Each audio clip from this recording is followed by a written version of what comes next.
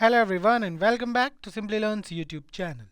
In this comprehensive ethical hacking crash course, we'll dive deep into the realm of ethical hacking, where we'll learn the art of securing digital landscapes while keeping the digital world safe from malicious intent.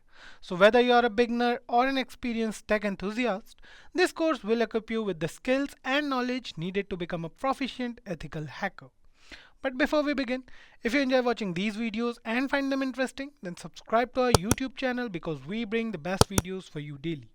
Also hit the bell icon to never miss any updates from Simplilearn. If you're interested in pursuing a career in cybersecurity and acquiring the necessary skills, then our postgraduate program in cybersecurity in collaboration with the MIT University is surely the right option for you. Gain expertise in defensive and offensive cybersecurity, digital forensics, ethical hacking, penetration testing, and other crucial domains with this intensive program. Our comprehensive program offers a curriculum encompassing various in-demand cybersecurity tools, hands-on labs, and guided practices. To ensure your readiness for the industry, you will also engage in multiple projects, allowing you to hone your skills and emerge as an exceptional cybersecurity professional. Furthermore, this course will help you learn the comprehensive approaches to protecting your infrastructure and securing data, including risk analysis, mitigation, and compliance. The learners may have a non-programming background, and 1+ year of experience is preferred for this program. So hurry up and find the course link mentioned in the description box below for more details. So let's take a minute to hear it out from our learners who have experienced massive success in their careers. Finishing the course led to personal recognition and opened the door for even more artificial intelligence projects, and it came with a significant pay raise, might I add. Hi, I'm Philip. I'm 61 years old, and last year I upskilled with Simplilearn's postgraduate program in cybersecurity. I'm happy to tell you that I was able to clear and pass my CISSP and CCSP certification exams on the first attempt after taking the course. We decided to take a course in DevOps from Simplilearn. The course proved to be very beneficial for both our careers. Yeah, I got a promotion after the course. And I got hired with a new company. At first, I tried to learn from YouTube and then apply for a few jobs. But I couldn't crack any. Then one of my friends suggested I go for a certification course with Simplilearn. My overall experience with Simplilearn was very good. Within a few days, I got 3 callbacks. 2 were project manager positions and 1 was in data science field. I successfully changed my career from software development to digital marketing, and Simplilearn presented the perfect route. I chose Simplilearn because of its tremendously high weighting. To be rated as one of the best education portals online worldwide is surely promising. I switched to a new role as a digital marketing manager. With this, my skill upgraded, my salary increased, and my self-confidence boosted alongside numerous other positive outcomes. This video will cover everything you need to know about ethical hacking. We'll cover topics like what is ethical hacking, followed by the types of ethical hackers. Not only that, but we'll also cover the skills required to become an ethical hacker, and then we'll cover topics like what is Kali Linux and how it is used for ethical hacking. We'll also cover the best programming languages for ethical hacking, and we'll take you through a hands-on demo of how Python is used for ethical hacking. Covering topics like SQL injection is necessary if we talk about ethical hacking. We'll end this video with a detailed roadmap of how to become an ethical hacker in 2023. So grab your pen and paper and buckle yourself up to explore the field of ethical hacking. So without any further delay, let's get started with what is ethical hacking. Data is the new gold. Imagine how much data is generated by just your smartphone every single day, be it the pictures you click or the messages you send. Nearly 41 million messages are sent worldwide via WhatsApp every single minute. So safeguarding your personal data against hackers has now become a top priority. Did you know that India leads the world when it comes to ethical hackers, with 23% of the worldwide hacking population from India? The top ethical hackers earn more than twice of what software engineers in India do. But what makes ethical hacking such a demanding industry? Ethical hacking is the process of taking security measures to safeguard data and networks from malicious cyber attacks.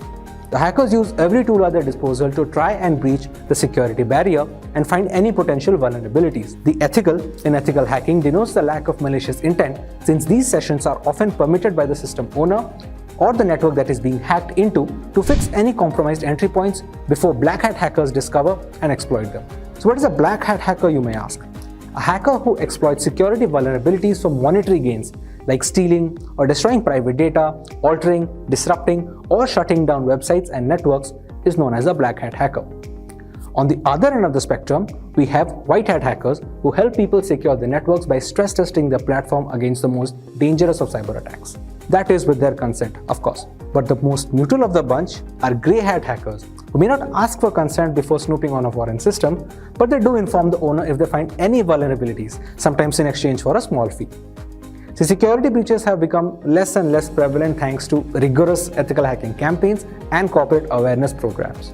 The ability to fix critical security issues before black hat hackers leverage them has saved organizations billions of dollars. Google, IBM, Microsoft, and virtually every major corporation are looking to protect their data. So it shouldn't come as a surprise that the ethical hacking and information security job market is set to rise by nearly 28% by 2026, with salaries going as high as $225,000 per annum. Let's understand what are the types of hackers. So, what are the types of hackers? Hacker is a technically skilled person who is very adept with computers. They have good programming skills, they understand how operating system works, they understand how networks work, they understand how to identify flaws and vulnerabilities within all of these aspects, and then they understand and know how to misuse these flaws to get a outcome which would be detrimental to the health of the organization.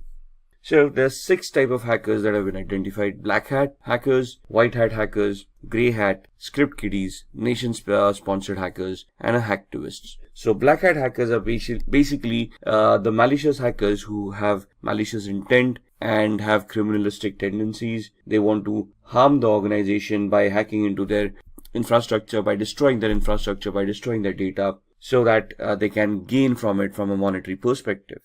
These guys are also known as crackers. The main aspect of these people are that they have malicious intent, they try to do unauthorized activities, and they try it for personal gain. Another important aspect to remember is that a black hat hacker will always try to hide their identity. They will spoof their online digital identity by masking it, by spoofing their IP addresses, MAC addresses, and try to remain anonymous on the network. A white hat hacker, on the other hand, is also an ethical hacker or a security analyst who's an individual who will do exactly the same thing that a black hat hacker would do, minus the malicious intent, plus the intent of helping the organization identifying the flaws and remedying them so that nobody else can misuse those vulnerabilities. So they are authorized to act on the company's behalf. They are authorized to do that activity which would help the company identify those flaws and thus help the company mitigate those flaws, improving on their security posture. So these kind of security experts or ethical hackers would help organizations defend themselves against unauthorized attacks.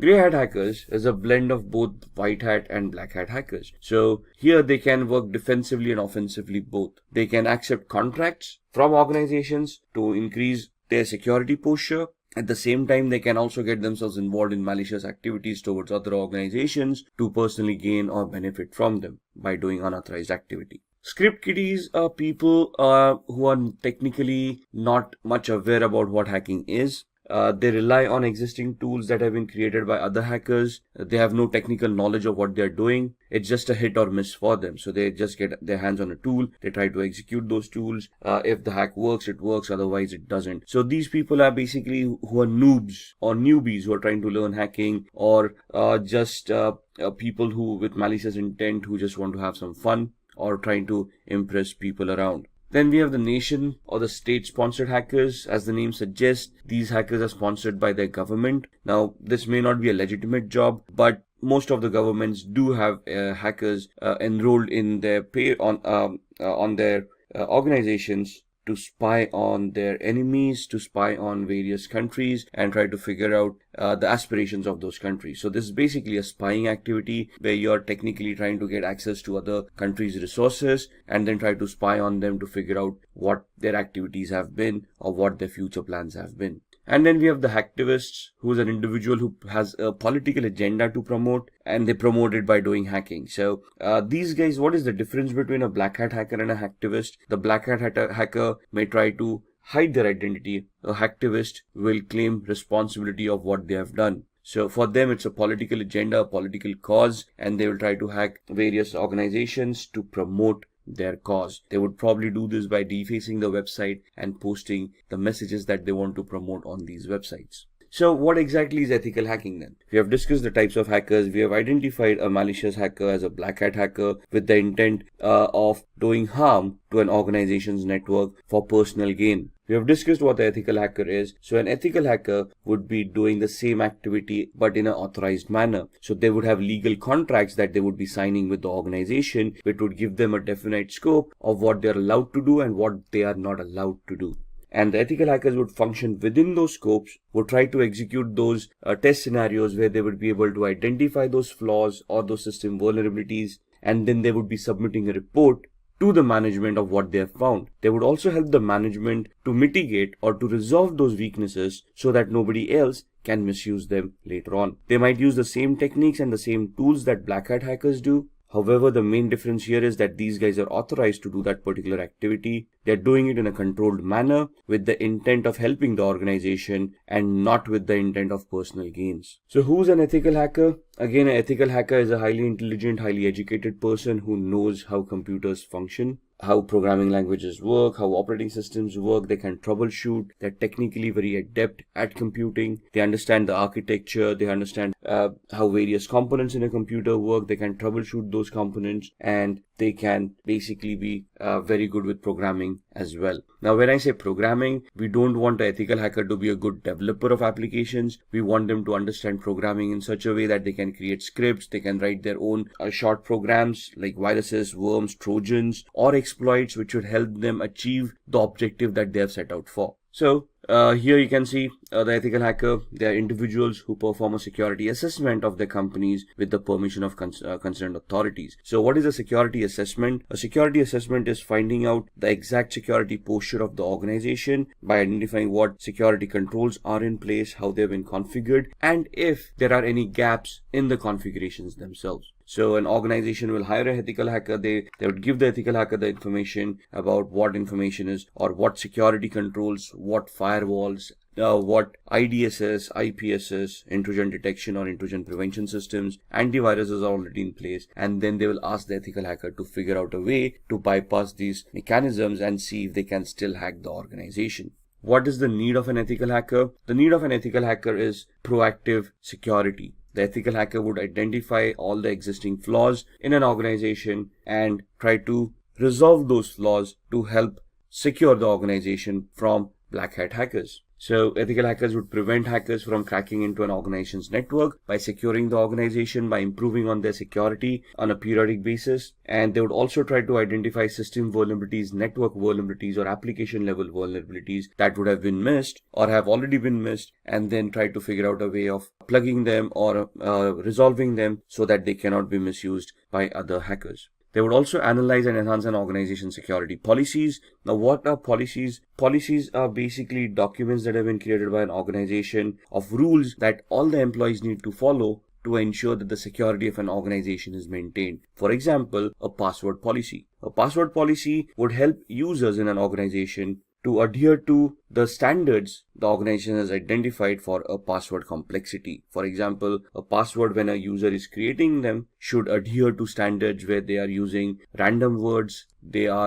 contain the alphabet A through Z, uppercase and lowercase, 0 through 9 as numerics, and special characters, and they are randomized so that the password becomes more stronger to prevent from brute force attacks. So what would an ethical hacker do at this point in time? They would try to test the strength of the passwords to see if brute force attacks or dictionary attacks are possible, and if any of these passwords can be cracked. They would ensure that all the employees are following the policies and all the passwords are as secured as the policies want them to be. If there are any gaps in the policies or the implementation of the policy, it is the ethical hacker's responsibility to identify those gaps and warn the organization about it. Similarly, they would also try to protect any personal information, any data that is owned by the organization that is critical for the functioning of the organization, and they will try to protect it from falling into the hacker's hands. Now, what are the skills that are required of an ethical hacker? these are the following skills. So first and foremost, they should have good knowledge with operating systems such as Windows, Linux, Unix, and Mac. Now, when we say knowledge about operating systems, it's not only about how to use those operating systems, but how to troubleshoot those operating systems, how these operating systems work, how these operating systems need to be configured, how can they be secured. For example, securing an operating system is not only installing a firewall and an antivirus, but you need to configure permissions on an operating system of what users are allowed to do and what users are not allowed to do. For example,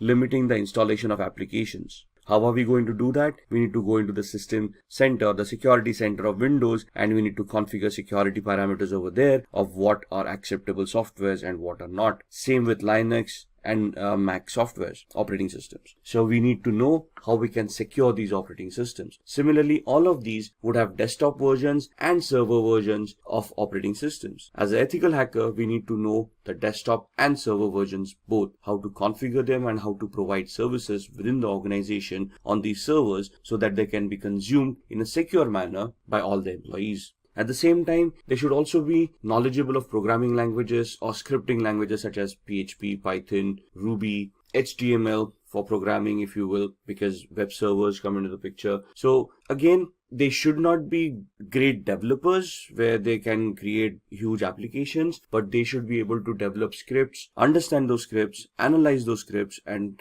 figure out what the output should be of those scripts to achieve the hacking goals that they have set out for. An ethical hacker should have a very good understanding about networking. No matter whether you're in application security, you're in network security, or you're in host-based security, since a computer will always be connected to a network, either a local area network like a LAN or the internet, we should know how networking works. We should know the 7 layers of the OSI model. We should know which protocols work on those 7 layers. We should identify the TCP/IP model and how a OSI model can be mapped to the TCP/IP model. We should understand how TCP and UDP work, how each and every protocol is crafted, how they are supposed to behave for us to analyze and understand any network-based attacks. We should be very good in security measures. So we should know where those vulnerabilities would lie, what are the latest exploits available in the market, and we should be able to identify them. We should be able to know the techniques and the tools of how to deal with security, how to analyze security, and then how to implement security to enhance it as well.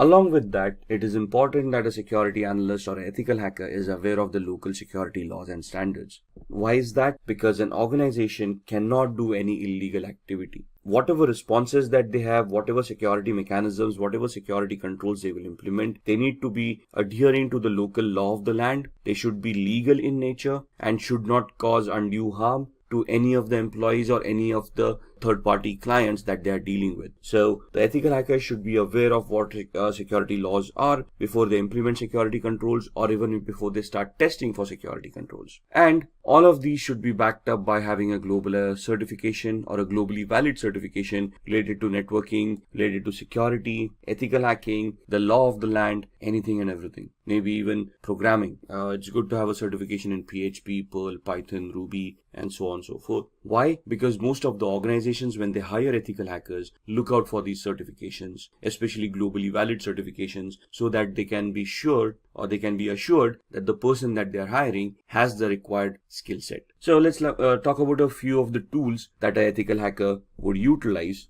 in their testing scenarios. To be honest, there are hundreds of tools out there. What you see on the screen are just a few examples of them. Nessus is a vulnerability scanner. What is a vulnerability scanner? It is an automated tool that is designed to identify vulnerabilities within hosts, within operating systems, within networks. So they come with their ready-made databases of all the vulnerabilities that have already been identified, and they scan the network against that database to find out any possible flaws or any possible vulnerabilities that currently exist on the host or the operating system or on the network. Similarly, there would be application scanners like Acunetics or Arachne that would help you scan applications and identify flaws within those applications as well. Now, all of these are automated tools. The essence of ethical hacker is when these tools churn out the reports, the ethical hacker can understand these reports, analyze them, identify the flaws, and then craft their own exploits or use existing exploits in a particular manner so that they can get access or they can bypass the access or security controls mechanisms that are already in place. How can they do that? With the tool called Metasploit. You see that big M there on the right hand side? That M logo is for a tool called Metasploit, which is a penetration testing tool. What is a penetration testing tool?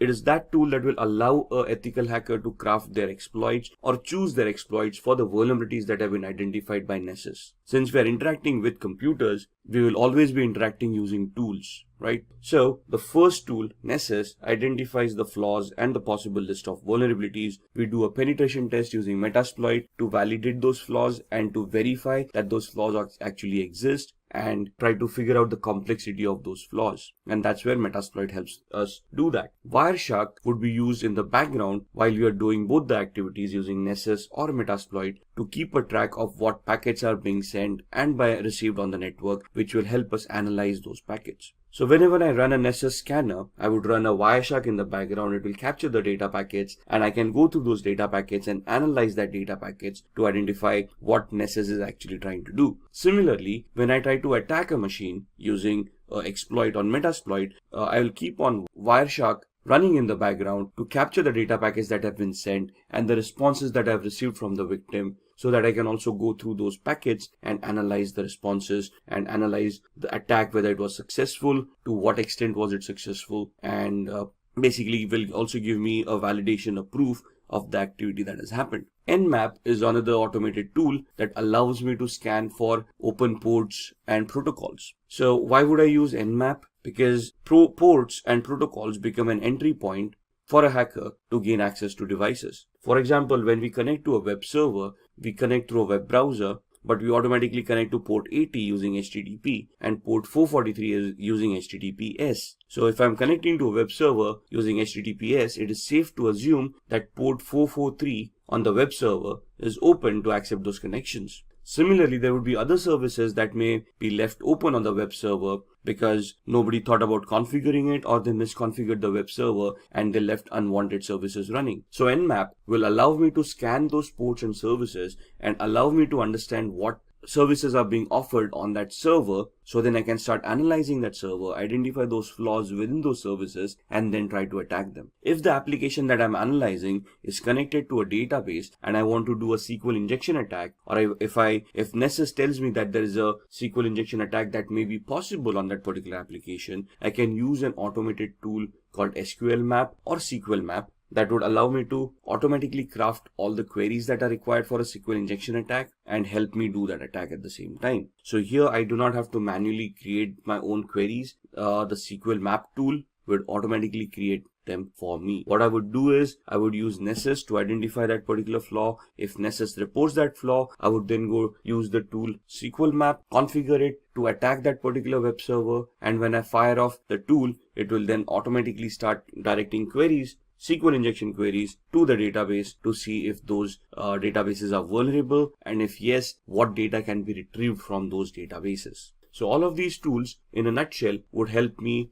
hack networks, applications, operating systems, and host devices. And this is what an ethical hacker does. They use these kind of tool sets, they identify what attacks they need to do, they identify the right tool for that particular attack, and they write their exploits, they create those attacks, and then they start attacking, analyze the response, and then give a report to the management, providing them feedback about how the attack was created or crafted, what was the response to that attack, and whether the attack was successful or not. If successful, they would also give recommendations of what to do to prevent these attacks from happening in the future. So when we are doing these attacks, or when we want to launch these attacks, what is the process that we would follow? So there are 6 steps that we would do as an ethical hacker. If you're just a hacker, you probably wouldn't do the 6th step, which is a reporting step. So the first step that would be done is the reconnaissance phase, which is the information gathering phase, which is very important from an ethical hacker's perspective or a hacker's perspective. Because if I want to attack someone or something as a digital device, I need to know what I'm attacking. I need to know the IP address of the device, the MAC address of those devices. I need to know the operating system, the build or the version of that operating systems, applications on top, the versions of those applications, so I know what I'm attacking. For example, if I want to attack a server, I assume it's a Windows-based server and I use a particular tool to attack it, but it actually turns out to be a Linux-based server, my attacks are going to be unsuccessful. So I need to focus my attack based on what is there at the other end. So in my information gathering phase, I want to identify all of that information. Once I have that information done, I'm going to scan those servers using tools like Nmap that we just talked about. And we're going to try to see the open ports, open services, and protocols that are running on that server that can give me possible entry points within the network or within the device or within the operating system. At the same time, along with the scanning with Nmap, I would run a vulnerability scanner, the Nessus vulnerability scanner we talked about, or Akinetics for applications, and then I would try to identify vulnerabilities in those applications, operating systems, or networks. Once I have identified those vulnerabilities in the scanning phase, I would then move on to the gaining phase, where I would then craft my exploits or choose existing exploits and start attacking the victim. At this point in time, if my attack is successful, I will probably have gained access by either cracking passwords or escalating privileges or exploiting a vulnerability that I may have found during the scanning phase. Once I have gained my access, I want to maintain my access. Why? Because the vulnerability may not be there for long. Maybe somebody updated the operating system and hence the flaw was no longer existing, or somebody changed the password that I may have cracked, thus I no longer have access. So what do I do to maintain my access? I install Trojans or backdoor entries to those systems using which I can secretly, in a covert manner, get access to those devices at my own will, at my own time, as long as those devices are available over the network. So that's where I maintain my access. I have hacked them. Now I want to maintain my access, so I install a software which would give me a backdoor entry to that device no matter what. Once I have done this, I want to clear my tracks. So whatever activity that I've been doing, for example, installing a Trojan. A Trojan is also a software that would create directories and files once installed on the victim's machine. So I want to hide that. If I have accessed data stores, if I have modified data, I want to hide that activity, because if the victim comes to know that something has happened, they would start increasing their security parameters. They might start scanning their devices. They may take them offline. Thus, my hack would no longer be efficient. The reason I'm clearing my tracks is that the victim doesn't find out that they have been hacked or they have been compromised, or even if they do find out that they've been compromised, they cannot trace the compromise back to me. So I would be deleting references of any of the IP addresses or MAC addresses that I may have used to attack that particular device. And this is where I will be able to identify where those logs were created, where those traces are. Once I take off those traces, the victim would not be any wiser of whether they have been compromised or who compromised their system. And if I am successful at all of these stages, or to whatever extent the success that I've achieved in any of these stages, I would then create a report based on that, and I would report to the management about the activities that we have been able to do and whatever we have been able to achieve out of those activities. For example, we identified 10 different flaws. There were 20 different attacks that we wanted to do. What attack did we do? What was the outcome of that attack? What was the intended or the expected output of that attack? I'll create a report which would give a detailed analysis of all the steps that were taken, along with screenshots and evidences of what activity was conducted, what was the output, what was the expected output, and I would submit that report to the management, giving them an idea of what vulnerabilities and flaws exist in their environment or their devices that need to be mitigated so that the security can be enhanced. So these are the 6 steps that the ethical hacking process would take. Just going through this, the reconnaissance is where you're going to use hacking tools like Nmap, HPing to obtain information about targets. There are hundreds of tools out there depending on what information you want. Then in scanning, again, Nmap, Nexpose, these kind of tools to be utilized to identify open ports, protocols, and services. In gaining access, you're going to exploit a vulnerability by using the Metasploit tool that we talked about in the previous slides. In the maintaining access, you're going to install backdoors. You can use Metasploit at the same time. You can craft your own scripts to create a Trojan and install it on the victim's machine. Once you have achieved that, clearing tracks is where you're going to clear all evidences of your activity so that you do not get caught or the victim doesn't even realize that they have been hacked. And once you're done all of this, we are going to create reports that are going to be submitted to the management to help them understand the current security evaluation of their organization. So now let's see how we can hack using social engineering. Now, what is social engineering? Social engineering is the art of manipulating humans into revealing confidential information which they otherwise would not have revealed. So this is where your social skill and your people skills come into the picture. If you are able to communicate effectively to another person, they would probably give up more information that they intended to give out. Let's look at examples, right? If you see on the screen, phishing activity. What is phishing? We receive a lot of fake mails on a regular basis. We have always received those emails where we have won a lottery of a few $1 million, but we have never realized that we didn't purchase a lottery to win a lottery in the first place. We have always had those Nigerian frauds where a prince died in some South African country and you out of 7 billion people on the planet have been identified, where they want to transfer a few $100 million through your account and they want to give you 50% of that money in return as thank you. So some very basic attacks where you go onto websites and there's a banner flashing at you saying, congratulations, you're the 1 millionth visitor to this website. Click here to claim your prize. All of these are social engineering attacks, phishing attacks, fake websites, fake communications being sent out to users to prey on their gullibility. Most of humans always have that dream of striking it rich, winning a huge lottery once and for all, and living their life lavishly ever after. But sadly, in the real world, that doesn't happen that often. And if you're receiving those mails, it is very important that you first research the validity of those communications before you even want to act upon them. So why are humans susceptible to social engineering? Because humans have emotion.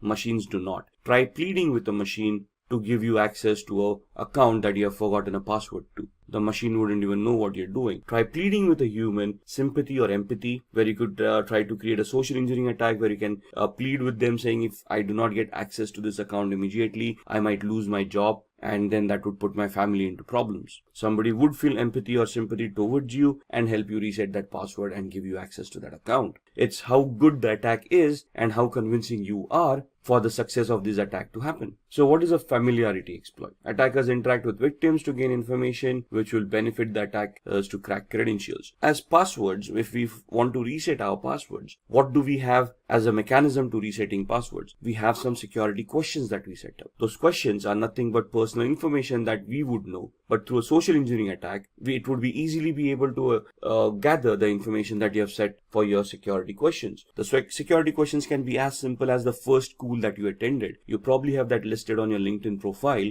where a person can just go in there and see your academic qualifications and identify the school that you were in, right? Similarly, it might also be a question, what was your mother's maiden name? That's a very good attack. And that's, if a person can interact with you, let's say they're trying to take a survey and they approach you for a feedback on a particular product that you have been utilizing, and they ask you these questions, you wouldn't think twice before giving those answers. As long as the request sounds legitimate to us, we are able to justify that request, we do answer those queries. So it's upon us to verify the authenticity of the request coming in before we answer it. Phishing, as discussed, would be fraudulent emails which appear to be coming from a trusted source. So email spoofing comes into mind, fake websites, and so on and so forth.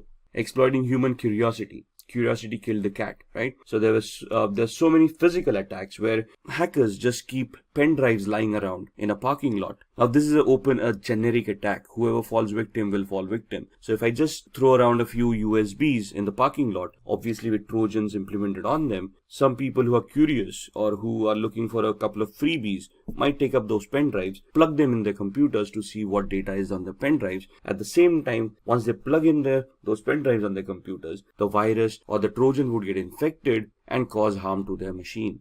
Then exploiting human greed. We just talked about the Nigerian frauds and the lotteries, those kind of attacks, the fake money-making gimmicks. Now, basically, this is where you prey upon the person's greed kicking in, and they are clicking on those links in order to get that money that has been promised to them in that email. So one of the safest mechanisms to keep data private and to keep yourself secure is using encryption. Now, encryption can happen through cryptography. What is cryptography? Cryptography is the art of scrambling data using a particular algorithm so that the data becomes unreadable to the normal user. The only person with the key to unscramble that data would be able to unscramble it and make sense out of that data. So we're just making it unreadable or non-readable by using a particular key or a particular algorithm, and then we're going to send the key to the end user. The end user using this same key would then decrypt that data. If anybody compromises that data while it is being sent over the network, since it is encrypted, they would not be able to read it.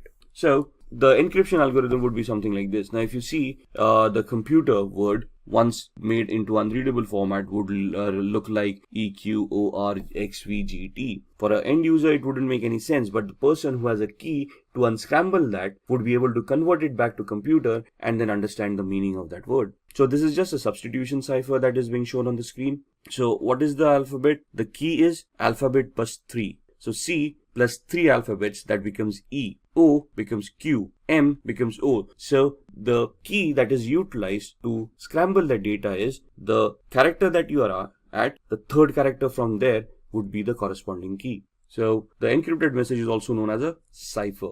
The decryption is just the other way around, where you know the key now and you can now figure out what that E corresponded to by going back 3 characters in the alphabet. Most of the times a certified ethical hacker must decrypt a message without knowing the secret key. So let's say a ransomware has affected your organization or has affected a device and you want to figure out or you want to decrypt that data. Now, as an ethical hacker, you wouldn't be for paying a ransom to the hacker, would you? So it is now your prerogative of how you're going to work around and how you're going to try to crack the encryption mechanism, how to crack the cipher to decrypt that message and see what's within it, right? Decryption without the use of a secret key, that is known as a cryptanalysis. Cryptanalysis is the reversing of an algorithm to figure out what the decryption was without using a key. So cryptanalysis can be done using various formats. The first one is a brute force attack, second is a dictionary attack, the third one is a rainbow table attack. A brute force attack is trying every combination, permutation and combination of the key to figure out what the key was.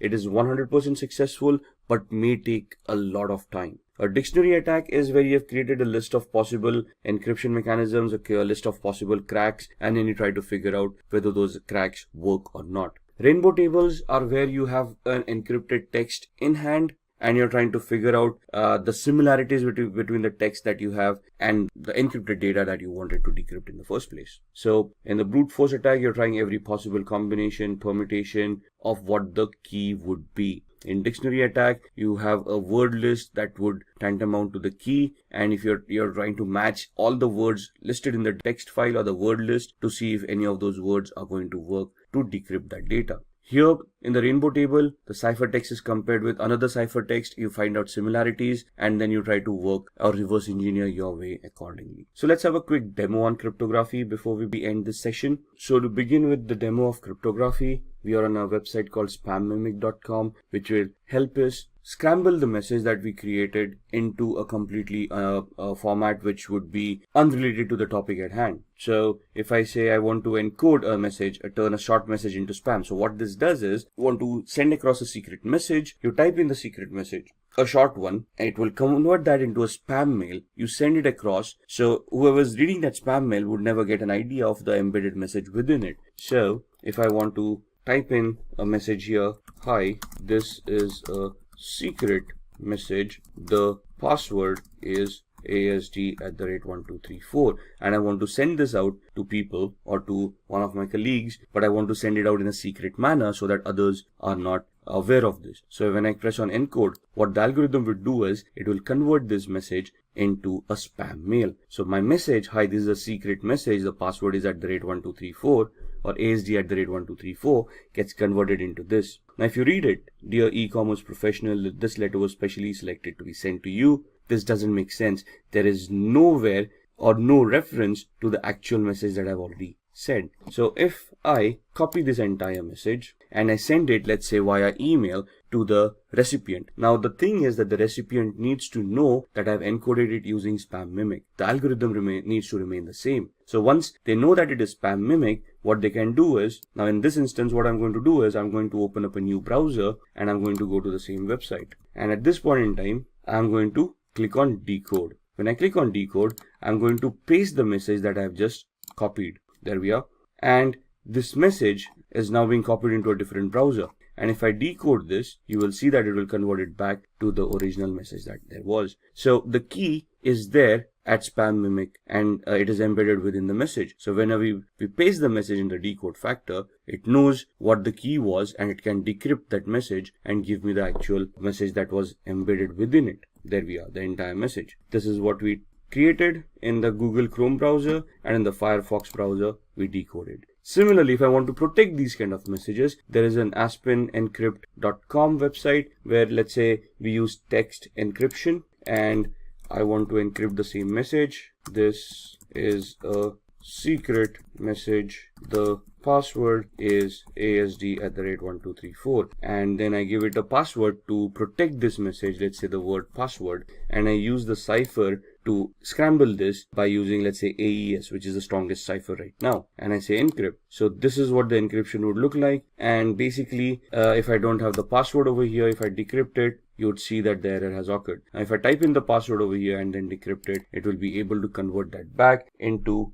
the unscrambled text, and it will give me what the original message was. This is a secret message. The password is asd@1234. So if I want to keep my data secure from hackers, I want to scramble it in such a way that they would not be able to crack it, or it would be very difficult for them to crack it. And this is one of the first mechanisms that would be recommended by any ethical hacker to keep the data secure.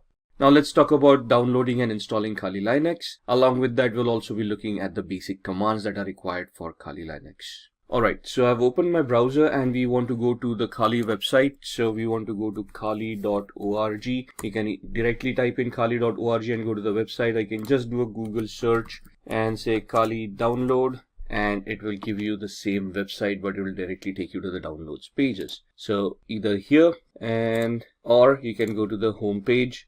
Cookies are being installed on your machine, so see which cookies you want to allow. I'm only going to use the necessary cookies to support this site, and you can see that this gives you the latest Kali Linux news and tutorials, gives you the latest release, what is in that release, and gives you a lot of documentation which will help you understand what tools have been developed and what functionality has been given in the latest version. If you want to download, you can directly go here and you can download Kali Linux. Now, Kali Linux is a 2.6 gigabyte download, so it's going to take time, the latest version being 2019.4. And we click over here. I'm using a download manager to manage all these huge downloads, and you can see it's pointed to the operating systems folder, and it is going to be a 2.57 GB download. So we click on download, and in the background, you can see this is going to be downloaded, and we're going to minimize this. And it will take a few minutes for that to download, but this is an ISO image, so we need to install it on a virtual machine. So what we need is we need to use a hypervisor which will allow us to create virtual machines. So we can either use VMware Workstation, which you can download from here. However, this is paid version, so you can see it is around $250 or something for this software, but it is a very good software to have. So if we click on download now, it is going to start the download. It's a 30-day trial period if you want to use it. After 30 days, you'll need to enter the key, which you'll get after purchasing the software. If you do not want to utilize this, the free version that you have, you can either download VMware Player, but there are some limitations for VMware Player that you might want to look at. You want to compare these products before you want to purchase them, right? Otherwise, you can download Oracle VirtualBox, which is a free hypervisor. It's not as robust as VMware Workstation, but it does the trick, right? So the free version 6.1 is free, and you can then create your own virtual machines over there and install operating systems on them. What I I already have a VMware Workstation installed, so I'm just going to open that up. And that's my VMware Workstation. As you can see, I already have a lot of virtual machines created over here. What we are going to do is we are going to configure a virtual machine for the Kali Linux operating system that we are downloading, which should be somewhere here. Let's see, it's at 43%, so halfway there. Till then, let's create the virtual machine. So I click on File, create a new virtual machine. I'm going to customize the machine. So click on Next. This leave it default. We don't want to change that. And then we want to install the operating system later. We don't want to point it out right now. So I'll just click on I will install the operating system later. Click on Next. We want to install Linux. Now in the drop down, you would not see Kali Linux over here. However, you can choose Ubuntu 64-bit. That's what I'm going to choose. There it is. Next. What is the name that we want? I want to give it Kali Linux without the typo. And I want to store it in one of the folders that I've created. By default, it stores on the C drive, which is not a good place to store. You don't want to run out of space on your C drive. So I'm going to click on this PC, and this is my data, and in here I'll have a folder called virtual box or virtual machines. There it is, within which you can see the other softwares that I already created. I'm going to create a new folder and call it Kali 2019 L. L for is latest for me because you can see I already have a Kali Linux. So I'm just going to identify this folder with the L at the end. Going to select it and click on OK. You can see the path being changed over here. Click on next. It's going to ask you how many processors. Now depending on the processor that you have, you can see I've got an 8-core i7. So if I give it 16 cores or 16 processors, that's not going to work. I cannot go beyond what the physicality already is. So for this machine, one processor with 1 core is more than enough. If you're going to use a lot of tools at the same time, you might just want to give it 2 cores. So we're giving it 2 cores. It will ask us for RAM to be provided for this virtual machine. By default 2048 megabytes, that's 2 GB of RAM is more than enough. If you require more, we can change this later on. So click on next. We want to use NAT for now. Leave this default. Next. Whatever is recommended, keep it the way it is. We do not want to change it. Next. Create a new virtual hard disk for this machine. And it is going to ask us the size. 20 GB is more than fine. Store it as a single file. We don't want to use multiple file options. Click on next. And then click on browse where we want to store the VMDK file or the virtual hard disk file. And we go back again to the same folder that we had created, virtual machines. And we look at the Kali Linux, Kali 2019 L, and we want to store the VMDK file over there. Once we save it, we want to click on next, and then we want to click on finish. So this is the virtual machine that has been created right here, right? Now this is the basic configuration. Now where are we at with the operating system? And you can see the operating system has been downloaded and it is stored in this particular folder. So we go to E drive. So we are looking for the operating system that we have downloaded. We downloaded it in the operating systems folder. And if we go in here, you can see the current one, the Kali Linux 2019.4 ISO right here. So what we do, we go back to the Kali Linux machine that we have created,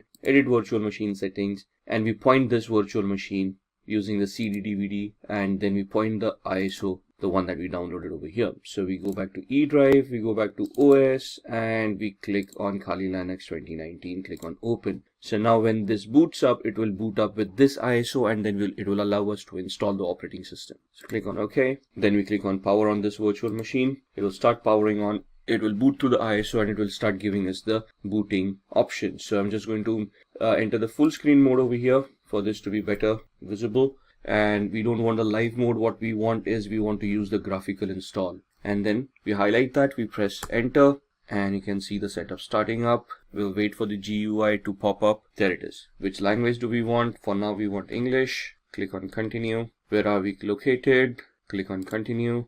And the configure your keyboard. We want the US keyboard, American English. Continue. It is going to detect the hardware. So as you can see on the screen, it's attempting auto configuration for most of these settings. The network with DHCP, it has identified the network cards, hardware like the processor that has been provided. Now it is asking for a host name. We're going to leave it at default. We're going to click on continue. Domain name, I'm not joining this into a domain as yet. This is going to be a standalone machine, so I can leave this blank. Click on continue. Now it is going to configure the network. It is asking for a password at this point in time, the root password. Type in any password that you want. Ensure that you remember the password. Now by default, the username for the account is the word root. We are just creating the password for the root account. And then we want to click on continue. Setting up the clock, looking at the hard disks. Now here it asks us, do we want to use the entire disk, the 20 GB virtual hard disk that we had provided, or do we want to give it a manual configuration or a guided one where we want encryption and a logical volume management coming into the picture. We're just going to use the first option, guided, use entire disk. Don't worry, it's only going to use the virtual disk that we had created. Click on continue. It will give us that it's a 21.5 GB VMware virtual disk that we had. And click on continue. All files in one partition, that's what we want, recommended for new users, whatever it is. We don't want to change these folders. Continue. And this is what we have configured. Once we click on continue, it is going to say, are you sure you want to make these changes? Click on yes. Click on continue, and it will start installing Kali Linux on your device. Now this is going to take a few minutes for the installation to work. Alright, so that's the installation that's completed. Now it's asking us to configure a package manager. A network mirror can be used to supplement the software that is included on the installation media. This may also make newer versions of software available. Do you want to use a network mirror? We can click no for now and then click on continue. Now this is going to install the grub bootloader. This might take a few minutes as well. Install the grub loader to the master boot record. Yes. Click on continue. Click the hard disk that you have just utilized. This is the one. Click on continue. It will install the grub bootloader, running through the last phases of the installation. And now it says the installation is complete. We want to click on continue, finishing the installation, and then it will do a reboot.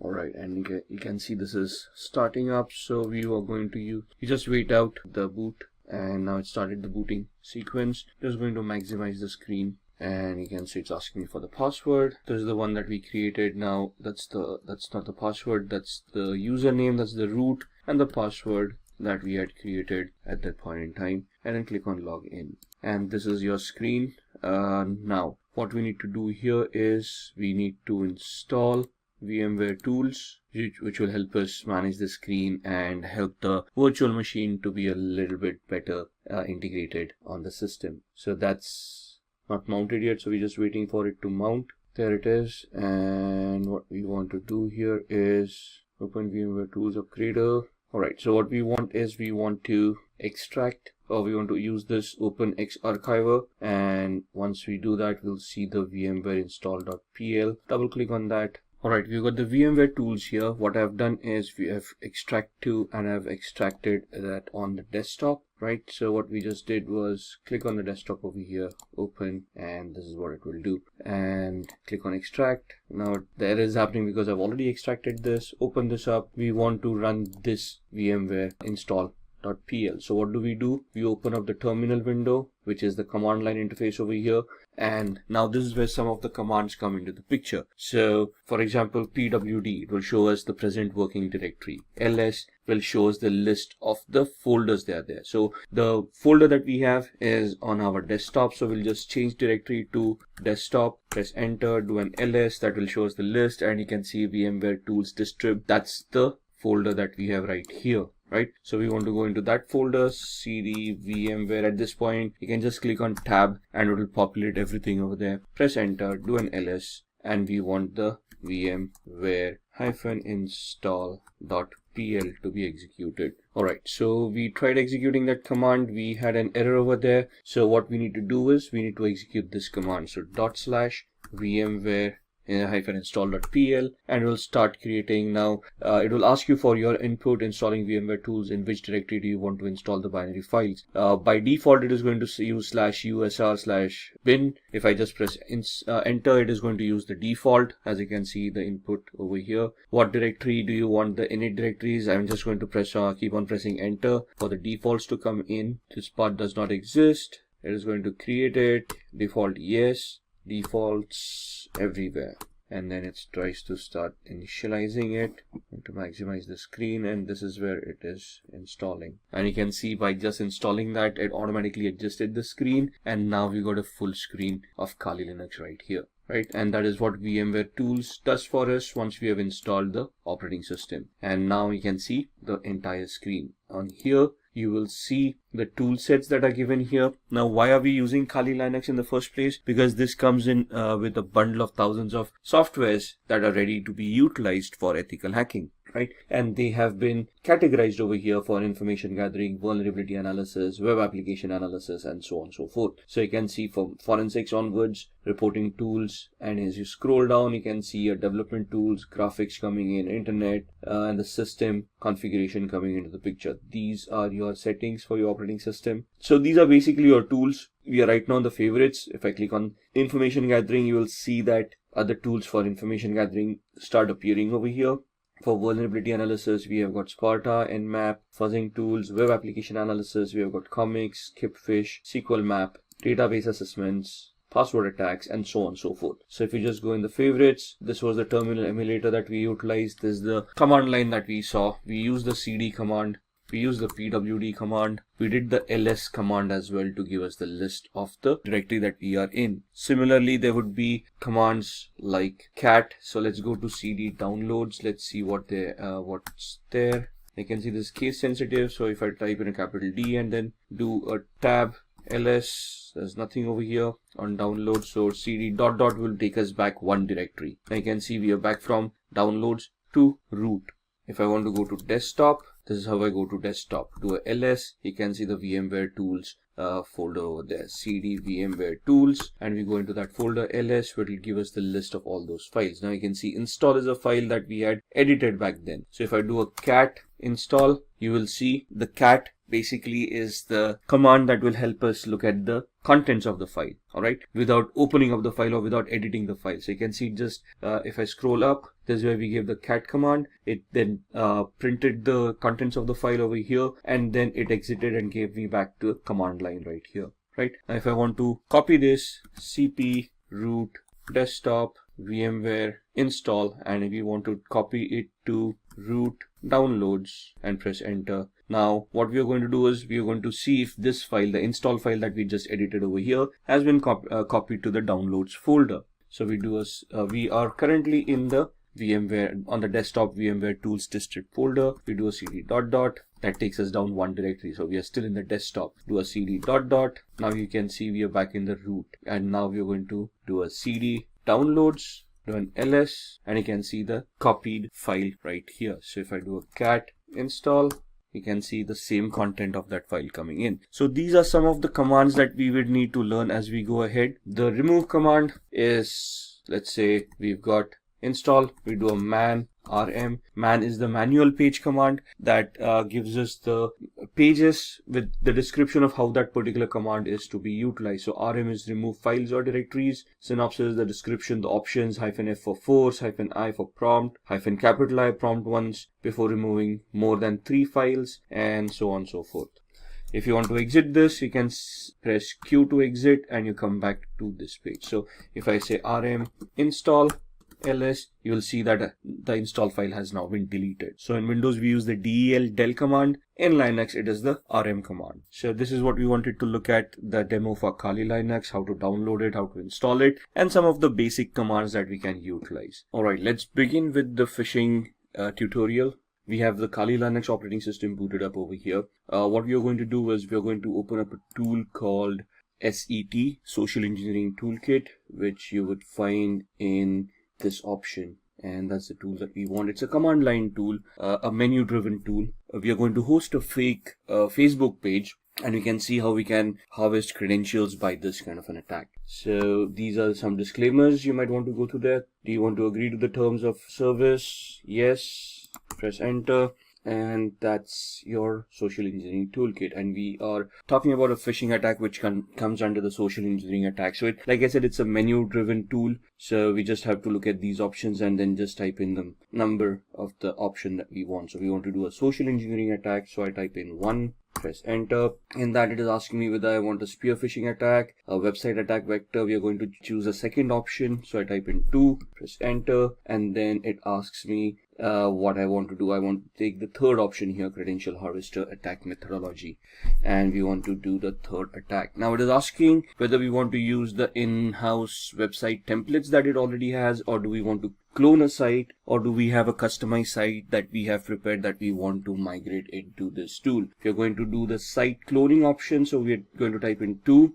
press enter, and then it is going to ask me the IP address where it wants to capture and store the credentials. By default, this is the IP address that I'm using, so if I leave it blank, it will take my default IP address. So I'm just going to press enter, and now it is asking me the URL to clone. So I type in https://facebook.com. What it is going to do, it is going to connect online, and it is now it has cloned the website, Facebook login.php. The best way to use this attack is if the username and password form are in the same field or the same page. Regardless, this captures all posts on a website. So you may need to copy ** into HTML depending on where your directory structure is. Press return if you understand what we are saying here. So press enter. The social engineering toolkit credential harvest attack is running on port 80. Information will be displayed to you as it arrives. So the site was 71.134, right? The default IP address, and this is where the website is being hosted.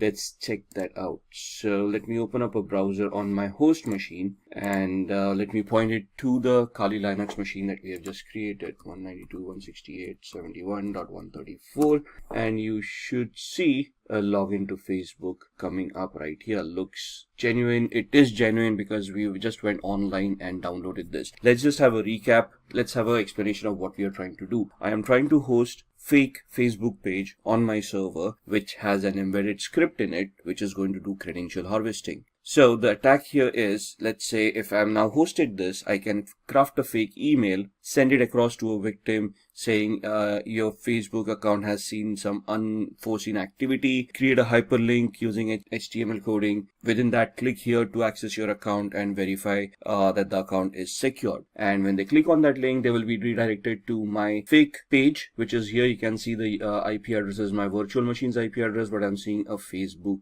login page, and I'm going to type in someone at somewhere.com, and the password I'm just going to type in the regular ones that I use. And if you see it, when we typed in the username and password, the page just refreshed and gave us the login page again. But now if you look at the URL, I'm actually on Facebook's login page, which is exactly the same that I was hosting. So a layman wouldn't probably figure out they've been hacked by now. They just would figure out, okay, they probably typed in the incorrect password and the page refresh or something like that, and they're just going to log in and they're actually going to access the Facebook page. Thus, they might not even realize that something went wrong. But if I go back to my virtual machine, you can see that it has captured some data and it is reporting over here of what has happened. So if I just scroll up, let's see what happened here and if we have been able to capture anything. So we got a hit printing the output. This does the HTTP 1.1.200. Okay, response coming in, password field found, and we're just looking. There it is. Email someone at somewhere.com,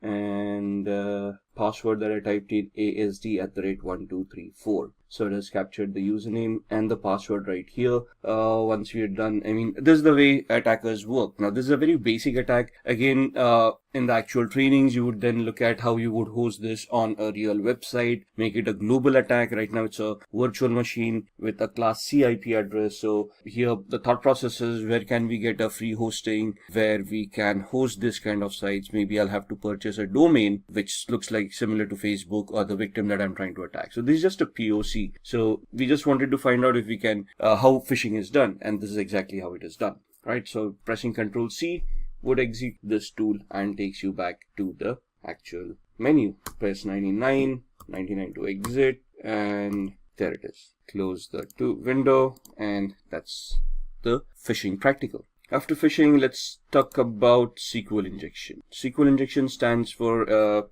structured query language injection, which is a database attack, though it resides within the application. So it's the application vulnerability that we are trying to look at to try to bypass authentication. As the name suggests, a SQL injection vulnerability allows an attacker to inject malicious input into a SQL statement. What is a SQL statement? A query that is used by an application and is fired off to the database. Database executes that query, gets that information that is required, and sends it back to the user if the user is authenticated. So we're going to look at the SQL injection attack demo here. And what we are going to do is we are going to go back to our VMware workstation.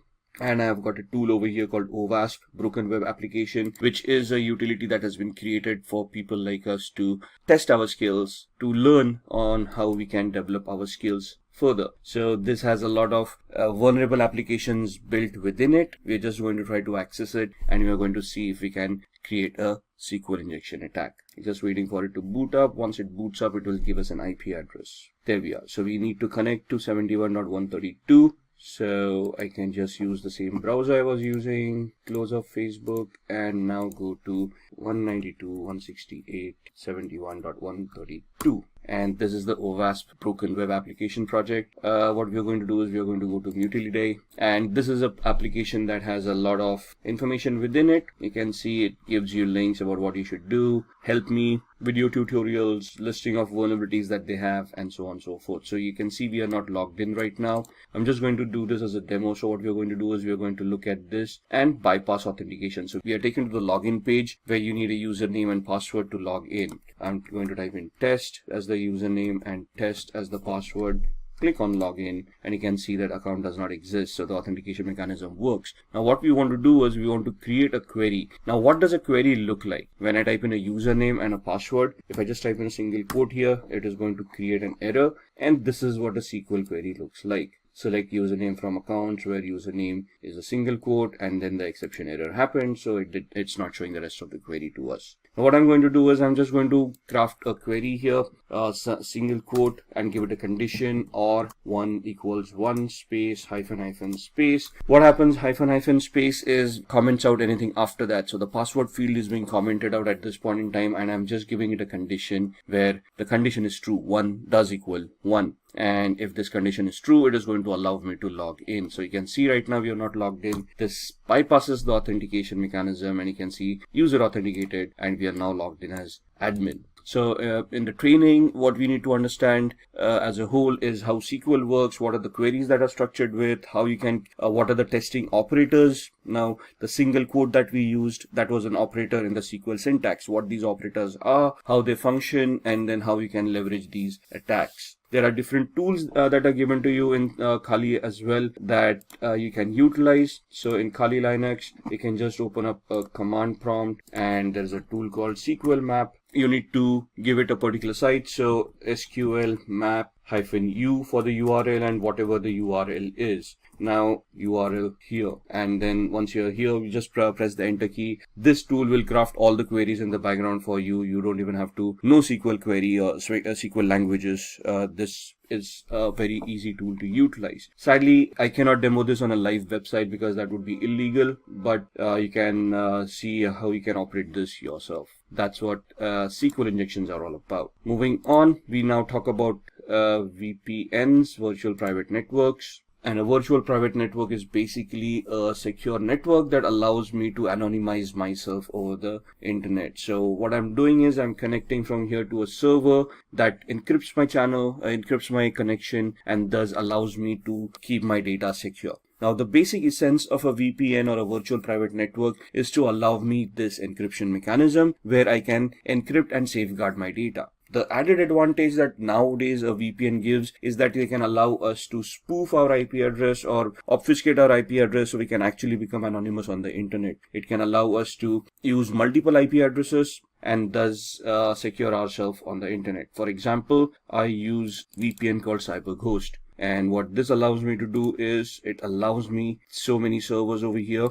If you look at the entire list, all the servers, then there are no spy servers, which guarantee me that they are not going to keep and store any logs. And thus, they are not going to record any of the activity that I'm doing. Right? Since they are located out of Romania, this becomes a little bit more safer for me because the government and the laws over there are a little bit more relaxed than other countries. They give me different links for torrenting, for streaming, for connection features. So there are a lot of VPNs out there. So for example, let's go to the website cyberghost.com. So we can see there's a sale going on, 76% sale, or you can go on to ExpressVPN, which is also a very good VPN. Then there is NordVPN. It depends on what you want and how you want to utilize it. So just purchasing a VPN or getting a free VPN is not enough. It depends on which country the VPN originates from and which server you're connected to. For example, most of the countries have a pact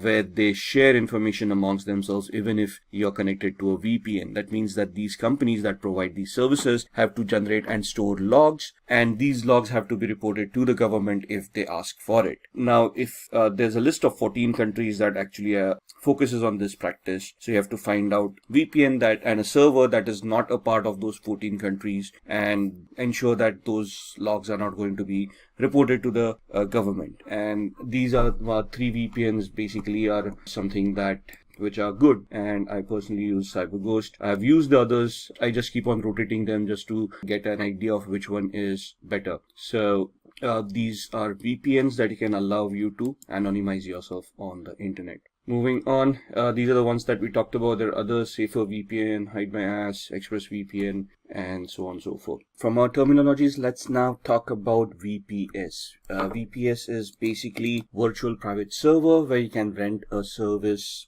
or server as a service, a virtual machine as a service. So basically on a cloud, using infrastructure as a service, you can rent a server and utilize it for whatever activity you want. So let's go to these sites: register.com, GoDaddy, Network Solutions, or we can talk about other cloud solutions as well. So here you can register your domain names. So in the previous exercise, for let's say when we talked about the phishing exercise, what we want is we can go on to register.com, or we can go on to GoDaddy.com, and we can purchase a particular domain. For example, something like this. Instead of the O's, I'm typing in a couple of zeros for the Facebook, and let's see if anything of that is available. Now something.photo is available, or facetips.com is available. There are other options that are making over here that they're giving us over here. And once we purchase this, we can then have our own hosting with a web hosting as a service. And we can have a Linux-based hosting or a Windows-based hosting, depending on what you want. And that's where your shared hosting comes into the picture. If you just want, if you want to look at a virtual server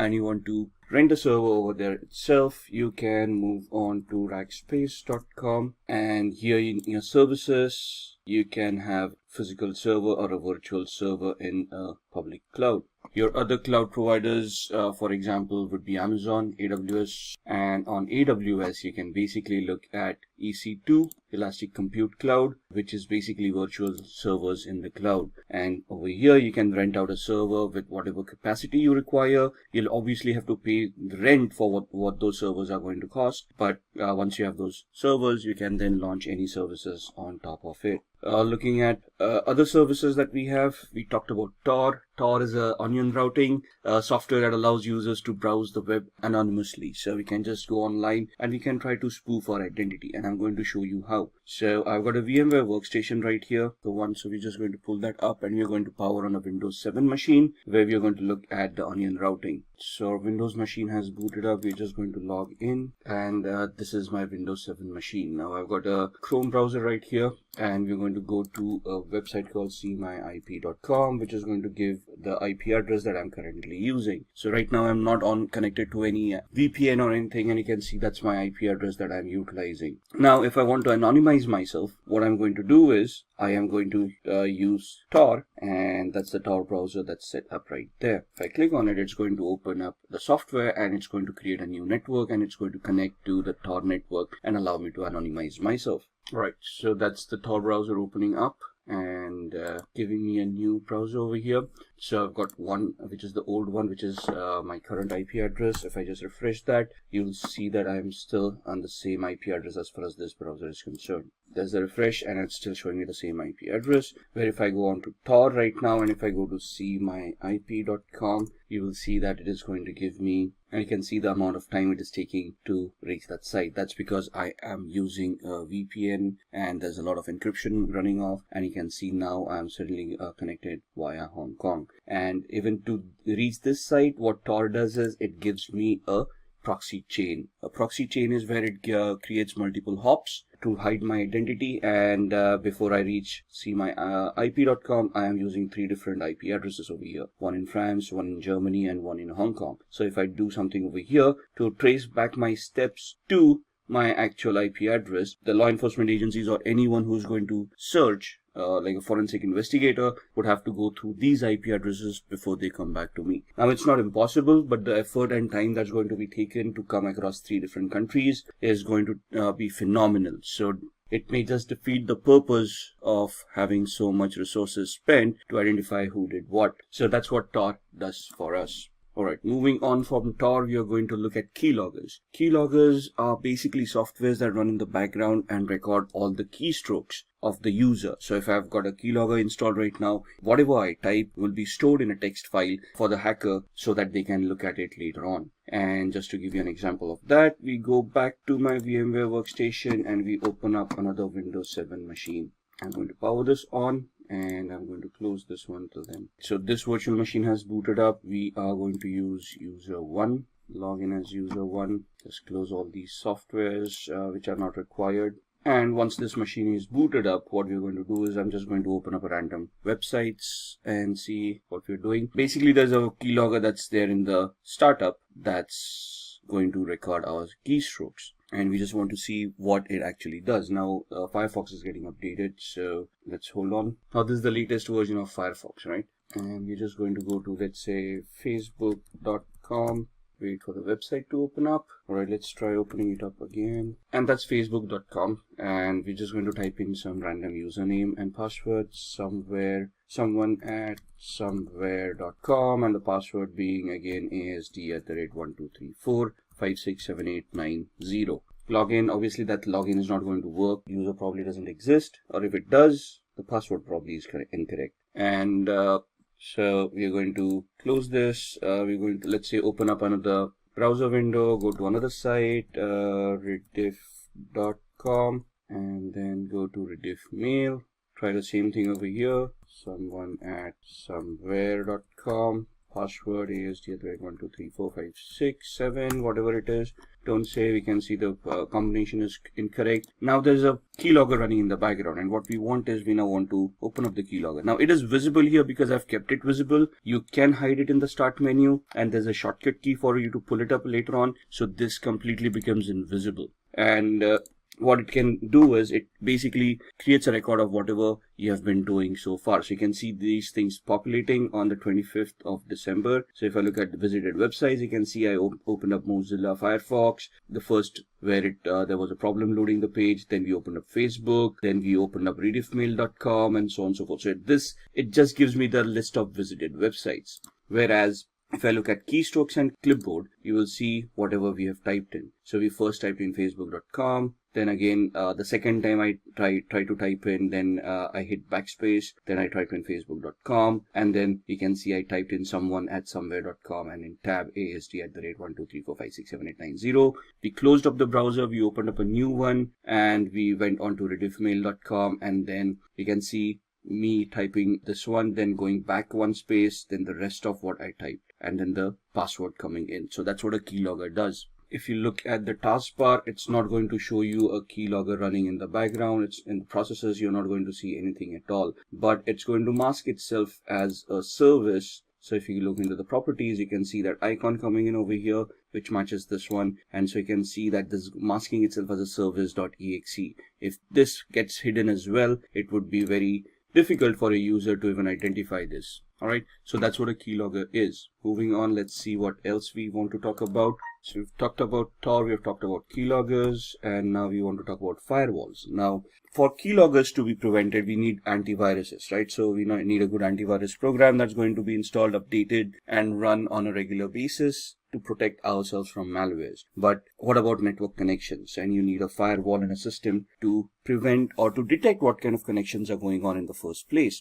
Now, we cannot rely on software 100%. So even if a firewall is not configured properly, that's going to be a problem. So what we need to do is we have to have a firewall, configure it correctly, and then allow and disallow certain activity from happening. And what we're going to do is, I've got such a system on my machine here. I use a software called Glasswire. What it does is it is a network analyzer. So it allows me to analyze whatever is going on. You can see all the apps that I'm utilizing and how much upload and download they have been doing, all the traffic. So you can see the protocols that I'm utilizing. So I come to know what's going on in the background. And this gives me the entire graph of how much I have been doing for the past 24 hours, past 3 hours, past 5 minutes, and so on and so forth. Right, so this is what the activities, and these are the alerts that it has been generating. I can click on those alerts and it will start telling me what it was all about. If the graph doesn't work for me, it gives me usage as well. So how much I have utilized since I've installed this software, right? And what applications have been utilized, which hosts have been connected to, and the traffic type that was utilized.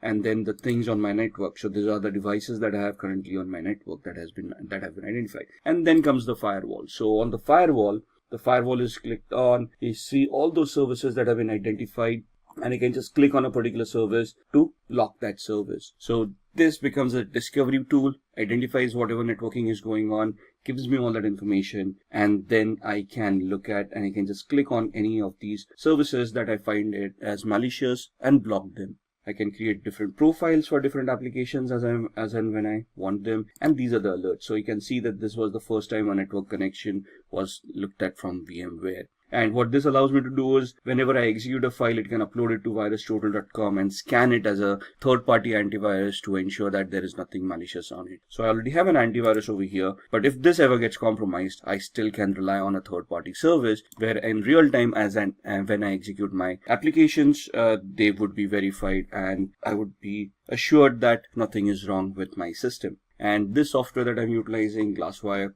Basic, is free, and then there are paid versions as well. It's just glasswire.com is where you're going to find this. Moving on, rootkit. Rootkits are also malicious softwares that you allow an unauthorized user to have access to a computer to restrict areas of its software. Now, a rootkit in a sense is a malicious software that infects a machine and prevents some functionality from it, like hiding data or preventing users from running antiviruses. And it's basically a malicious software that is used to hide information from the victim so that they would not realize that they have actually been compromised. It's going to be a difficult showing of a rootkit, so I cannot show that demo to you. So we're just going to move on, and we are going to talk about ethical hacking techniques now. Now, when we say ethical hacking techniques, we want to look at what kind of audits are available when we want to do ethical hacking. So there's a black box audit, a white box audit, and a gray box audit. So if I'm invited in an organization to conduct a test, to conduct a audit, to conduct a vulnerability assessment or a penetration test,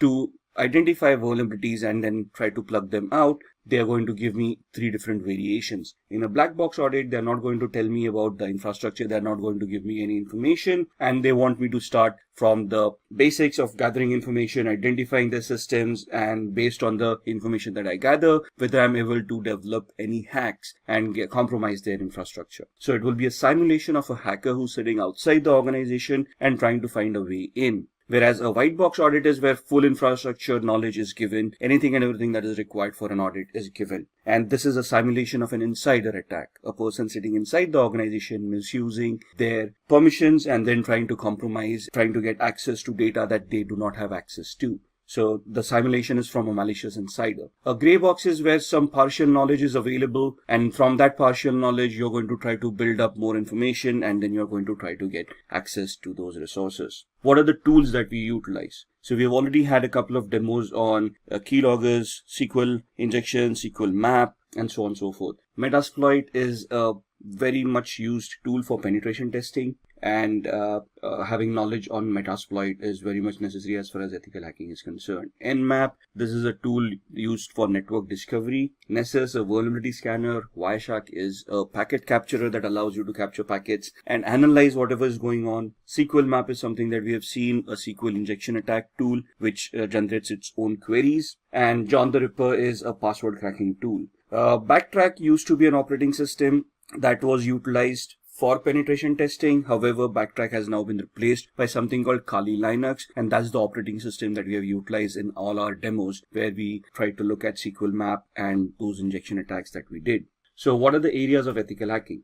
We have just talked about all these areas as well. Network services, we looked at the Glasswire application that showed us how my machine is consuming networks, which protocols are being consumed, how the connections are being created. If somebody is able to install a Trojan on my machine, it is going to try to create a new connection on the network with the hacker to allow that hacker a backdoor access. Now, if I have that Glasswire or a similar firewall implemented, it is this firewall that is going to detect it and prevent that connection from happening. So if I install a software that is suddenly suspicious or that installs something else in the background that I may not be aware of, that tool is going to identify all the connections that are being made and it is going to highlight that connection. I need to go through all of those connections and identify whether they are legit or not. And if I find some suspicious or doubtful, I'm going to block that connection and then I'm going to investigate what's going on. And that's where ethical hacking comes into the picture. You want to find out if your firewall that you have implemented is going to work correctly or not. If the configuration of the firewall is done properly, or if the firewall is misconfigured, is it leaking out information, right? At the same time, you're looking at web applications. We looked at the OWASP broken web application where we did some SQL injection attacks. right? So that was a weakness or a vulnerability in that application, which would allow us to bypass authentication and get access to resources that we were not authorized for. And then client-side attacks would be where you install keylogger at the end of the client system, and then you try to capture whatever data the user is typing in, like usernames and passwords on the Facebook and the rediffmail.com website that we saw, and then try to misuse that information to get access to those resources. Then Wi-Fi networks, right? Wi-Fi is something that we use on a regular basis. We got our smart devices nowadays, smartphones, tablets, phablets, that we can connect to Wi-Fi and start using all our services, our banking applications on our smartphones. And thus we want to ensure that wireless connectivity is simple and is secure. So you want to use encryption mechanisms, you want to use tools on your smartphones, antiviruses, firewalls on your smartphones to ensure that whatever you are utilizing is going to remain secure. And then social engineering, we've looked at the phishing website on facebook.com. We've seen how easy it is to clone websites and host them on Apache server. So if you look at it as from an ethical hacker's perspective, the job of an ethical hacker is to simulate these kind of attacks that a hacker may conduct. And first of all, you're basically going to find out areas where these attacks can happen. Think of it from a hacker's perspective. Try to simulate those attacks and see if those attacks are going to be effective. Can those attacks be prevented? And can your current security controls that you have put in place identify, detect, and prevent these attacks from happening in the first place? And that is what ethical hacking is all about. Let's look at the Metasploit attack.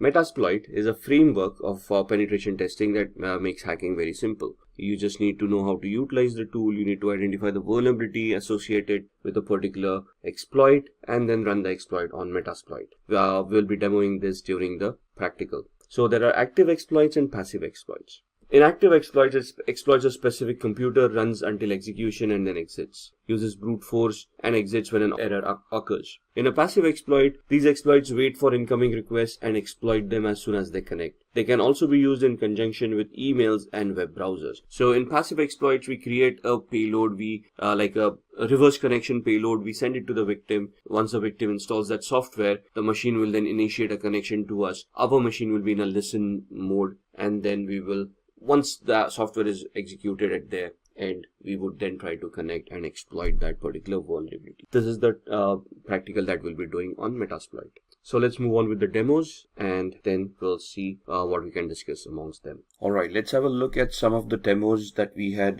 talked about in the ethical hacking and penetration testing module. We are going to look at 3 different demos. The first one is going to be a SQL injection attack that we are going to perform on this tool that we have. The second one is a password cracking attack on Windows 7. And the third one is a MetaBreeder based or a Metasploit based shell shock attack on a Linux based web server. So let's get cracking.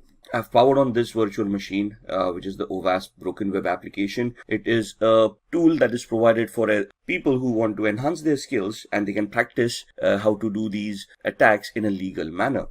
So we are going to go to this site. I'm just going to open up my browser. The IP address is 71.132, and that's the OWASP Broken Web application that we want to utilize. We are going to head off to Mutility 2, and we are going to look at a SQL injection attack where we want to bypass authentication. Now this takes us to the login screen, so we can just try our luck here and see that the authentication mechanism works. The account does not exist, so the username and password that we have supplied is not the correct one. So we want to ensure that there's a SQL database, and we can try to attack it and see if we can bypass the authentication. Now what we want to do is we want to create a SQL based malformed query that can give us a different output. So I'm just going to type in a single quote over here and type login, and you can see that this is now suddenly recognized as a operator, and there's an error that is given out compared to the login that we tried earlier. When we used a proper text-based login mechanism, it gave us the account does not exist, but here the single quote gave us an error,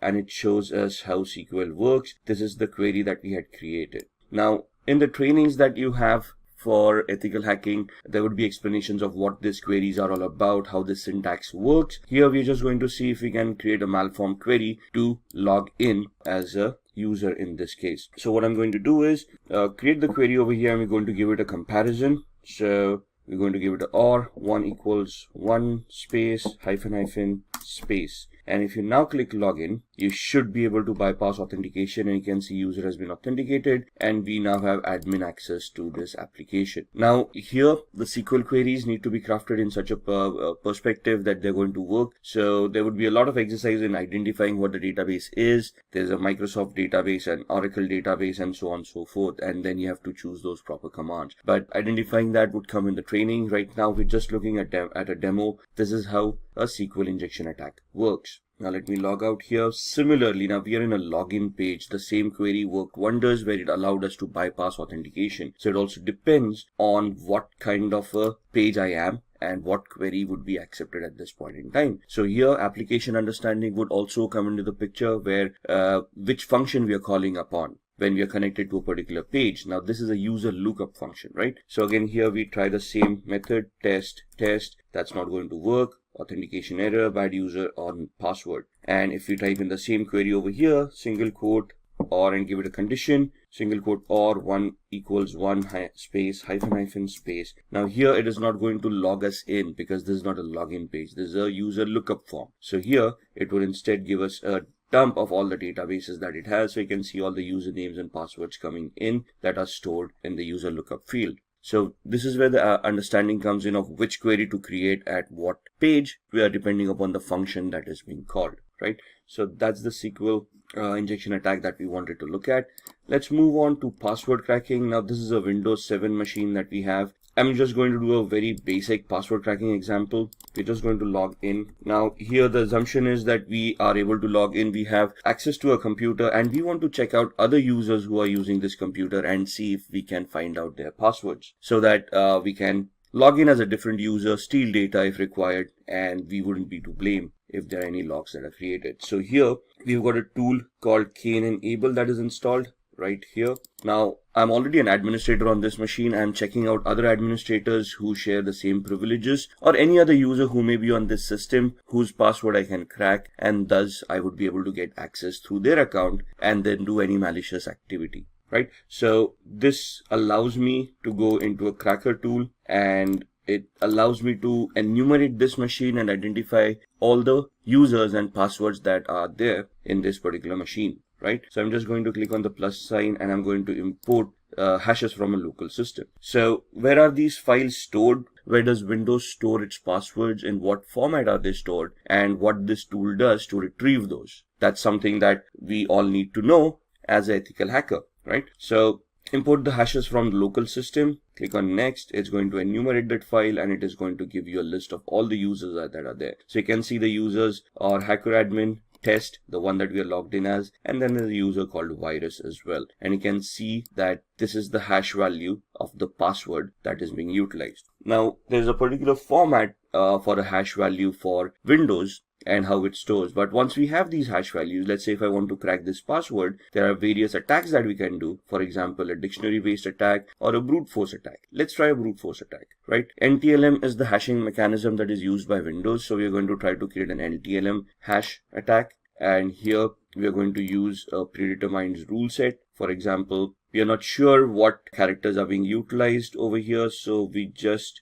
create an attack like this using all characters and lowercase a through z, uppercase a through z, numeric 0 through 9, and all the special characters. Let's say the password is between 7 and 16 characters. And this is the character set that we want to try the brute force attack on. What is a brute force attack? It is an attack where the computer is going to try each and every permutation and combination out of this character set and try to figure out if the password is going to be correct. So if we click start, it's going to start with a particular characters, and then it is going to identify if that NTLM hash is going to work against this character. And you can see the time is going to be phenomenal over here. So it's not necessary that this attack would be viable. It will be 100% successful given the time frame.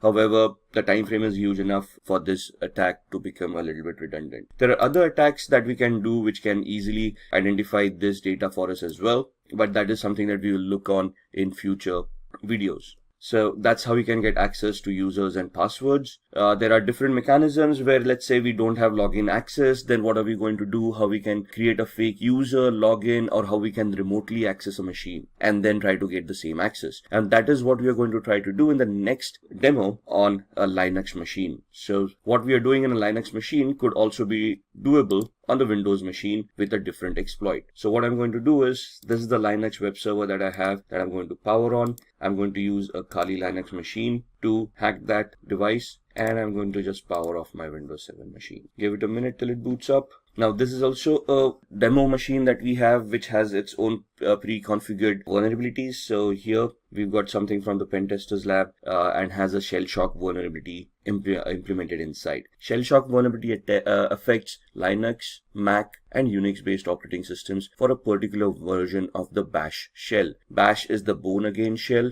which is the command line interface in these operating systems. So what we are trying to do here is we are going to use the Kali Linux machine, try to find out the vulnerability over here, and if it exists, we are going to use Metasploit to attack this machine. Now the first and foremost thing is we want to identify the IP address. We have no idea what the IP address is. We are in the same subnet, so we are assuming that we are able to connect to this machine. So what I'm going to do is I'm going to open up a tool called ZenMap.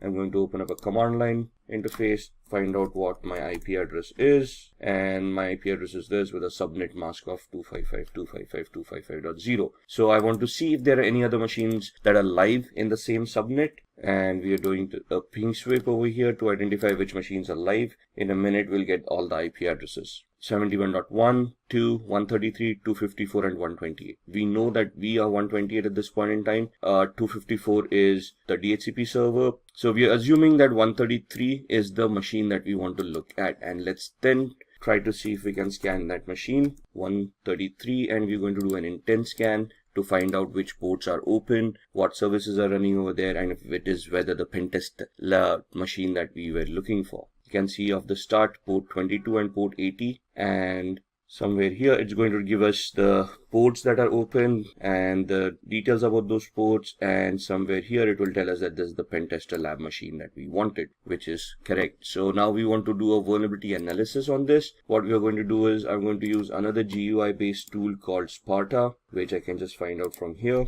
Sparta uses two tools in the background, Nmap tool and a tool called Nikto. So we're just going to start scanning. 192.168.71.133 was the IP address. Add to scope, and over a period of time you can see all of these will start populating with information. There we are. That's the Nikto tool coming in, scanning on port 80, which means that it's a web server using HTTP. It tells us it's an Apache HTTPD 2.2.21, and gives us the 22 port number as well. If we head over to the tab of Nikto, or let's look at the screenshot first. This is what the website would be looking like, and Nikto gives us the options over here. It tells us that there is a vulnerability over here for shell shock, and this is the path where the vulnerability is going to exist. So what we are going to do, we go back to the command line, we open up a new one, minimize all these other windows, and we are going to open up Metasploit. Metasploit is a penetration testing tool that is used by most hackers and ethical hackers to test applications and test existing exploits and vulnerabilities. So just give it a minute till it starts. You can see there are already around 1700 exploits right here. We are going to see all those exploits with these commands. There we are, sorry for the typo. And it will just give us a list of all the exploits that are stored in Metasploit in this version. So all of these are Windows based. If we scroll up, we will be looking at other vulnerabilities as well, or exploits, the Unix based exploits, Linux, OS X, multi-exploits. And we are looking for an exploit for multi-based Apache or HTTP. Let's go up, let's look at, so this is the one that we are looking for, Apache mod CGI bash environmental executable. So what we're going to do is we're just going to copy it, go back to the bottom, say use exploit, and paste the one that we wanted. Press enter, say show options. So it will ask us to configure this. I'm just going to configure it based on the knowledge that we have. Set our host, which is the remote host, the victim's machine. So we put in the IP address. It asks us for the target URI. So that's the path that we saw. Set target URI to CGI-bin/status. enter. Now with the exploit, we need to find a payload that is going to give us the output that we want. So we say show payloads, and it will give us a list of all the compatible payloads with this exploit. And we want to create a reverse TCP connection, which is this. So we know it's a Linux operating system. We want this payload to be set. So set payload, press enter. That's the payload coming in. Show options. Now that we have set the payload, this is the options for the exploit, and now we want to set our options for the payloads as well. So we are creating a reverse TCP connection, which means we are remotely executing code at the victim side and making the victim connect back to our machine, which means we need to set up a listener. So I need to put my IP address over here, set localhost or lhost 192.168.71.128, which was our IP address. Show options again, just to ensure everything is fine, which looks like it is, and we then type in the word exploit so that it will start this attack. I can see that it has created a Metasploit session at the victim side, and it has opened up a session. So if I do a pwd, now pwd is a Linux command for present working directory, and it will show us that we'll connect it to var www cgi-bin. Do an ls, it will list all the files. That's the status file over there. Do a cd /, it will take us to the root of this machine. Now remember, we saw the passwords on a Windows machine. Similarly, we can head over to the cd etc folder, ls, and you can see these files, psswd and shadow. Now psswd is the file where Linux stores its usernames, and shadow is the file where passwords are shown. So do a cat command, psswd, and you can see these users coming up. So you can see the last user, Pentest Lab, and you can see there are no passwords. So let's do a cat shadow, and that's your hash value for the password that we have for the user Pentest Lab. So these are the different attacks that we need to understand and we need to create based on the vulnerabilities that exist on different machines. So we just looked at Windows and Linux and how we can exploit them depending on existing vulnerabilities. As an ethical hacker, this is what we need to learn in our trainings, and then we need to clear our exams based on this knowledge of how these things work, so that we get certified and then we can position ourselves for the penetration testing jobs. If you're interested in pursuing a career in cybersecurity and acquiring the necessary skills, then our postgraduate program in cybersecurity in collaboration with the MIT University is surely the right option for you. So hurry up and find the course link mentioned in the description box below for more details. Kali Linux, which is formerly known as Backtrack Linux, is an open source Linux distribution aimed at advanced penetration testing and security auditing. It contains several hundred tools that are targeted towards various information security tasks such as penetration testing, security research, computer forensics, and reverse engineering. Kali Linux is a multiple platform solution accessible and freely available to information security professionals and hobbyists. Among all the Linux distributions, Kali Linux takes its roots from the Debian operating system. Debian has been a highly dependable and stable distribution for many years, providing a similarly strong foundation to the Kali desktop. While the operating system is capable of practically modifying every single part of our installation, the networking components of Kali become disabled by default. This is done to prevent any external factors from affecting the installation procedure, which may pose a risk in critical environments. Apart from boosting security, it allows a deeper element of control to the most enthusiastic of users. We did not get Kali Linux since the first day. How did it come into existence? Let's take a look at some of its history. Kali Linux is based on years of knowledge and experience in building penetration testing and operating systems. During all these project lifelines, there have been only a few different developers, as the team has always been small. The first project was called WOPEX, which stands for White Hat Knopex. As can be inferred from the name, it was based on the Knopex operating system as its underlying OS. WOPEX had releases ranging from version 2.0 to 2.7. This made way for the next project, which was known as WAX, or the longhand being White Hat Slacks. The name change was because the base OS was changed from Knopex to Slacks. WAX started at version 3 as a nod, it carrying on from WOPEX. There was a similar OS being produced at the same time, Auditor Security Collection, often being shortened to just Auditor, which was once again using Knopex. Its efforts were combined with WAX to produce Backtrack. Backtrack was based on Slackware from version 1 to version 3, but switched to Ubuntu later on with version 4 to version 5. Using the experience gained from all of this, Kali Linux came after Backtrack in 2013. Kali started off using Debian stable as the engine under the hood before moving to Debian testing when Kali Linux became a rolling operating system. Now that we understand the history and the purpose of Kali Linux, let us learn a little more about its distinct features. The latest version of Kali comes with more than 600 penetration tools pre-installed.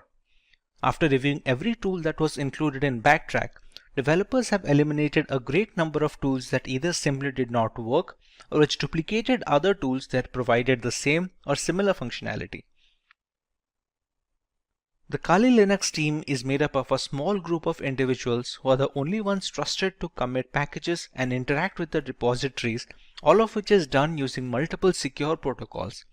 Restricting access of critical code bases to external assets greatly reduces the risk of source contamination, which can cause Kali Linux users worldwide a great deal of damage as a direct victim of cybercrime.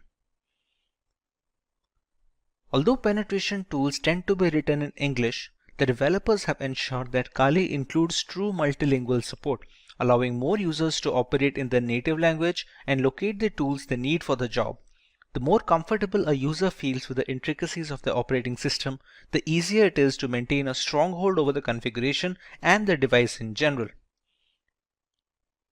Since ARM-based single-board systems like the Raspberry Pi are becoming more and more prevalent and inexpensive, the development team knew that Kali's ARM support would need to be as robust as they could manage with fully working installations. Kali Linux is available on a wide range of ARM devices and has ARM repositories integrated with the mainline distributions, so the tools for ARM are updated in conjunction with the rest of the distribution. All this information is necessary for users to determine if Kali Linux is the correct choice for them. If it is, what are the ways that they can go forward with this installation and start their penetration testing journey? The first way to use Kali Linux is by launching the distribution in the live USB mode. This can be achieved by downloading the installer image file or the ISO file from the Kali Linux website and flashing it to a USB drive with a capacity of at least 8 GB. Some people don't need to save their data permanently, and a live USB is the perfect solution for such cases. After the ISO image is flashed, the thumb drive can be used to boot a fully working installation of the operating system, with the caveat that any changes made to the OS in this mode are not written permanently. Some cases allow persistent usage in live USBs, but those require further configuration than normal situations. But what if the user wants to store data permanently in the installed OS? The best and the most reliable way to ensure this is the full-fledged hard disk installation. This will ensure the complete usage of the system's hardware capabilities and will take into account the updates and the configurations being made to the OS. This method is supposed to override any pre-existing operating system installed on the computer, be it Windows or any other variant of Linux. The next alternative route for installing Kali Linux would be to use virtualization software such as VMware or VirtualBox. The software will be installed as a separate application on an already existing OS, and Kali Linux can be run as an operating system in the same computer as a window. The hardware requirements will be completely customizable, starting with the allotted RAM to the virtual hard disk capacity.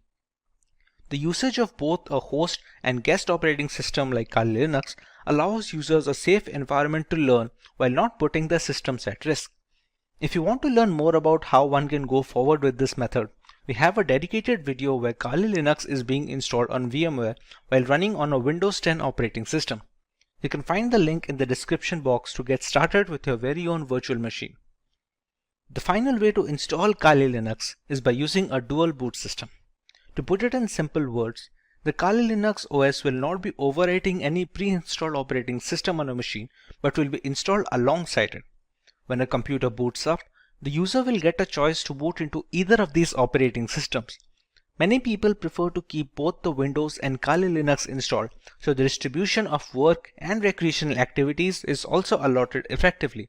It gives users a safety valve should their custom Linux installation run into any bugs that cannot be fixed from within the operating system.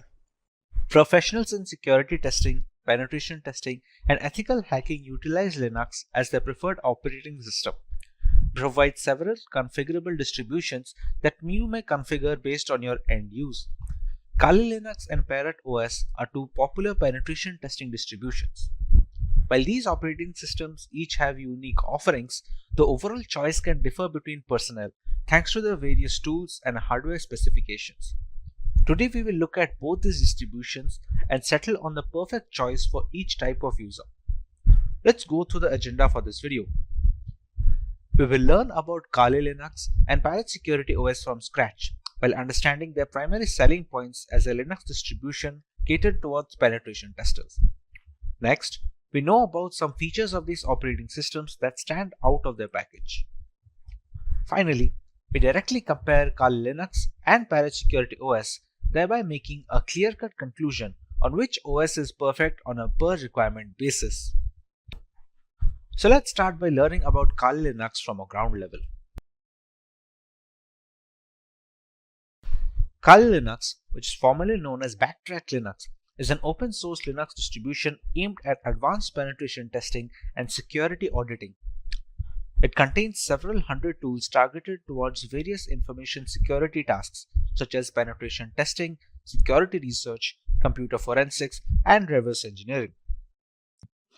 Kali Linux is a multi-platform solution, accessible and freely available to information security professionals and hobbyists. Among all the Linux distributions, Kali Linux takes its roots from the Debian operating system. Debian has been a highly dependable and a stable distribution for many years, providing a similarly strong foundation to the Kali Linux desktop. While the operating system can practically modify every single part of our installation, the networking components of Kali Linux come disabled by default. This is done to prevent any external factors from affecting the installation procedure, which may pose a risk in critical environments. Apart from boosting security, it allows a more profound element of security control to the most enthusiastic of users. Now, let's take a look at Parrot Security operating system. Parrot Security OS is a Debian-based Linux distribution with an emphasis on security, privacy, and development. It is built on the Debian's testing branch and uses a custom hardened Linux kernel. Parrot Security contains several hundred tools targeted towards tasks such as penetration testing, computer forensics, reverse engineering, and security research. It is seen as a generally lightweight distribution that can work under rigorous hardware and software specifications. It features a distinct forensics mode that does not mount any of the system's hard disks or partitions and has no influence on the host system, making it much more stealthy than its regular occurrence. This mode is used on the host system to execute forensic procedures. A rolling release is a paradigm in which software upgrades are rolled out constantly rather than in batches of versions in software development. This ensures that the software is constantly up to date. A rolling release distribution such as Parrot Security OS follows the same concept. It provides the most recent Linux kernel and software versions as soon as they become available.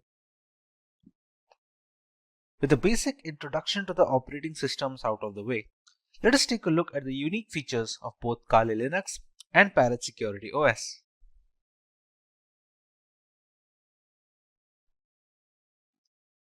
The latest version of Kali Linux comes with more than 600 penetration tools pre-installed. After reviewing every tool included in Backtrack, developers have eliminated a significant number of tools that either simply did not work or duplicated other tools that provided the same and similar functionality. The Kali Linux team comprises a small group of individuals who are the only ones trusted to commit packages and interact with the repositories, all of which is done using multiple secure protocols. Restricting access of critical code bases to external assets dramatically reduces the risk of source contamination, which can cause Kali Linux users worldwide a great deal of damage as a direct victim of cybercrime. Although penetration tools tend to be written in English, the developers have ensured that Kali includes proper multilingual support, allowing more users to operate in the native language and locate the tools they need for their job. The more comfortable a user feels with the intricacies of the operating system, the easier it is to maintain a strong hold over the configuration and the device in general. Since ARM-based single-board systems like the Raspberry Pi are becoming more prevalent and inexpensive, the development team knew that Kali's ARM support would need to be as robust as they could manage with fully working installations. Kali Linux is available on a wide range of ARM devices and has ARM repositories integrated with the mainline distribution, so the tools for ARM are updated in conjunction with the rest of the distribution. Let's take a look at some of the features of Parrot Security operating system now. Along with a giant catalog of scripts, Parrot Security OS has its own hardened Linux kernel modified explicitly to provide as much security and resistance to hackers as possible in the first line of defense. The configurations in the operating system act as the second gateway, taking care of malicious requests and dropping them off. This is particularly beneficial since should there be a scenario where the latest Linux kernel is causing some particular issue, the Parrot OS development team will most likely iron it out first before passing it on as an update. If the custom hardened kernel wasn't reason enough, Parrot Security developers managed to install more hacking tools and scripts to ensure a smooth transition for the Kali Linux users. All the tools you find in Kali are present in Parrot OS and a few extra ones for good measure. And this has been achieved while keeping roughly the same operating system size between both of them. However, it's not all productivity points for Parrot OS.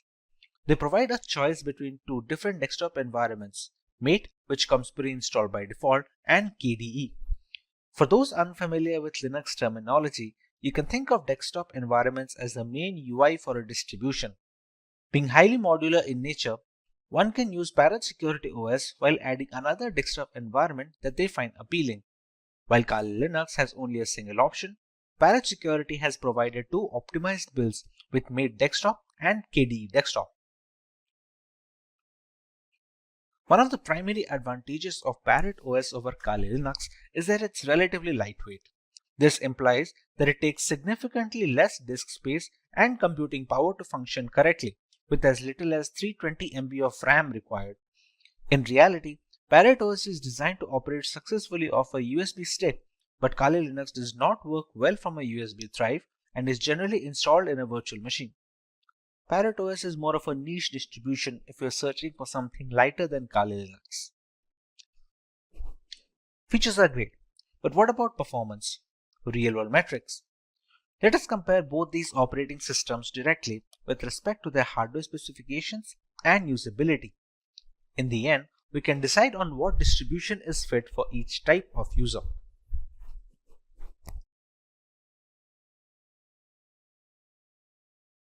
For our first point of comparison, let's take a look at the RAM required. For optimum performance of the operating system, which is highly essential when trying to crack hashes or something of similar nature, RAM usage is a very important facet. While Kali Linux demands at least 1 GB of RAM, Parrot Security can operate optimally with a minimum of 320 MB of RAM.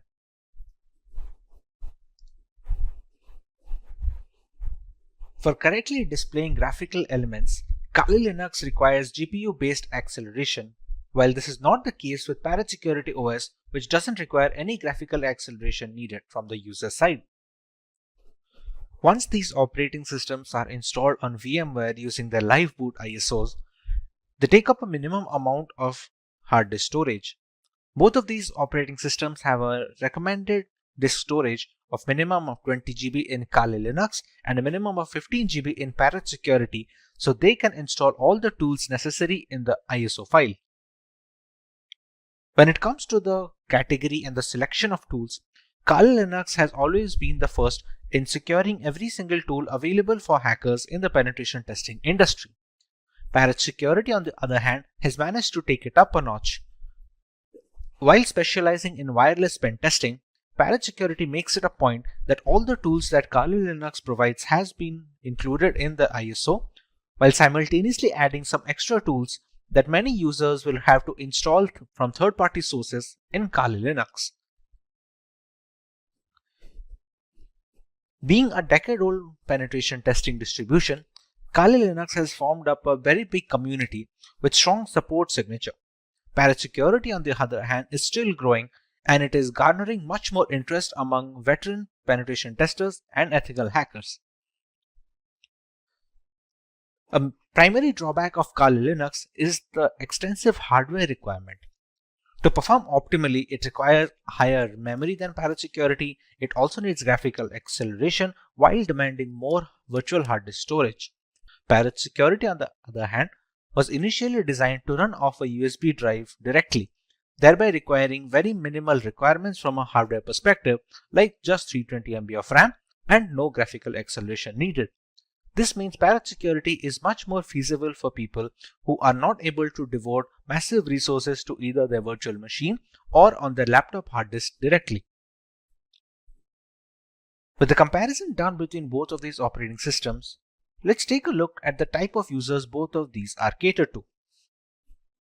One can go with Kali Linux if they want the extensive community support offered by its users, if they want to go with a trusted development team that have been working on this distribution since many years, if they have a powerful system which can run Kali Linux optimally without having to bottleneck performance, and if they are comfortable with a semi-professional environment which may or may not be very useful for new beginners. One can decide to go with Parrot Security if they want to go with a very lightweight and lean distribution that can run pretty much on all systems. It also has a lot of tools pre-installed, and some of them are not even present on Kali Linux. It is much more suitable for underpowered rigs where users do not have a lot of hardware resources to provide to the operating system, and thereby it is much more feasible for people with underpowered laptops or no graphical acceleration. Compared to Kali Linux, Parrot Security's desktop environment is also relatively easier to use for new beginners. For people who are just getting into ethical hacking, Parrot Security does a relatively better job of introducing them to the operating system and to the various tools without having to dump them into the entire intricacies. The installation of Kali Linux. There are multiple ways to install Kali Linux. We can either install it on a normal hard drive in a virtual machine software such as VMware or VirtualBox, or we can do that in hard bare metal machines. Now, for the convenience of explanation, we're going to install Kali Linux today on a virtual machine software known as VMware. VMware is able to run multiple operating systems on a single host machine, which in our case is a Windows 10 system. To get started with Kali Linux installation, we have to go to the website to download an image file. We go to Get Kali, and as you can see, there are multiple platforms on which this operating system can be inverted. As per our requirement, we're going to go with the virtual machine section. As you can see, it is already recommended by the developers. This is the download button, which will download a 64-bit ISO file. We can download 32-bit, but that is more necessary for hard metal machines, or if you're going to use it for older devices which do not support 64-bit operating systems yet. After clicking on the download button, we can see we have a WinRAR archive which will have the ISO files. For now, we have downloaded the ISO file and it is already present with me. So we can start working on the VMware side of things. Once the ISO file is downloaded, we open up VMware Workstation. We go to File and we create a new virtual machine. In these two options, it is highly recommended to go with the typical setup rather than the custom one. The custom is much more advanced and requires much more information from the user, which is beneficial for developers and people who are well versed with virtualization software, but for 90% of the cases, typical setup will be enough. Here, we can select the third option, which will be I will install the operating system later. In some operating systems, we can use the ISO file here directly and VMware will install it for us. But for right now, in the case of Kali Linux, the third option is always the safest. Kali Linux is a Linux distribution. So we can select Linux over here, and the version, as you can see here, have multiple versions such as the multiple kernels. Every distribution has a a parent distribution. For example, Kali Linux has Debian, and there are other distributions which are based or forked from some parent distribution. Kali Linux is based off Debian, so we can go with the highest version of Debian, which is the Debian 10.x 64-bit. Go on next. We can write any such name. We can write Kali Linux so that it will be easier to recognize the virtual machine among this list of virtual machine instances. The location can be any location you decide to put. By default, it should be the documents folder, but anywhere you put it will hold up all the information of the operating system, all the files you download, all the configurations you store, everything will be stored in this particular location that you provide. When we go next, we are asked about the disk capacity. This disk capacity will be all the storage that will be provided to your virtual machine of Kali Linux. Think of your Windows device. If you have a 1 terabyte of hard drive, you have the entirety of the hard disk to store data on. How much data you give here, you can only store up to that amount of data. Not to mention some amount of capacity will be taken up by the operating system itself to store its programs and applications. For now, we can give around, let's say, 15 GB of information. Or if its recommended size for Debian is 20, you can just go ahead at 20. It depends all on the user case. If you are going to use it extensively, you can even go as high as 50 or 60 GB if you have plans to download many more applications and perform multiple different tests. Another option we get over here is storing virtual disks as a single file or storing them into multiple files.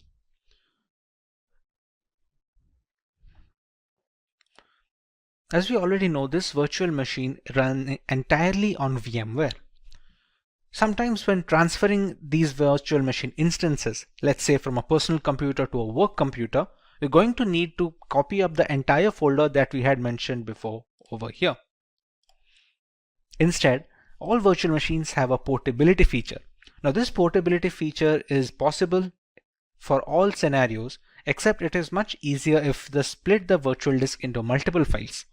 Now even if this makes porting virtual machines easier from either system to system or software to software, let's say if you want to switch from VMware to VirtualBox or vice versa, the performance takes a small hit.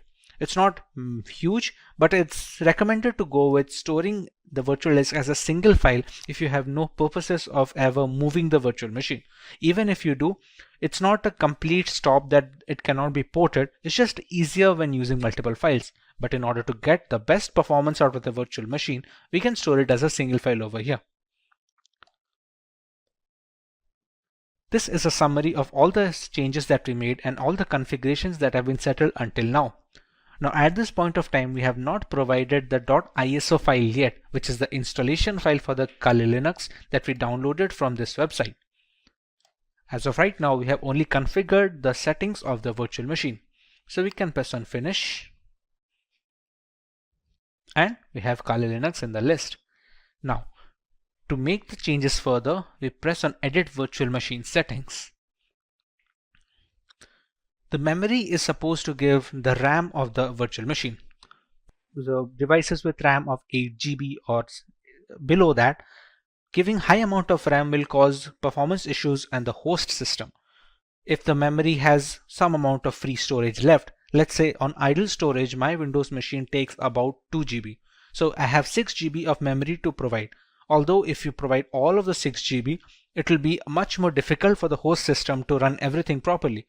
So for this instance, we can keep it as 2 GB of memory for the virtual machine instance.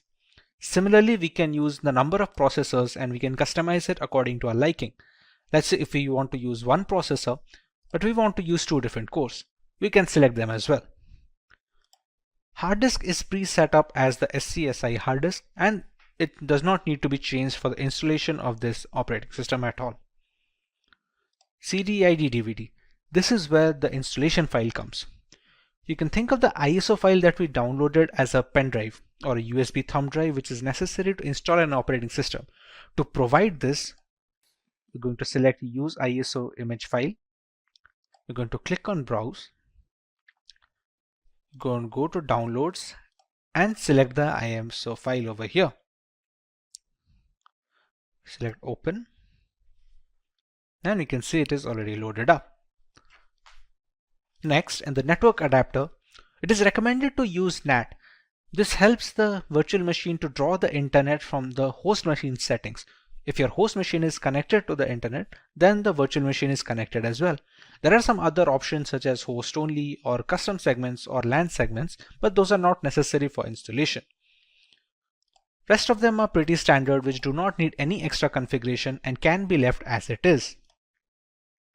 Press OK, and now we can power on this virtual machine.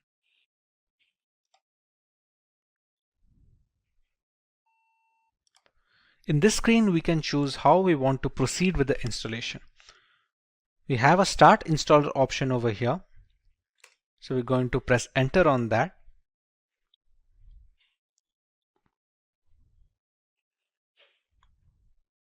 We're going to wait for the things to load from the ISO file. The first step in the installation is choosing the language of the operating system. For this, we can go with English as standard. This is a location. This will be used for setting up the time and some of the internal settings which depend entirely on the location of the user. So for this, we're going to go with India. Configuring the keyboard, it's always recommended to go with the American English first. Many people make a mistake of going with the Indian keyboard if it is possible, and it provides a lot of issues later on. So it's always preferred to go with the American English, and if later we see some necessity of another keyboard dialect that is required, we can install it later. But for now, we should always stick with American English as a basic. At this point, it's going to load the installation components from the .iso file. It is a big file of 3.6 GB, so it has a lot of components that need to be put into the virtual machine, which can also be used to detect hardware.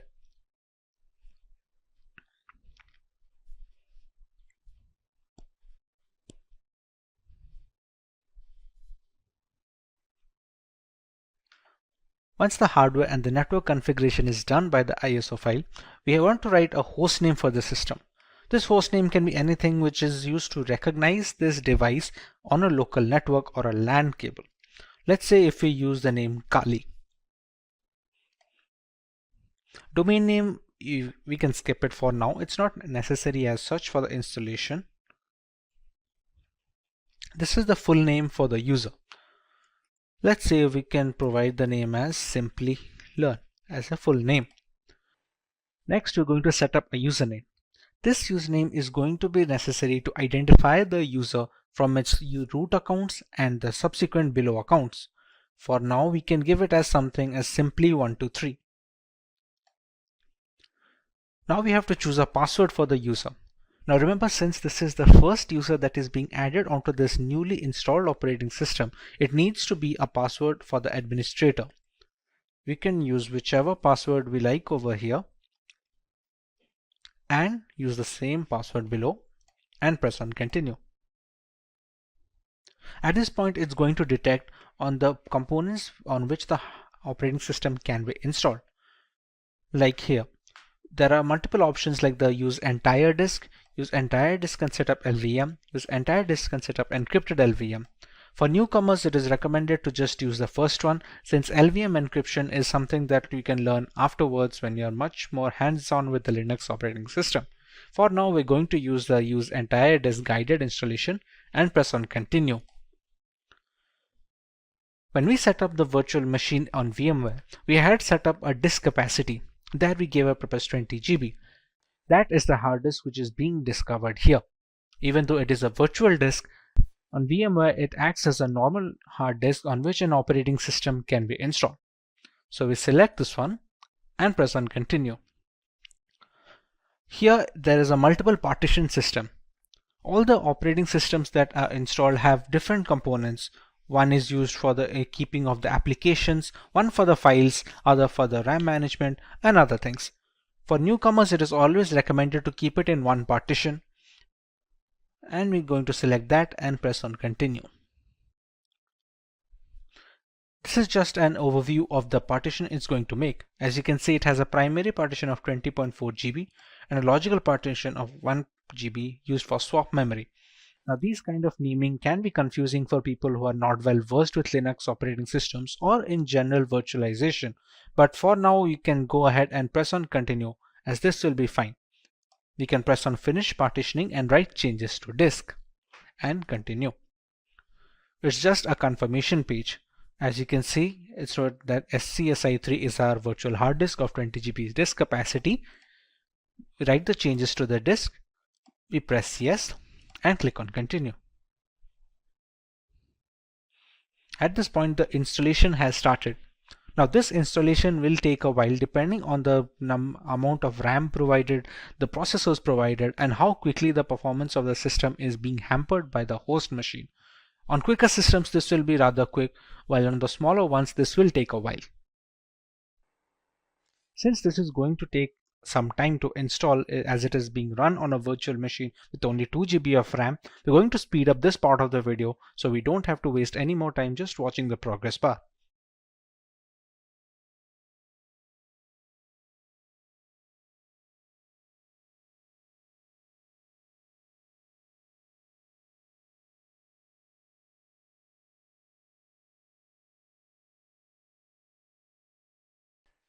Now that our core installation is completed, it's asking us to configure a package manager.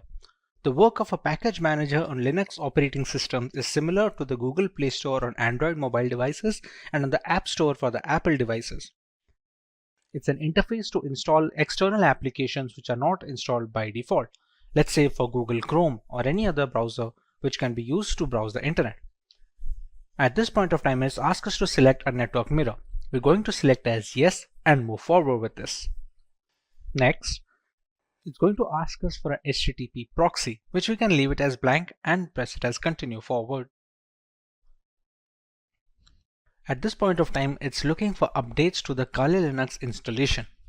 This will fetch the new builds from the Kali server, so the installation is always updated to the latest version. Now that the package manager is configured, we have the grub bootloader. The grub is used for selecting the operating system while booting up. Its core functionality is to allow the operating system to be loaded correctly without any faults. So at this point of time, if it asks install the grub bootloader to your primary drive, we can select it as yes and press continue. Remember, the installation was conducted on dev SDA. So we're going to select installation of the grub loader on the same hard disk that we have configured. We press this one and press continue. So now the grub bootloader is being installed. The grub is highly essential because it shows the motherboard where to start the operating system from.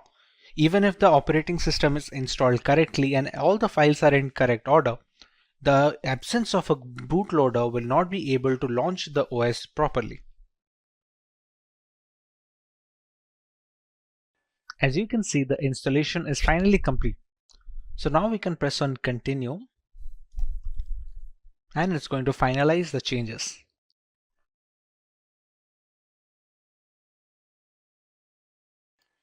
Now you can see Kali Linux being booted up straight away.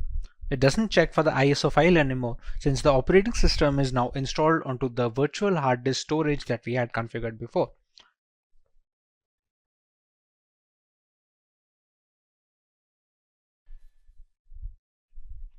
Here we're going to enter our username and password that we had set up before.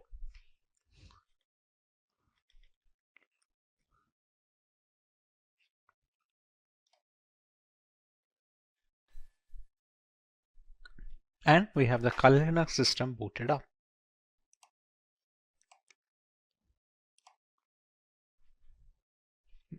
And this is your homepage.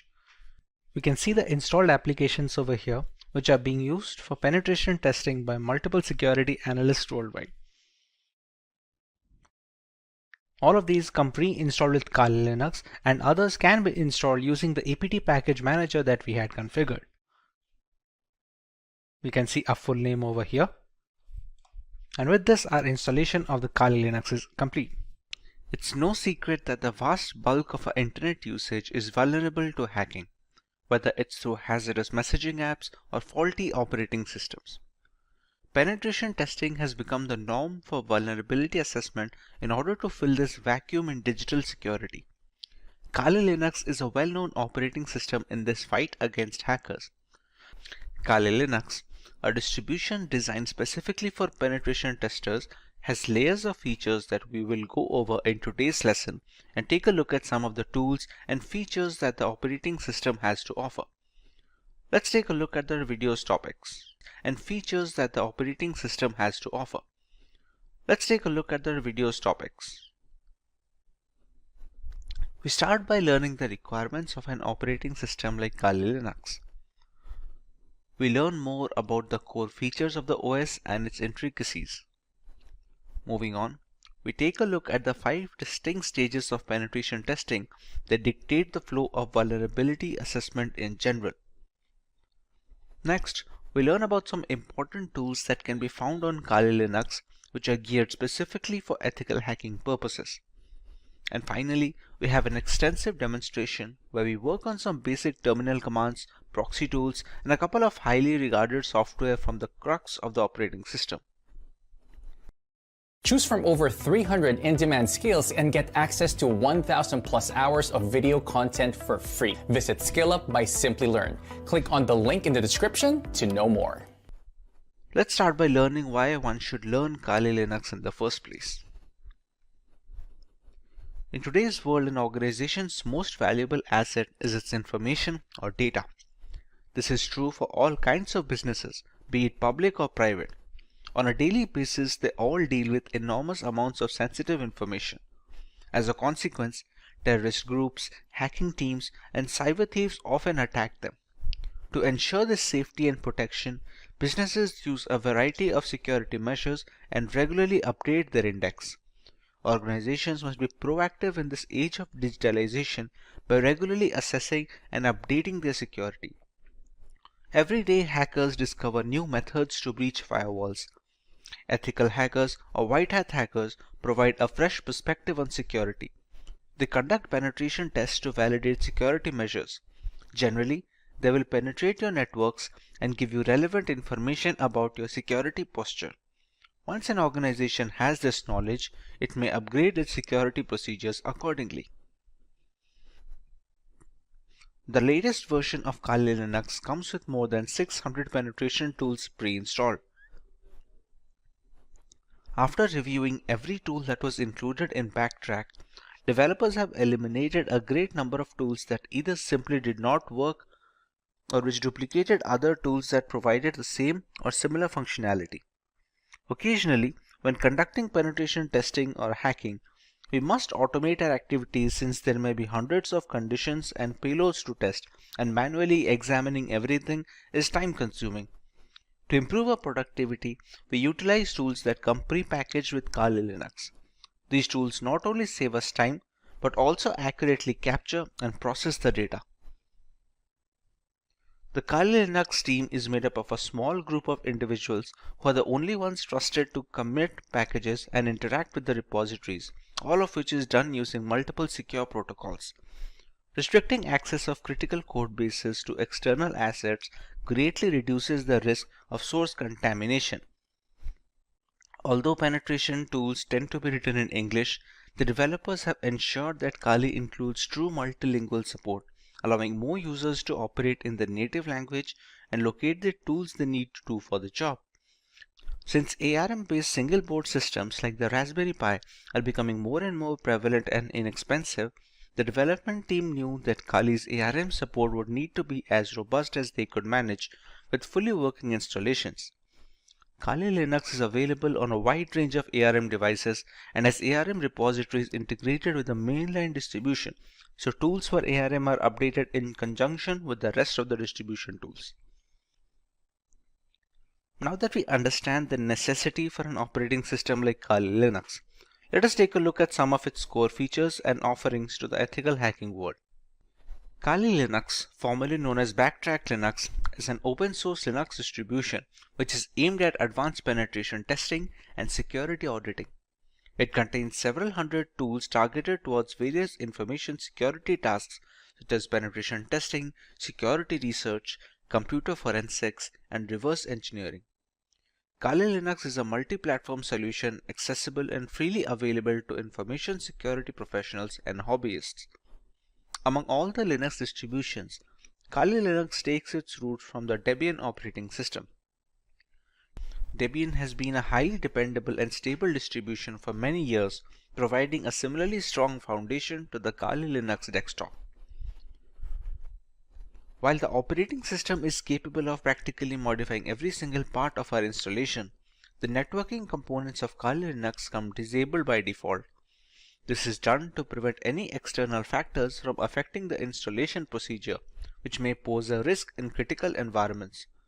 Apart from boosting security, it allows a deeper element of security and control to the most enthusiastic of users. Let us now take a look at the 5 stages or phases of penetration testing. This is the first stage of the penetration test, which is known as the reconnaissance phase. In this stage, the security researcher collects information about the target.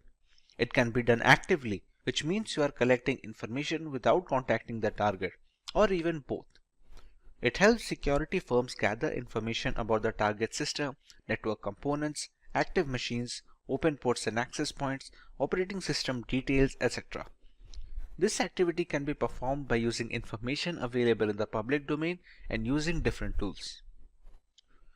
The next phase is more tool-oriented rather than performed manually, and it is the scanning phase. The penetration tester runs one or more scanner tools to gather more information about the target. The penetration tester runs one or more scanner tools to gather information about the target.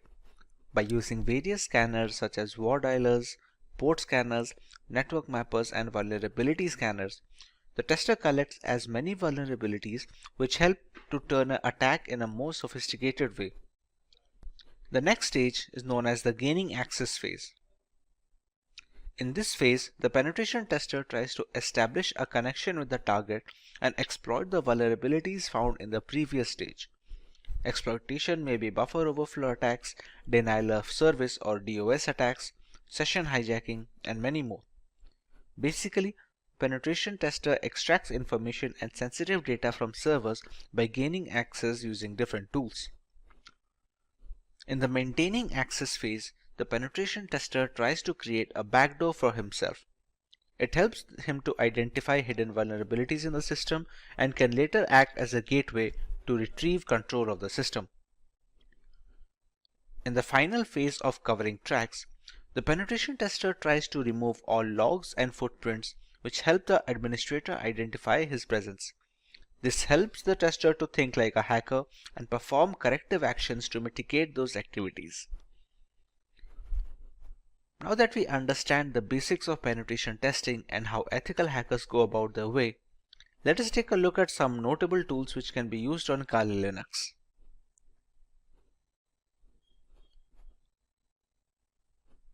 At the top of the chain lies Nmap.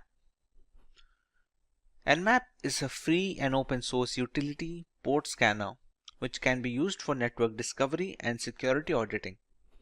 Many systems and network administrators also find it useful for tasks such as network inventory, managing service upgrade schedules, and monitoring host or service uptime. It is most beneficial in the early stages of ethical hacking, where a hacker must figure the possible entry point to a system before running the necessary exploits, thus allowing the hacker to leverage any insecure openings and breach the device. It's a part of the scanning phase of the penetration testing.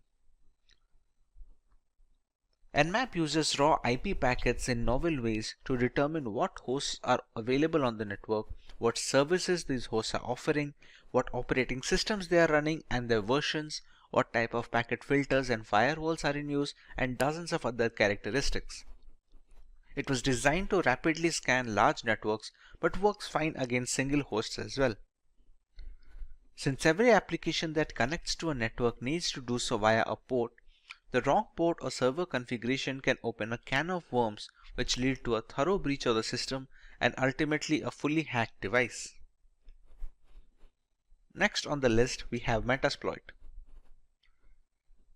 The Metasploit framework is a very powerful tool that can be used by cybercriminals as well as ethical hackers to probe systemic vulnerabilities on networks and servers. As a part of the third stage of penetration testing, it's an open source framework which can be easily customized and used with most operating systems. With Metasploit, the ethical hacking team can use a ready-made or custom code and introduce it into a network to probe for weak spots. As another flavor of threat hunting, once these flaws are identified and documented, the information can be used to address systemic weaknesses and prioritize solutions. Once a particular vulnerability is identified and the exploit is fed into the system, there are a host of options for the hacker. Depending on the vulnerability, hackers can even run root commands from the terminal, allowing complete control over the activities of the compromised system as well as all personal data stored on the device. A big advantage of Metasploit is the ability to run full-fledged scans on a target system, thereby giving a detailed picture of the security index of said system.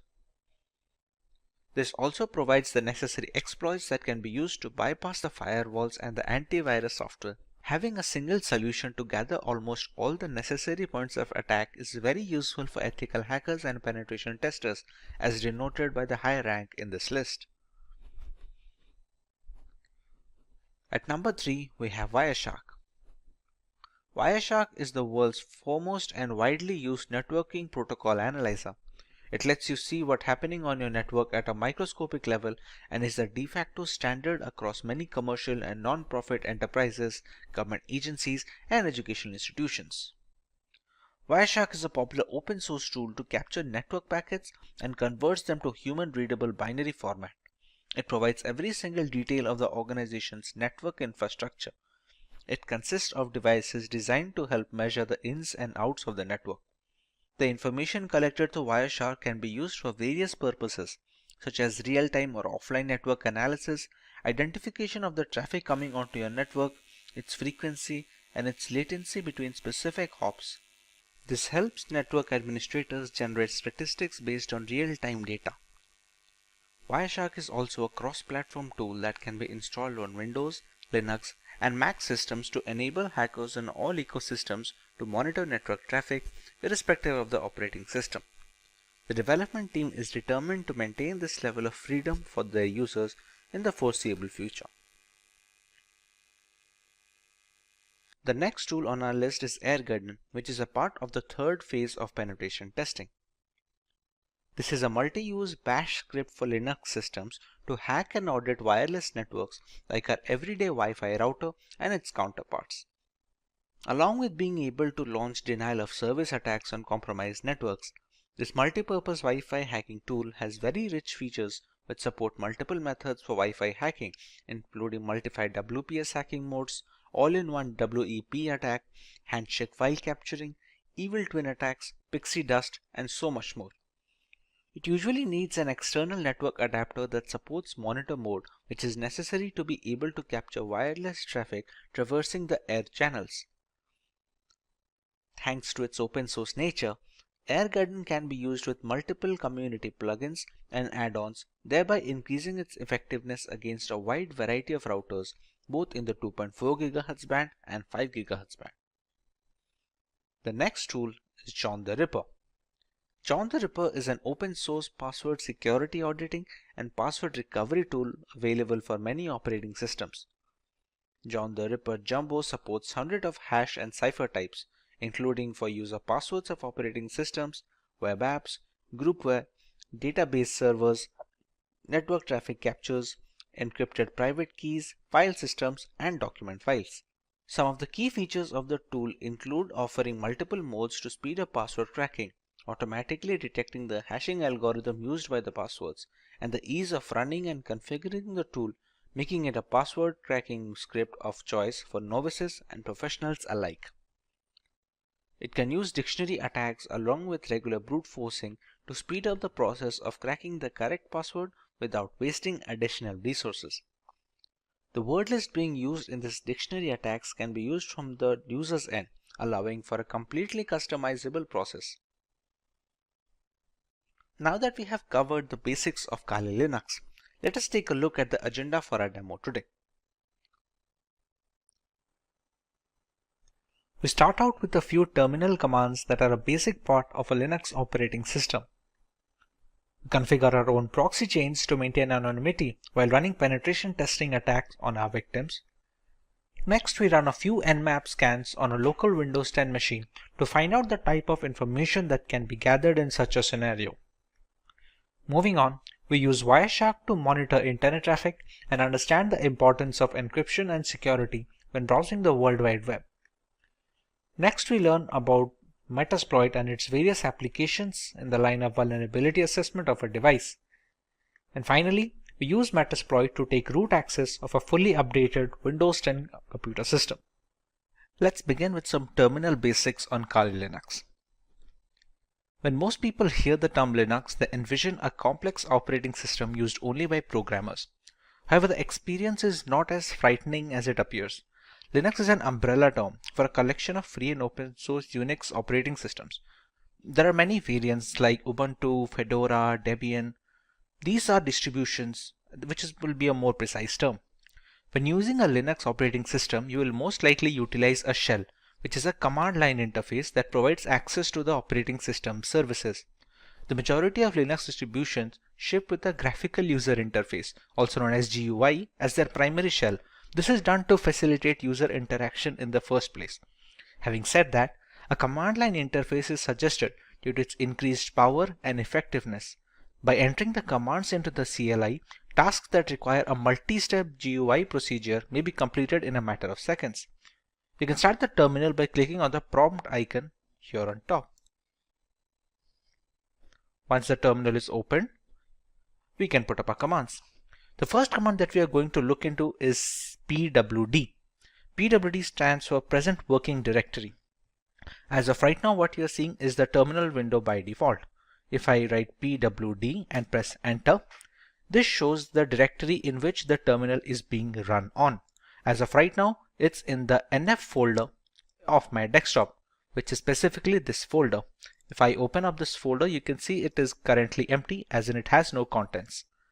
If I use another command known as mkdir, which is supposed to stand for make directory, and I write nf2, shortage for new folder 2.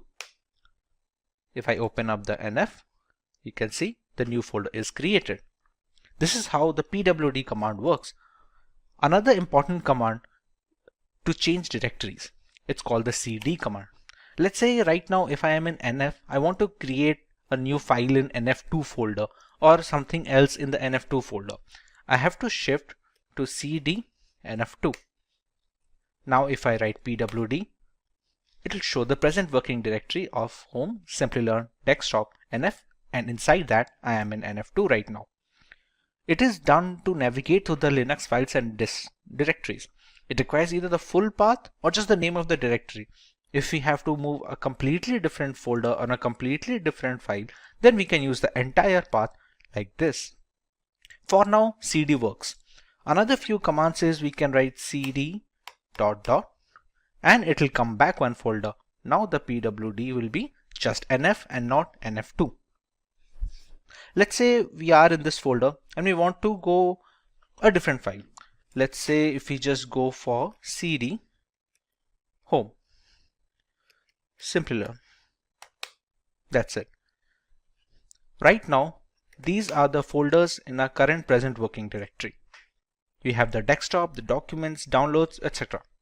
From here, we can again go to the desktop using the same cd command, cross-check the changing of directories, and check the files again. And yes, there we go, nf.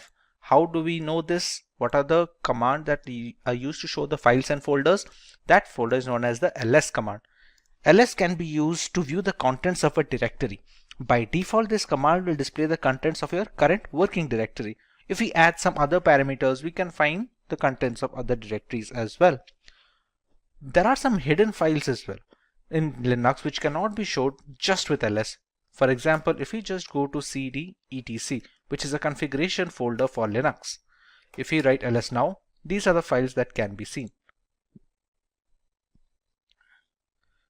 If we want to see the hidden files, we'll have to add one more parameter here like ls-a, and as you can see, the number of files have increased this time around. There are other things as well that we can see with Linux.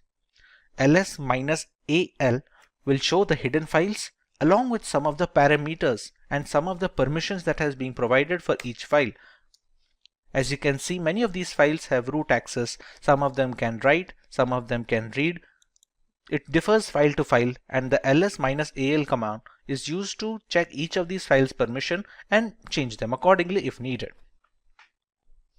The next command that we can look for is the cat command or concatenate. It is one of the most frequently used commands, and it is used to list the contents of a file on the output.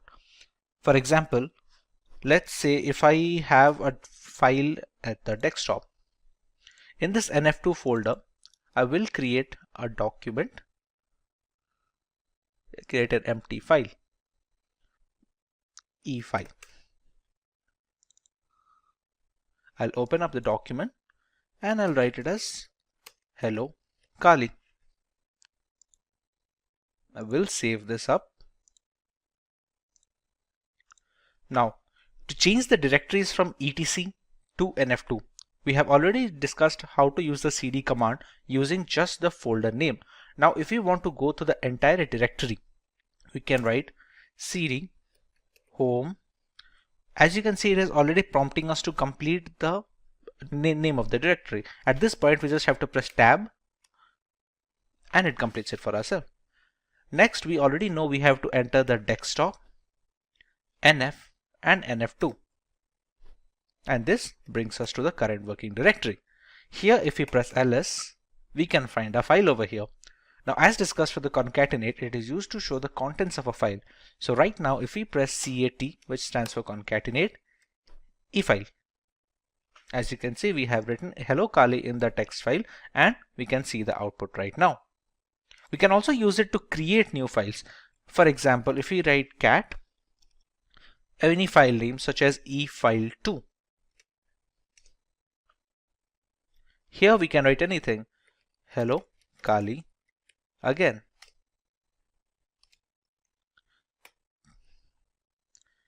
Once we press Ctrl C here, we can check e-file2 and we have hello Kali again printed over here.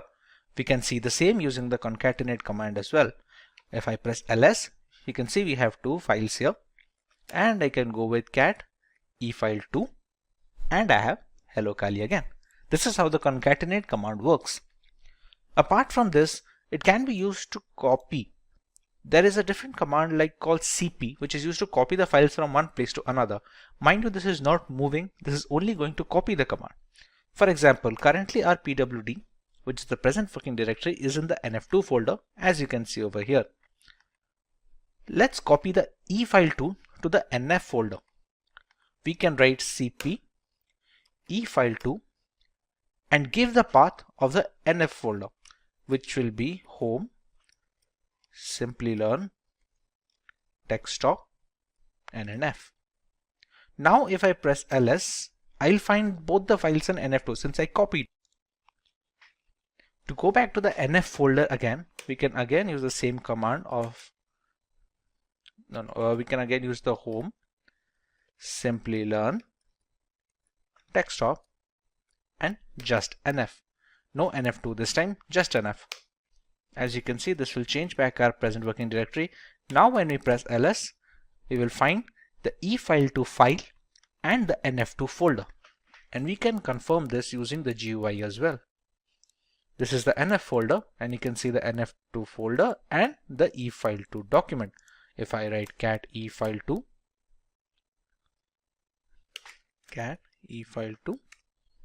we can see the contents of the file. Now this can be done using moving as well. For example, if I go to cd nf2, which is the inside folder, it has both the document files like e-file and e-file2. Let's say I want to move the e-file completely from nf2 to nf1. Instead of writing cp, the command I'm going to use is mv e-file, and again give the path of the folder into which I have to copy, which will be again home, Simplilearn, desktop, and NF. As you can see, the contents of the NF2 have appeared here, and E file has been moved from NF2 to NF. This is the NF2, and we don't find E file here anymore. If we press cd ... and we go back to NF ls right now, and we can find both the files, E file that we moved and E file 2 that we copied from the NF2 folder. So this is how copying and moving will work using the terminal. Now this is just a simple one-line statement that might take a couple of clicks when using GUI. This is why the command line interface is considered to be much more streamlined for Linux operating systems. Another very important command for Linux operating system is the sudo command. Sudo is short for super user do. The command enables you to perform tasks that require administrative or root permissions. You can think of it as how we run programs as administrator on Windows systems. It is not advisable to use this command for daily use because it might be easy for an error to occur, and the permissions of root are very intricate. So new beginners are advised to use the sudo command only when absolutely necessary. For example, sudo su. With this command, I am giving this terminal a root permission. This su stands for this user. At this point, it's going to ask for my admin password. Once I enter my password, and I now have root access. Note how the password that I entered did not show up here. This is a security measure to prevent people from snooping on your root password, which is the end game of all this operating system. As you also can see, the symbol changed. If the dollar symbol is showing, it shows as a standard user. When you switch to root, you can easily see a hash symbol.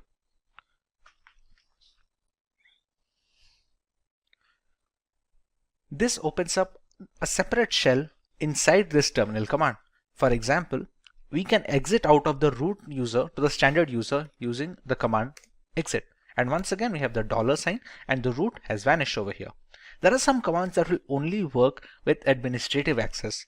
For example, when updating the Kali Linux system, we have to use apt update. As you can see, it says problem unlinking the file because permission denied. Now let's try this using sudo apt update. As you can see, it is updating the package repositories which work as the software installed on the system. This can be done using either writing the sudo command every time we want to perform a root access, or we can just write sudo su once and write apt update alone. The fetching is complete over here. For the second example, let's say I just write sudo su, and this time it's not going to ask me the password because at this current terminal process, I've already provided the root password once and it is in memory right now. Now, when we used to update the system, we had to write sudo apt update. That was because we were running it as a standard user. Now we are running it as a root user. So all we have to write is apt update, and it's going to continue its work. There you go. Another command that can be useful is the ping command. It's pretty self-explanatory. It's going to be checking the internet connectivity. It can be used to check internet connectivity, or you can see if there is a local server on your system which needs to be pinged, then you can check that. For example, if we have to write ping, and we can use either IP address or domain. Let's say if we want to check that if we can access google.com using this Kali Linux installation or not, we can write ping google.com, and you can see it shows the bytes being sent and received and how much time it took to take up the request. This can be done for local systems as well. For example, this installation of Kali Linux is being run on a virtual machine. Once this machine is running, I still have my host machine running over here, the IP address of which is 192.168.29.179. If I try to ping this from here,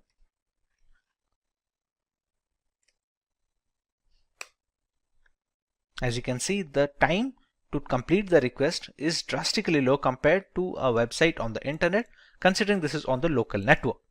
This is how the ping command is worked, and it can show you what kind of packages are transmitted, how many are received, if there was any kind of packet loss between the connection window, and other details. A very important command when working with the terminal for a long duration is the history command. Pretty self-explanatory. There are so many commands that are being run, sometimes people forget what was the change they did or what was the directory name they put. A history command helps to recover some of the commands that you have written. It doesn't go all the way back, but it takes up many commands that were inputted in the last few processes. This is how the history command works. These are some of the most commonly used terminal commands. If you want to learn more about this terminal and every other feature of this, please let us know in the comment section and we'll try to make an in-depth tutorial, especially if you could repeat. If you want to learn more about the terminal, please let us know in the comment section and we will try to make an in-depth tutorial specifically for terminal commands on Linux. Moving on, we learn how to configure proxy chains on our system. Proxying refers to the technique of bouncing your internet traffic through multiple machines to hide the identity of the original machine. It is a good tool that hackers use to accomplish this goal is proxy chains. Essentially, you can use proxy chains to run any program to a proxy server. This will allow you to access internet from behind a restrictive firewall which hides your IP address. Proxy chains even allows you to use multiple proxies at once by chaining them together. One of the most important reasons that proxy chains is used in a security context is that it's easy to evade detection. Attackers often use proxies to hide their true identities while executing an attack. And when multiple proxies are chained together, it becomes harder and harder for a forensic professional to trace the traffic back to the original machine. When these proxies are located across countries, investigators would have to obtain warranties in the local jurisdictions where every proxy is located. To see how proxy chain works, let's open Firefox first and check our current IP address. Write Firefox and there we go.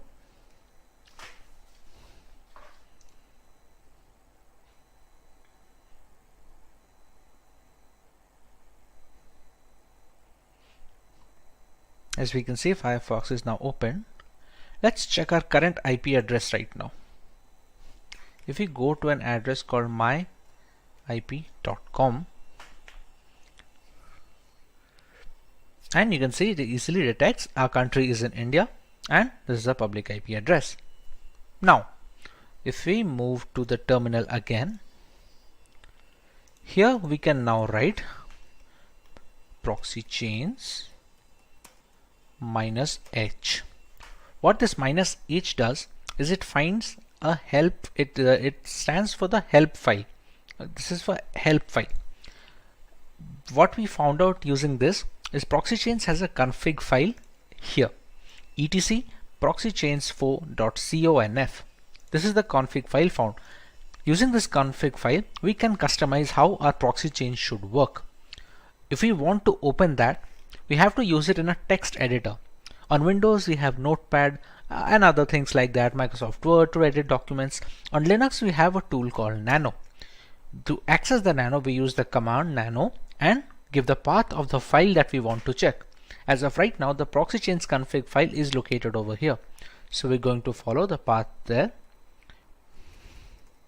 chains4.conf. And here we go. We see the config file. There are three basic types of proxy chaining here.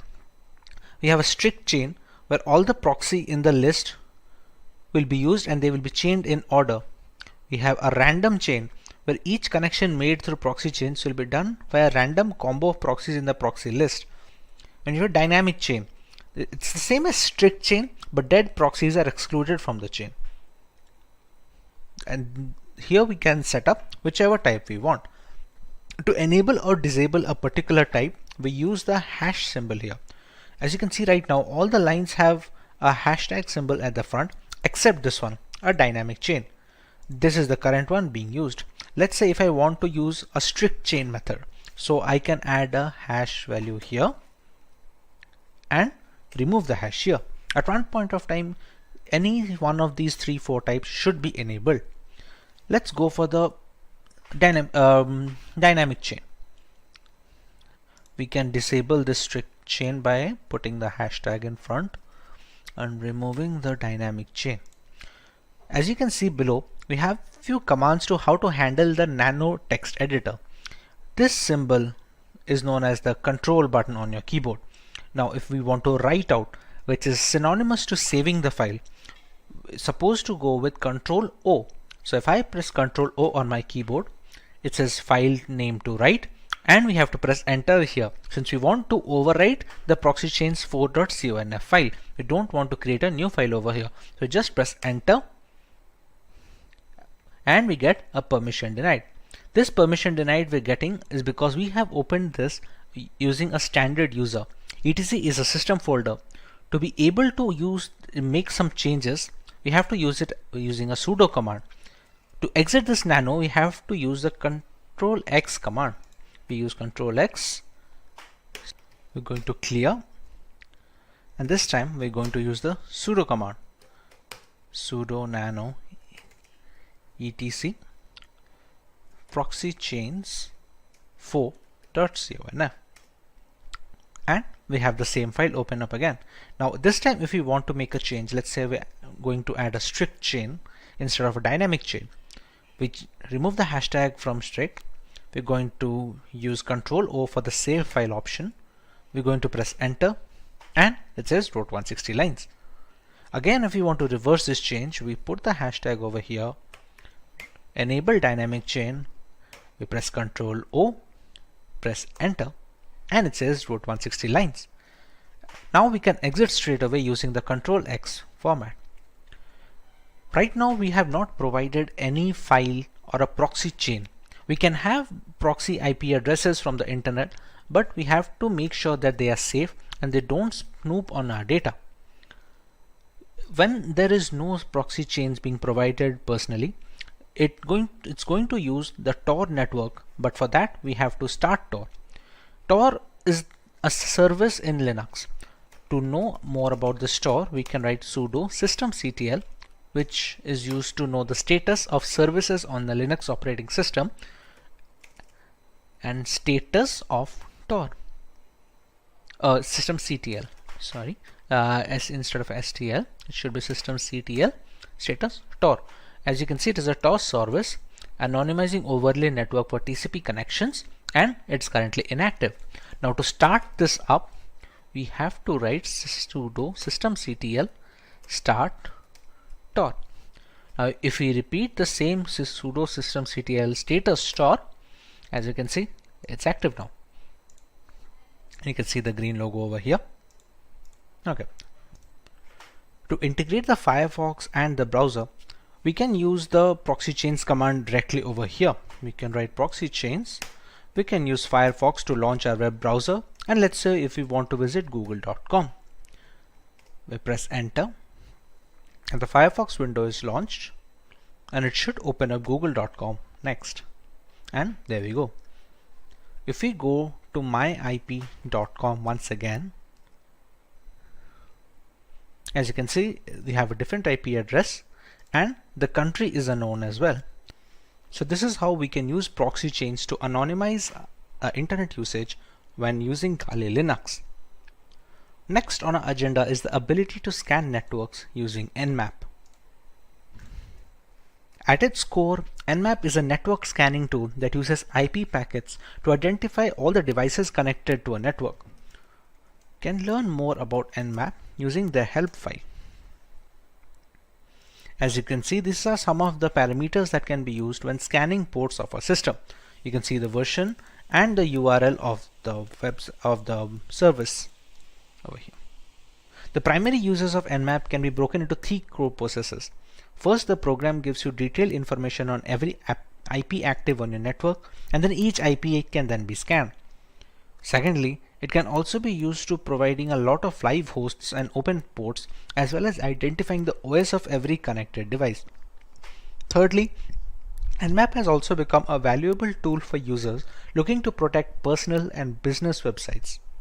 Using Nmap to scan your own web server, particularly if you are hosting your website from home, is essentially simulating the process that a hacker would use to attack your site. Attacking your own site in this way is a powerful way of identifying security vulnerabilities. As we already discussed, the host Windows 10 machine on this system has an IP address of 192.168.29.179.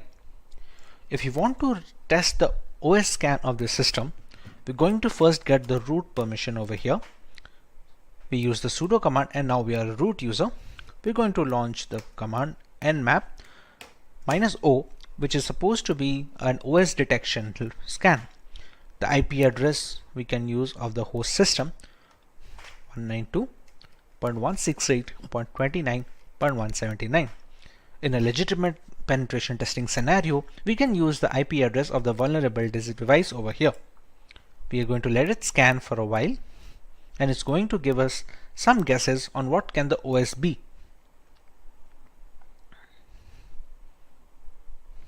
As you can see, the scan is done, and it has shown some of the ports that are open.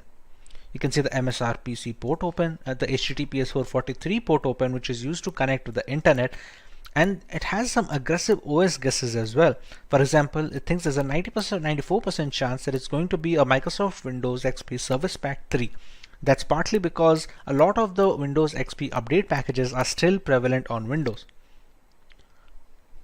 Now that the OS detection is confirmed, there are multiple more details that we can gather from Nmap. Let's go with the nmap -a command, which is supposed to capture as much data as possible. There is also a speed setting. You can call it a speed setting or a control setting of the -t. -t ranges from T0 to T1 to T2 all the way up to T5. This basically determines how aggressively the victim is being scanned. If you scan slowly, it will take more time to provide the results, but it will also give a less chance for the intrusion detection system on the vulnerable machine firewall to detect that someone is trying to penetrate the network. For now, if we want to go with somewhat of a high speed, we can go with the T4 and provide the same IP address of the local machine I am trying to attack. It's going to take a little bit of time since it's trying to capture a lot of information.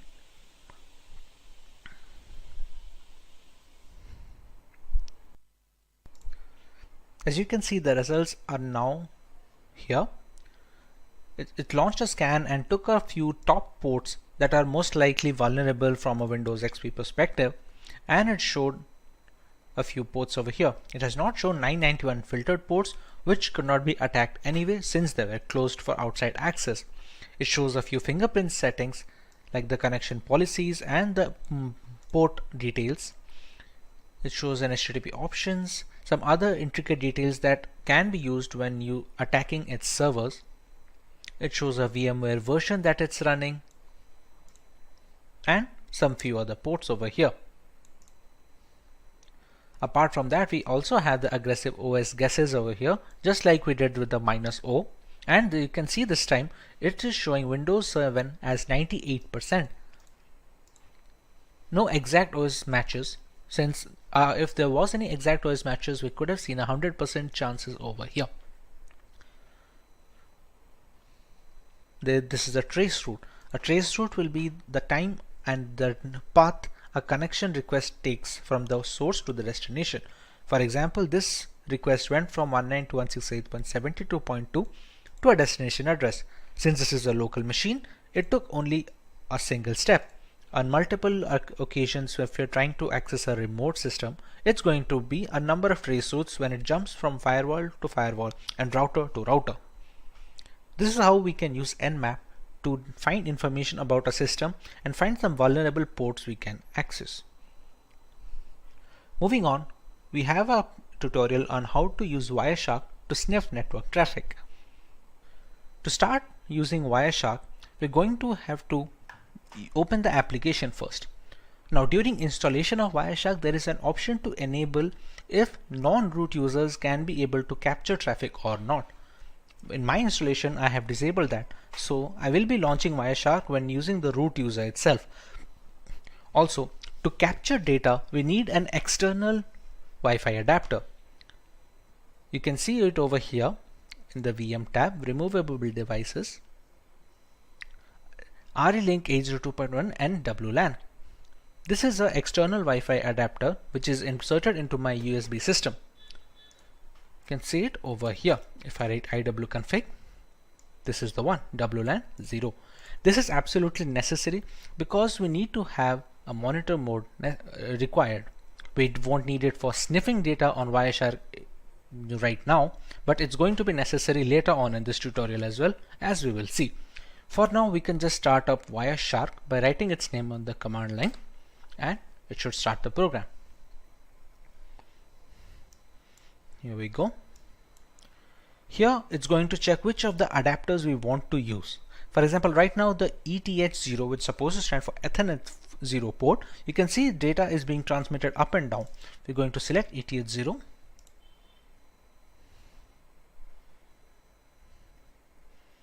And we have started capturing data. You can see the data request from the source to destination, from the time and which protocol it is following, everything we can see, and we can see the IPv4 flags here as well, as you can see over here. To capture internet traffic, we can try running Firefox.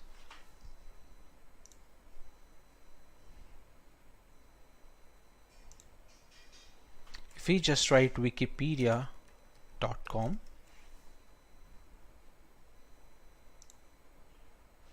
and you can see the number of requests increasing.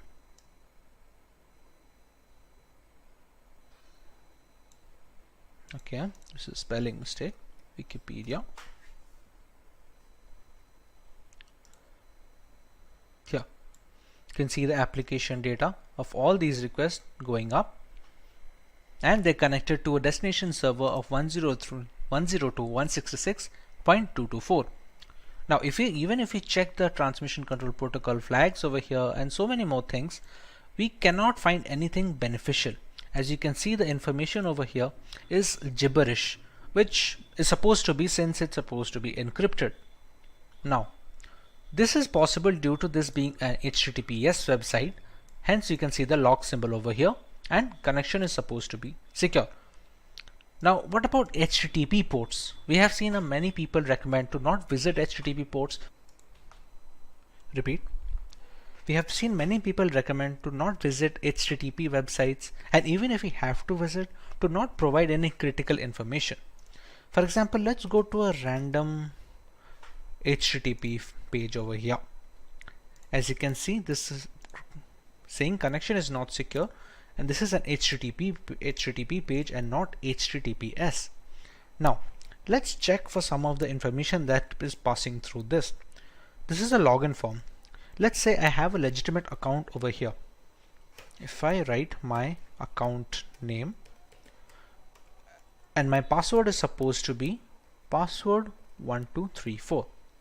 I press login, and the password does not match because I do not have an account over here. But let's say I did, and I was logged in as expected. We can go to Wireshark. We can use filters over here. Now all the requests that I am sending, it's a TCP request, so I can write a filter containing TCP contains whatever string if it is being passed. Let's say for the end username, I write my account name. So I can just write my account name over here and press enter to find a request over here. Now as you can see, there are many flags over here. If we go to the HTML form URL encoded and open up some of its flags, as you can see, I can see my account name and Simplilearn password over here. This is the same details that I input on the website. Let's say I did have a legitimate account on this website. I would have logged in with no problems, but anyone who would be using Wireshark to sniff on the data can easily get my credentials from here. This is why it's recommended to not provide any information on HTTP pages. The security is not up to the mark, and always look for the log symbol when visiting any website or making any internet transactions or providing any information. This is how we can use Wireshark to detect transmission and sniff packet data that is being transferred to the network adapter. Next, we have to learn about what is Metasploit. The Metasploit project is a computer security project that provides information about security vulnerabilities and aids in penetration testing and IDS development. We can open up the terminal here.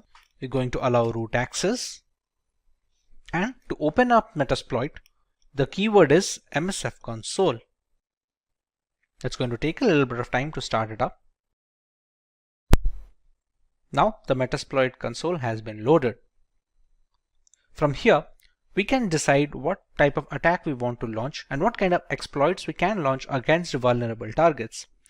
For example, like we had already discussed, I'm running this virtual machine on a Windows 10 host machine. So if I open the command prompt from my Windows 10 over here, if I need to check the IP address once, I go with ipconfig. Here you can see the IP address of this local machine. Moving on, if we have to attack that machine, let's say we want to see what kind of exploits are going to work over there. Now we already know that Windows has some common vulnerabilities. One of those vulnerabilities is the HTA server vulnerability. HTA is supposed to be a HTML application, but when passed the right payload, it can be used to open a backdoor into a system. To start off with the Metasploit and accessing such applications, we're going to use the command use exploit, and the name of the reverse HTA server is this Windows MISC for miscellaneous HTA server. As you can see, it already found this one. Alright, now there are some options that we need to set for this exploit to go through. For example, you can see some of the options over here. There is the payload. The payload is supposed to be the malicious file that we are going to send on the HTML application, which allows us to give the backdoor. For example, right now the payload, which is the malicious file, is a Windows Meterpreter reverse TCP. Completely understandable. Now let's set the L host. L host and R host and SRV host should be the one where we are going to launch the attack from. For example, if we launched another tab of this console and we just press ifconfig, the IP address is 192.168.72.130. So we're going to set the L host as 192.168.72.130, and we're going to do the same thing with SRV host.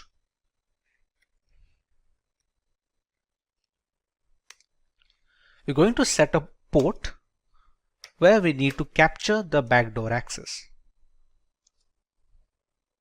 Next, the payload has already been set.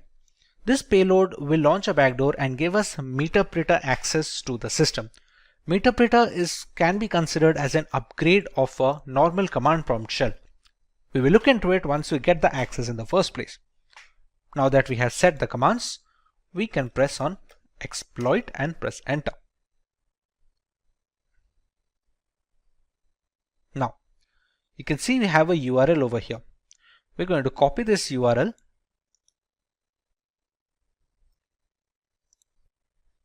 Once the URL is copied, we take it into the browser and paste it. This will ask us to download this file. Now, as per browser security settings, this file should be blocked by default.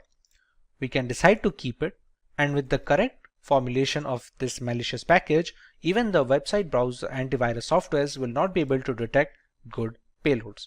We're going to save this file and we're going to open it. Publisher could not be verified. If we press run and we go back to our Meterpreter access over here, you can see it has already captured a URL of an HT server and it is writing delivering payload.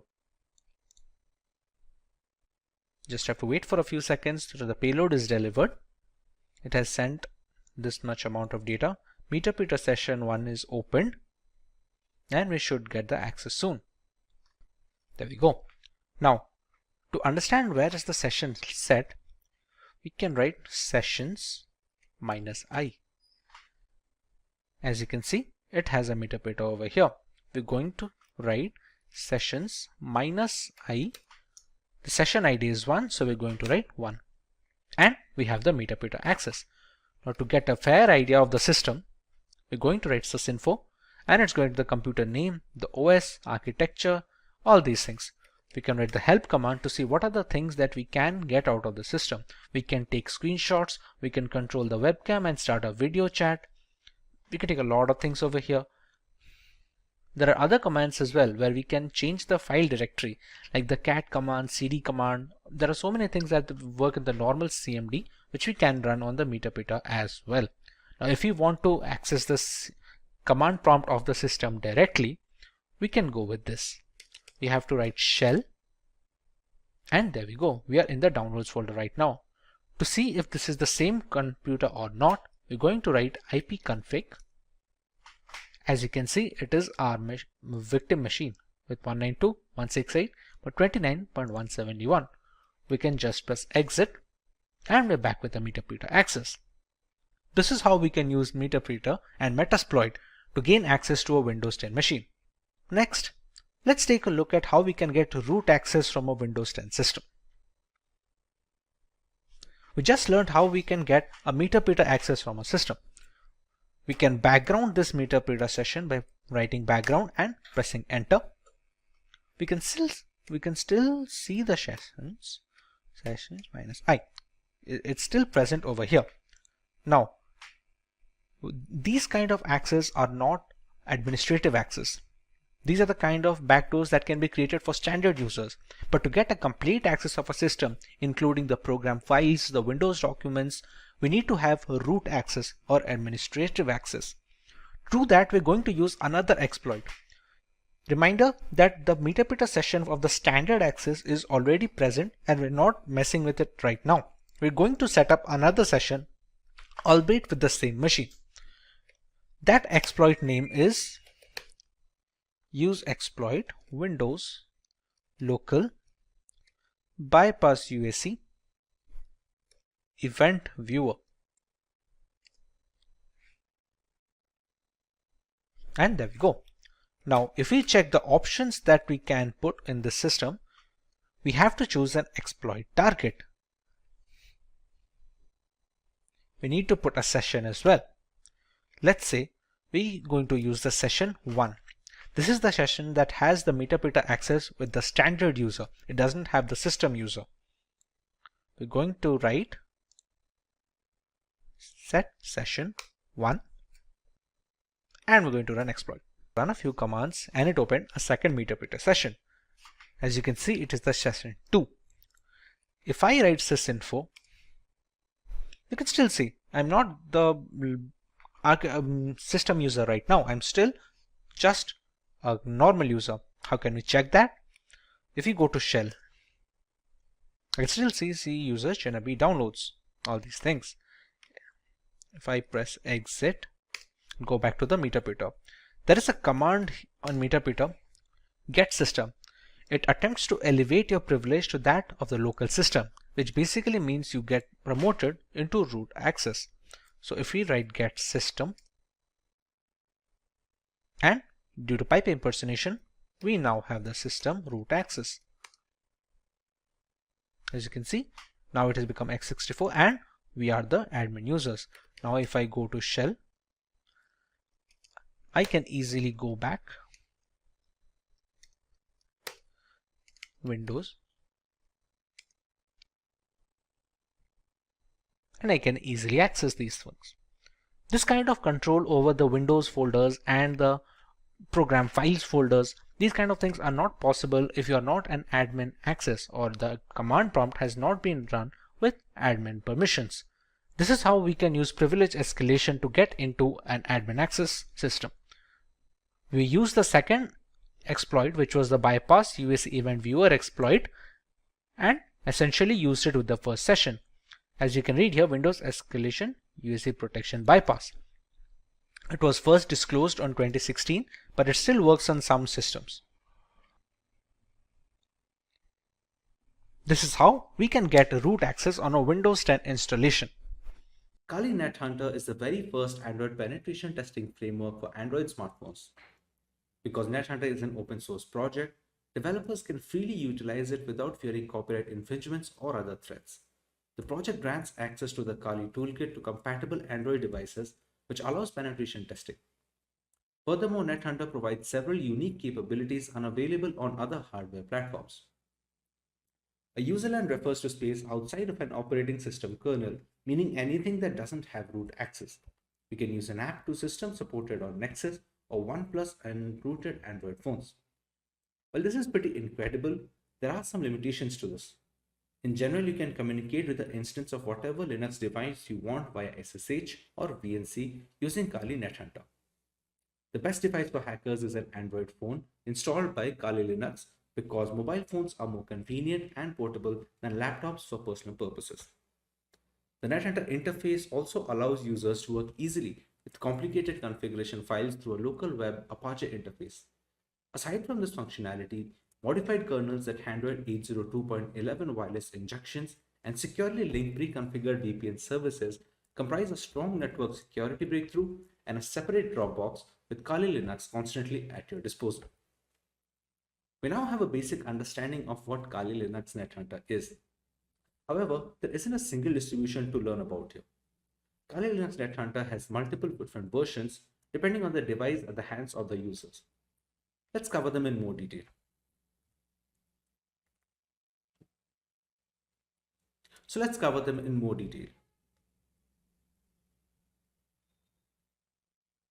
While Kali NetHunter functions as a portable operating system designed for penetration testing, there can be other tools you want that isn't pre-installed.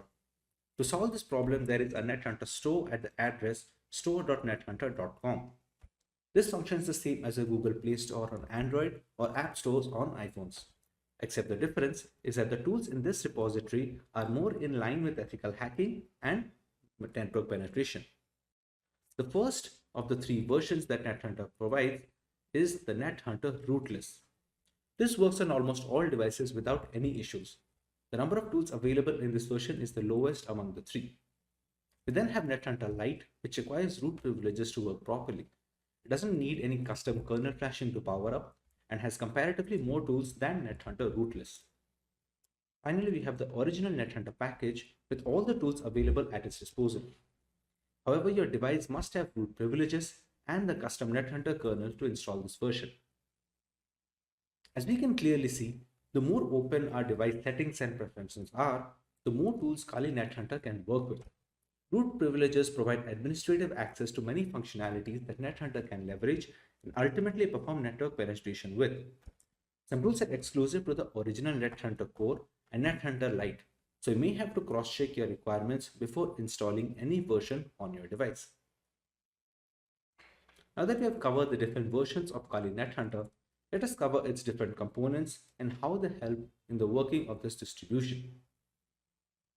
We look at the various NetHunter components, which are effectively the building pieces of NetHunter's operation. NetHunter's ROM comprises of various pieces that communicate and rely on one another to function properly. Below, you will look at the three components that comprise NetHunter. The first is a modified Android kernel, followed by NetHunter Android app, and finally but not least, the Kali Linux chroot itself. Let's examine these in depth.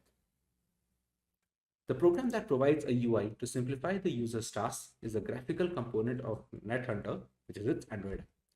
The software provides a straightforward interface for controlling the Kali Linux chroot. The fact that it has a simple UI does not imply that it is not capable of performing complex tasks. This application contains all the configuration files necessary by NetHunter and is transferred to the SD card during the first run. Aside from the UI, the program also serves as a boot up service, allowing the server to activate when the device boots up. The next in line is the custom Android kernel. The kernel is a system component that allows applications to link to hardware that meet users' needs. Aside from facilitating communication, the kernel also maintains system resources. Now, the default kernels inside Android do not supply at all utilities for security and exploitation. Still, with a custom Android kernel, any device can be empowered with unique features which are not accessible in the stock ones. Now we have the Kali chroot. Chroot is essentially a full Kali Linux installation that allows Android to share network, storage, and other resources. The Kali Linux chroot is effectively the heart of NetHunter, and the configuration settings have been updated so that NetHunter functions seamlessly with the Android ecosystem. NetHunter has a chroot manager that simplifies the download and installation of chroot. This component is stored in an internal app storage region, and one must meet the installation space requirements. Now that you have covered the different components of Kali NetHunter, let us cover some of the tools that distribution offers that may be used in penetration testing. At the top of the chain lies Nmap. Nmap stands for Network Mapper and is a free and open source utility for network discovery and security auditing. Many systems and network administrators who also find it useful for tasks such as network inventory, managing service upgrade schedules, and monitoring host or service uptime. It is most beneficial in the early stage of exploitation, where a hacker must figure out the possible entry point to a system before running the necessary exploits. It uses raw IP packets in novel ways to determine what hosts are available on the network, what services are being run, what hosts are offering, etc. It was designed to scan large networks, but it also works fine against single hosts. Moving on, we have the MITM framework. MITM or Man-in-the-Mug framework provides a one-stop shop for man-in-the-middle and network attacks while updating and improving existing attacks and techniques. Originally built to address the significant shortcomings of other tools, it's been almost completely rewritten from scratch to provide a modular and easily extendable framework that anyone can use to implement their own version of a man-in-the-middle attack. It contains built-in SMB, HTTP, and DNS servers that can be controlled and used by various plugins. The next tool at hand is the KEX Manager. It stands for the Kali Desktop Experience. Kali NetHunter Desktop Experience puts the Kali Linux desktop in the palm of your hand. It provides the graphical user interface or GUI of Kali Desktop on your Android device, making penetration relatively easier for people not comfortable with the command line. However, the major tools all include command line functions, so this is more of a convenience inclusion rather than a functional one. Finally, we have Metasploit. The Metasploit framework is a very powerful tool that can be used by cyber criminals as well as ethical hackers to probe systemic vulnerabilities on networks and servers. Because it's an open source framework, it can be easily customized and used with most operating systems. With Metasploit, the ethical hacking team can use ready-made or custom code and introduce it into a network to probe for weaker spots. As another flavor of threat hunting, once the flaws are identified and documented, the information can be used to address systemic weaknesses and prioritize solutions.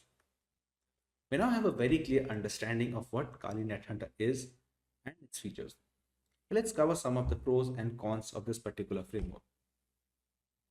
When it comes to the advantages, NetHunter provides features that are not by default included in the original kernels of Android phones. The new tools can be used to perform network penetration and system checks for security vulnerabilities. Qualcomm checks and Snapdragon have monitor support enabled. Monitor mode helps listen to wireless traffic and capture data packets, which can then be unencrypted and snooped on. The kernel builder's presence assists the easy creation of kernels that are not yet available to the public. Similarly, the use of GitLab CLI or command line interface speeds up the release timelines. It allows the input of other developers, making the bug squashing process easier and the development of the tools more collaborative. The human interface device hardware is fully supported by default, but it must be enabled and configured through user space controls. So when it comes to the disadvantages of Kali NetHunter, so not every Android phone is supported as part of the official NetHunter release.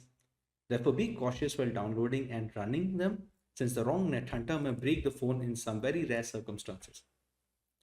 Because some internal Wi-Fi systems do not allow monitor mode or data packet injection, an external USB Wi-Fi adapter may be required for some devices who want to pursue wireless network penetration. If you're interested in pursuing a career in cybersecurity and acquiring the necessary skills, then a postgraduate program in cybersecurity in collaboration with the MIT University is surely the right option for you. So hurry up and find the course link mentioned in the description box below for more details. First, let's understand where and why Nmap is so essential. There are 5 phases when it comes to ethical hacking. Reconnaissance is the first phase of a penetration test or ethical hacking campaign. In this phase, the security researcher collects information about the target. It can be done actively, meaning you are collecting information by sending a request directly to the target and interpreting it, or passively, meaning you are collecting information without contacting the target directly. It helps security firms gather information about the target system, network components, active machines, open ports, operating system details, etc. This activity can be performed by using information available in the public domain and by using different tools at their disposal. The scanning phase is more tool-oriented rather than being performed manually. The penetration tester runs one or more scanner tools to gather more information about the target. By using various scanners such as war dialers, port scanners, network mappers, and vulnerability scanners, penetration testers collect as many vulnerabilities which help in turn an attack to a target in a more sophisticated way. In this phase, the penetration tester tries to establish a connection with the target and exploit the vulnerabilities found in the previous state. The gaining access phase is highly essential after the scanning phase. Exploitation may be buffer overflow attack, denial of service or a DOS attack, session hijacking, and many more. Basically, the penetration tester extracts information and sensitive data from the servers by gaining access using different tools. In the maintaining access phase, the penetration tester tries to create a backdoor for himself that he can access later on. It helps the penetration tester in identifying hidden vulnerabilities in the system while making sure it can be accessed later on should there be a need. In the covering track phase, the penetration tester tries to remove all logs and footprints which help the administrator identify his presence. This helps the tester to think like a hacker and perform corrective actions to mitigate these activities. Nmap is most beneficial in the early stages of ethical hacking, where a hacker must figure the possible entry point to a system before running the necessary exploits.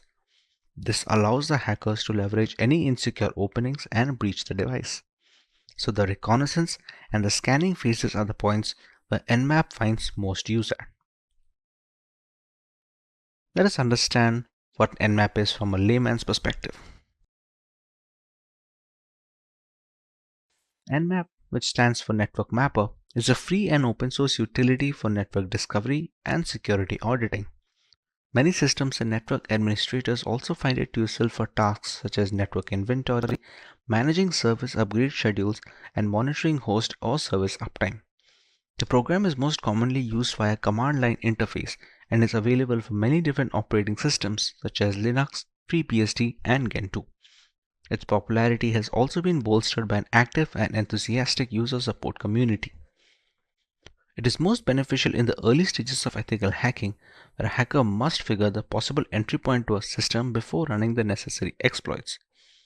Initially developed for enterprise-scale networks, it can scan through thousands of connected devices. However, in recent years, Nmap has become increasingly popular among smaller companies as well. Nmap uses IP packets in novel ways to determine what hosts are available on the network, what services these hosts are offering, what operating systems they are running, what type of packet filters or firewalls are in use, and dozens of other characteristics. It was designed to rapidly scan large networks, but works fine against single host as well. The rise of IoT, in particular, now means that networks used by these companies have become more complex and therefore harder to secure. This means that Nmap is now used in many website monitoring tools to audit the traffic between web servers and IoT devices. Since every application that connects to a network needs to do so via a port, the wrong port or server configuration can open a can of worms which lead to a thorough breach of the system and ultimately a fully hacked device. The recent emergence of IoT botnets have also stimulated interest in Nmap, not least because of its ability to interrogate devices connected by the UPnP protocol, but also to highlight any devices that may be malicious. Now that we understand what Nmap is, let us take a look at the workflow of how an ethical hacker uses this tool in penetration testing. At a practical level, Nmap is used to provide detailed, real-time information on your networks and on the devices that are connected to them. We have the hacker running Nmap on his own system, with the victim machine running a standard installation of their operating system, which can be either Windows, Mac OS, Linux, or any other variation. The first stage consists of the hacker sending some IP packets to the victim machine directly. These are specially crafted IP packets which are necessary of some reply. After getting these packets, the victim machine tends to send some reply back to the machine that had sent these requests, which is in turn a hacker. Whatever reply the machine sends back to Nmap, it can later be used for analysis.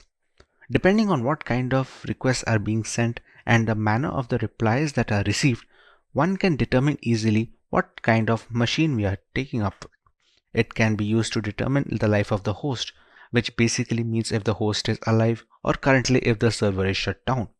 We can check what ports are open, and we can also know what type of services are being offered on those specific ports. Many applications like FTP and Samba run on specific ports. Thereby, if we find those ports open, one can determine that these services are being run on the victim machine. We can also find the operating system which is being run on the victim with the specific scan filters using Nmap. We are now aware of how Nmap works at a basic level. But there are many varieties of scans that users can run on local machines. Each of them serves a different purpose. Let's take a look at some of these scans. Ping sweep is the simple time of Nmap scan where it pings to all available IP addresses to check which IPs respond to ICMP or Internet Control Message Protocol. If the users need to know only the number of IP addresses and not many details, the ping sweep is very useful. This is fast and the results are known to be fetched very easily. SYN is the most useful type of Nmap scan which does work quietly. It sends an SYN packet via TCP or Transfer Control Protocol to all the intended ports.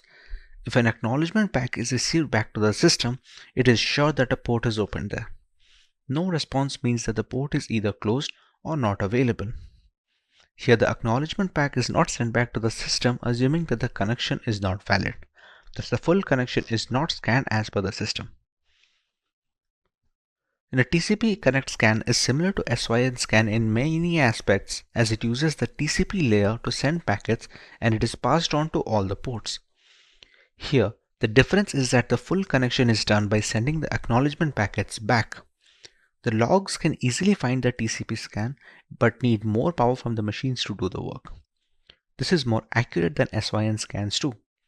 If all the accesses related to OS are available to the user, it is better to do a TCP scan than an SYN scan, as well as all the low and high level accesses that are required for this. The network is also loaded more, and hence users must be careful about loading the system and the networks. An idle scan is really used to check whether any malicious attacks are planned on any particular network. This is the most recent type of Nmap scan, where the scan packets are sent to a port when moved away by another host to check the presence of malware. RPC scans, also known as remote procedure calls, are done by hackers to make the system vulnerable to virus attacks. It is thus necessary to know whether our system answers such calls and makes our systems open to malware. RPC scan is done to check this by finding the ports open with certain commands being run by RPC. A Windows scan is a simple scan where the application scans the acknowledgement packets received from the ports once SYN packages are sent. If there are any abnormalities in the ACK packets received, which is the acknowledgement, the scan reports the same and helps in recognizing which ports are functioning in a different way. The bounce scan is used to check the security in the file transfer protocol layer. FTP layers mostly do not accept any packets, and once it is rejected from the FTP layers, there are chances that it might be sent to an internal layer so that it can access the machines. Bounce can check this loophole by doing exactly the same process and identifies whether our FTP layer is open to this vulnerability or not.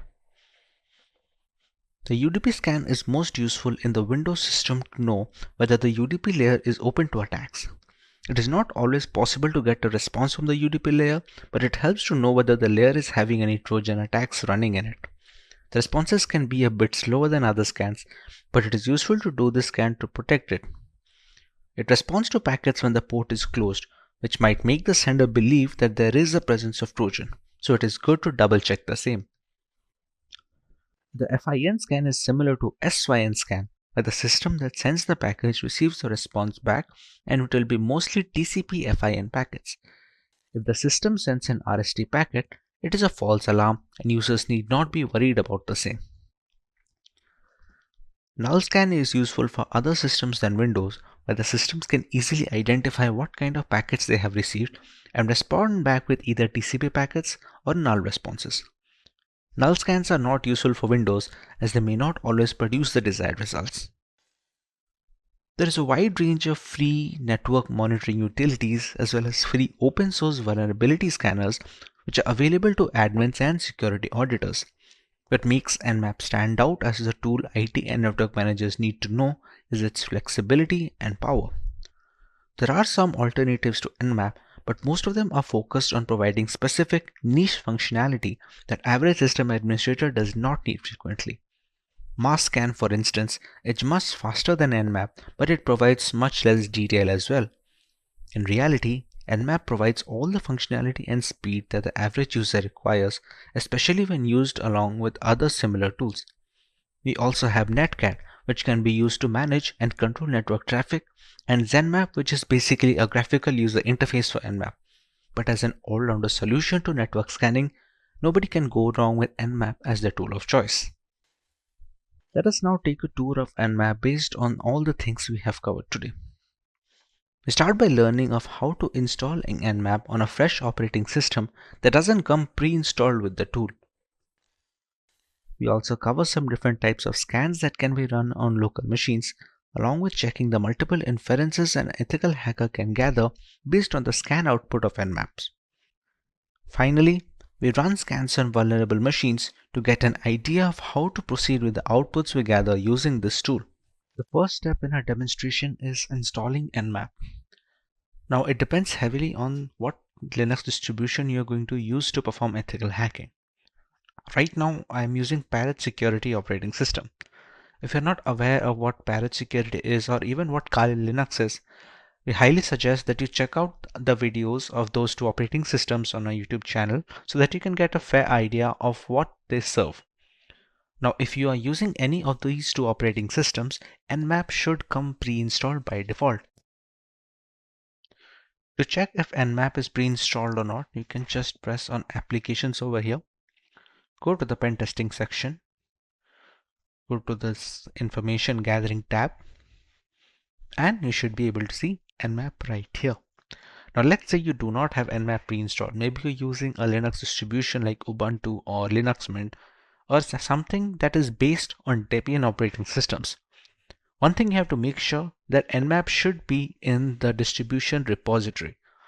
Once you check that, or even if you do not know if it is present, it should be sudo, which is to give root permissions for installation, apt.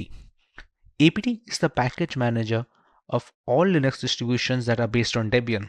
That goes for Debian Stable, Ubuntu, Linux Mint, Kali Linux, Parrot Security, and anything of that nature. apt is the package manager which handles the installation and removal of applications in these specific operating systems. Once you're here, just write install and Nmap. Press enter and it's going to ask you for the root password that you set when you install the operating system in the first place. Enter your root password and press enter again. As you can see, it's saying that Nmap is already installed the newest version since I'm running Parrot Security operating system. Now should you be running this operating system or even Kali Linux, you should receive a similar message and the installation is already done. If you are using some other distribution, let's say even Black Arc, Arch Linux or Manjaro, anything like that, the installation steps will be slightly different. This sudo apt install nmap command is for distributions that are derived from Debian and Ubuntu. If you want to install in Arch Linux based distributions, you have to use their package manager, which is known as PAMAC. But that is for a different step. And if you want to get ethical hacking, the best way to start is by learning either Kali Linux or Parrot Security. Now that the installation is done, we're going to learn how to use nmap. One of the most basic functions of nmap is to identify active hosts on the network. We can do this by using a ping scan. The ping scan identifies all of the IP addresses that are currently online without sending any packets to these hosts. Now to run the ping scan, we're going to write nmap. The flag we're going to mention over here is SP. Now these flags are the different traits of the nmap scan. Depending on what flag we use, we can send different kinds of requests to the host that we are scanning. Now, before moving forward with this, let me open another terminal over here and check the IP address. We're going to write the command ifconfig and find the subnet in which this system is present. As you can see, the IP address is 192.168.72.131. Now this operating system is being run on a virtual machine software known as VMware. The VMware in itself is running on a Windows 10 operating system. Considering they are now a part of the local network, this IP address is of Parrot Security, and the Windows operating system, which is the host system in my scenario, will fall in this particular subnet. So to run our scan, we're going to target 192.168.72.1/24. This command then returns a list of hosts on your network and the total number of assigned IP addresses. This is going to be a capital P. Yeah. If you spot any hosts or IP addresses on that list that you cannot account for, you can then run further commands to investigate them further. As of right now, you can see the machine that is the Parrot Security. This IP address can be detected in the subnet. The 192.168.72.1 is my local Windows machine that is running VMware software and ultimately this virtual machine. The 72.2 is the DHCP server that hosts the internet connection of the Parrot Security. This we can ignore for now. Now, the Windows machine that we have over here, let's run some tests on that. We're going to clear our terminal and we can close this actually. When scanning hosts, nmap commands can use server names, IPv4 addresses, or IPv6 addresses. A basic nmap command will produce information about the given host. To run a basic port scan, we can just use nmap along with the IP. Now, as we remember, the IP is 192.168.72.1. This is the IP of my local Windows 10 machine.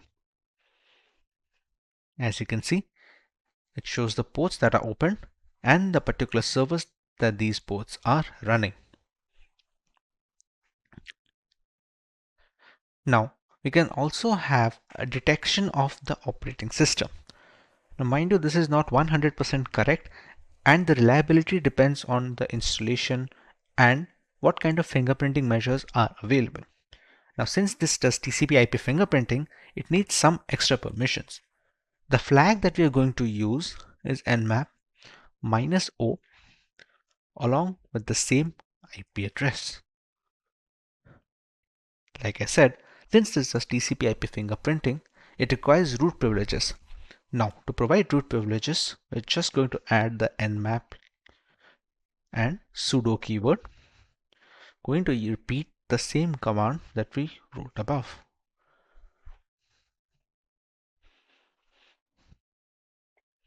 As you can see, it has successfully detected that I am running Microsoft Windows 10 with this MAC address. It has also shown the correct build number of the Windows 10 system that I am using. This is useful for troubleshooting, scanning for few vulnerabilities, or even locating some services that need to be updated.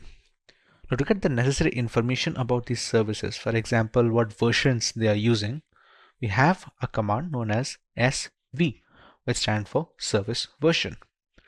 We use the same IP address and press enter. Now, as you can see, the scan is complete, and if you can check the results of the scan above here, we don't see any version number for the services. Here, we can actually check what version they are running. Now, this becomes helpful when we are trying to find specific versions to exploit. For example, if VMware Workstation 16.1.2 had some particular vulnerability, we can exploit it by checking this command. Apart from the host scanning, port scanning is one of the most basic utilities. There are a few ways that this command can be customized as well. For example, I have already checked that the 443 command is open, but I have found out after running this lengthy scan. Let's say I only want to check if the port 443 is open. Nmap. I'm going to use the flag of -p, which stands for port, and give 443 as an argument here, using the same IP address. And you can see it says it's open, but we already knew it is open. Let's say there was something else. If let's say we're going to scan if the Apache web server port is open, which usually runs on 80. Obviously, since I'm not running an Apache web server, it says it's closed. Now we can combine these two commands by running both ports simultaneously. To do that, we can just put a comma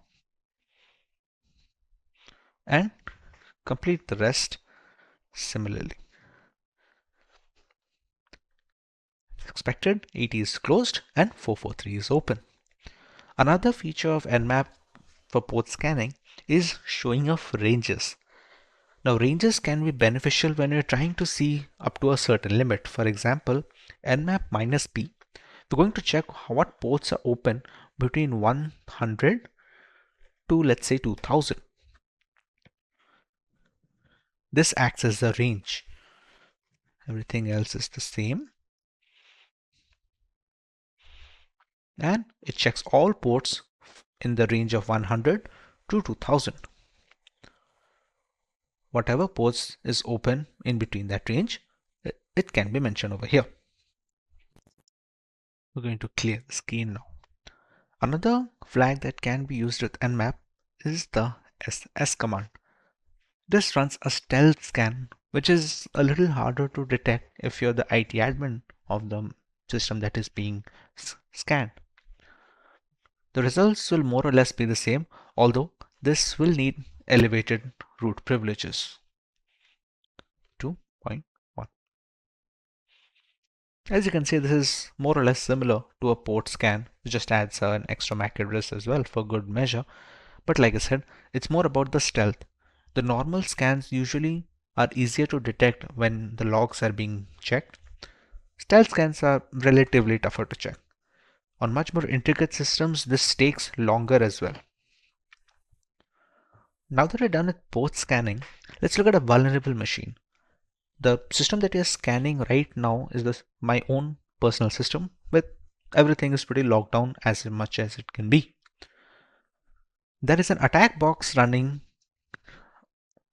in the cloud, the IP address of which is over here.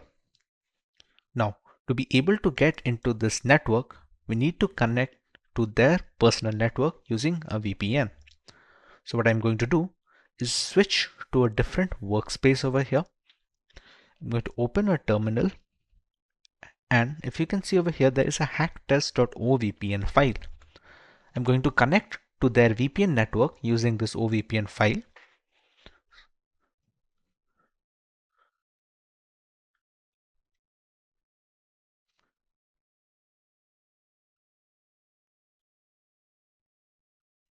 And once we get the initialization sequence completed message, we know that the connection has been established. Like we discussed, this is the vulnerable device IP. We're going to copy this and we're going to try to ping this. Let's open a new terminal. We're going to try to ping this and check if we are able to reach this machine. And as you can see, we're getting a reply back, which means we are now part of the local network where the vulnerable machine is present. Let's run a service scan map with the respective versions. We ran the similar scan on my local machine, where we were able to detect what version each service was running. What we're going to do over here is by checking what kind of services are open on the machine running on the cloud, we're going to decide what we are going to do next, and we're going to see if Nmap alone can point us to a direction where we can gain access to the machine. As you can see, the scan is now completed, and we have some of the ports that are being opened over here and what kind of service they are running. Now, like we discussed, this is the first stage, or sometimes even the second stage of ethical hacking. What we can infer from here is what are the services that are being run. Now these two ports, 139 and 445, are actually Windows SMB server ports, which are above the Windows Samba server. Now every service has a particular port attached to it that will be consistent whichever machine you may use. Apache server will always run on port 80. SMB servers will function on these two ports. Now SMB servers have had a vulnerability known as the Eternal Blue exploit, which was pretty well known. As of right now, from the scan results, we are not able to detect if this machine has the similar vulnerability or not. But since it has the SMB server open, it's worth a shot that we try that exploit on this machine. Now to start the exploit on this, we're going to open another terminal over here, and we're going to use Metasploit for trying the exploit there. We're going to write sudo msf console. MSF console is the keyword for launching the Metasploit console. Enter the root password and wait for Metasploit to launch. Other than the ports, we can also see that it has checked the host name of the system and the operating system as well. Now that the Metasploit is open, we're going to launch the exploit. Now before launching, we're going to have to check what exploits are there for the Eternal Blue vulnerability. We're going to use exploit blue, and we're going to check what kind of results we are getting over here. As you can see, serial number 9, exploit Windows SMB MS17010 Eternal Blue. It was first disclosed in 2017 and SMB remote kernel pool corruption. Let's say we're going to use this particular exploit. Now all of this may be confusing if you're not aware of Metasploit, but remember, this is the next stage of ethical hacking, which comes into the gaining access part. We're going to use exploit number 9 as we found above to use exploit number 9.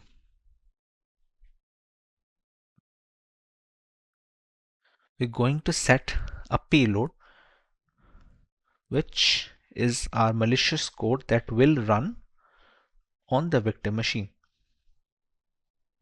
Now we're going to check some options. As you can see, it has by default pointed it to the 445 port, since that is the port where SMB server can be accessed from.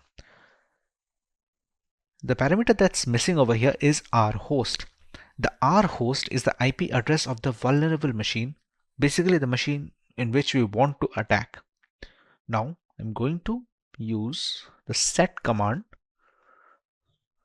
to set the IP address. Now if we check, we now have a victim IP address set.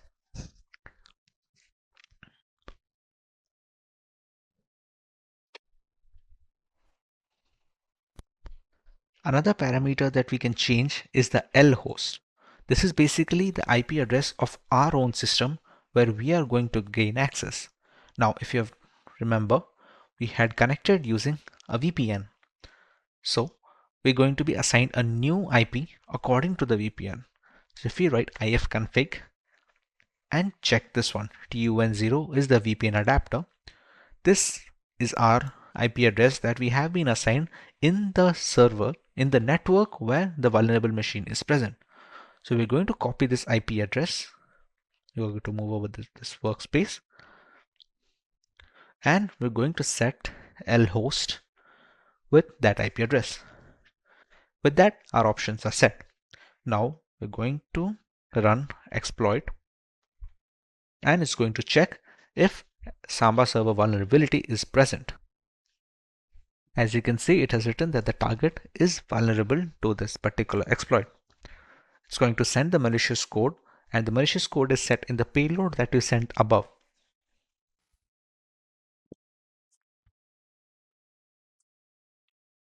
And we now have the shell command of the Windows machine.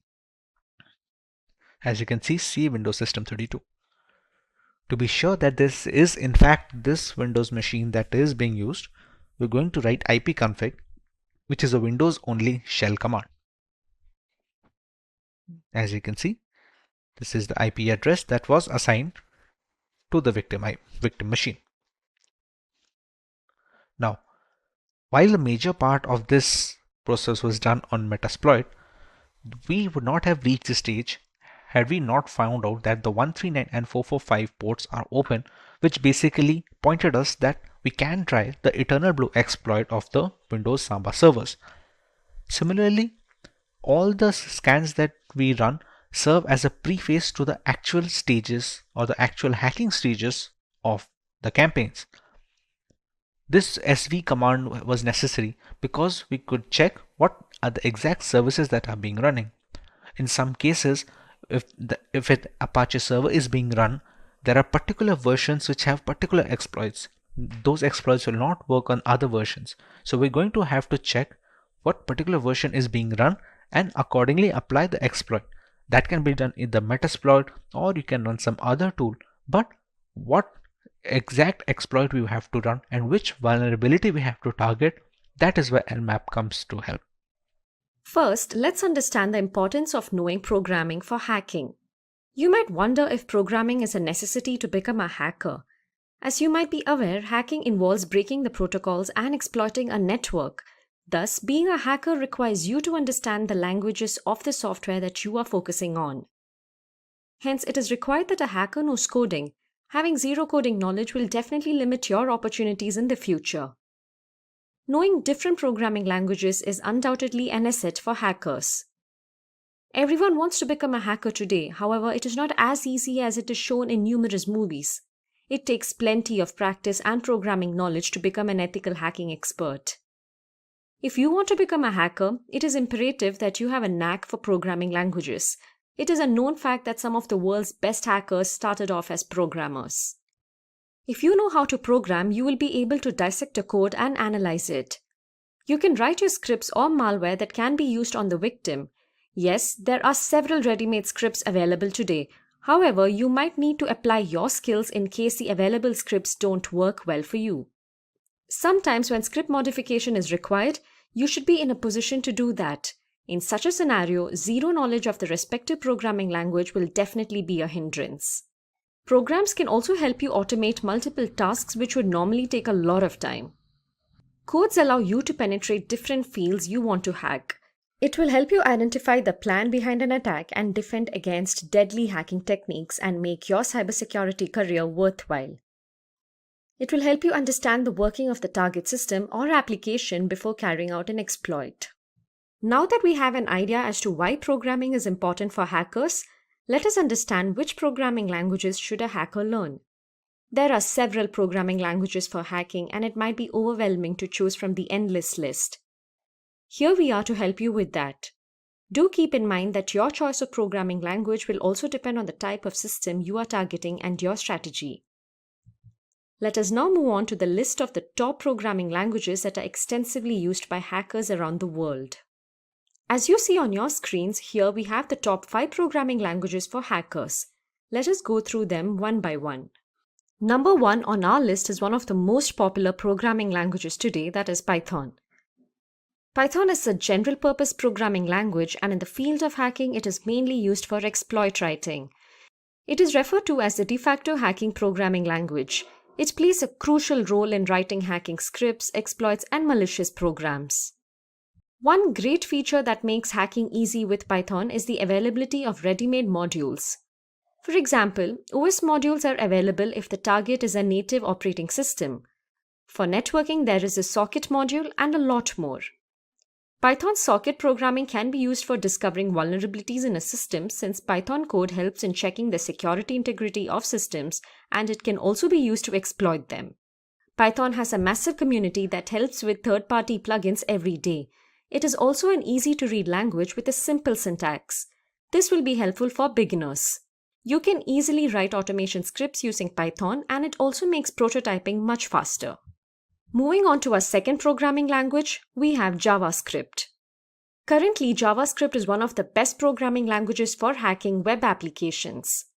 A good understanding of JavaScript allows a hacker to discover vulnerabilities and carry web exploitations, since most of the web apps use JavaScript or one of its libraries. Knowing JavaScript will help you discover flaws in web applications.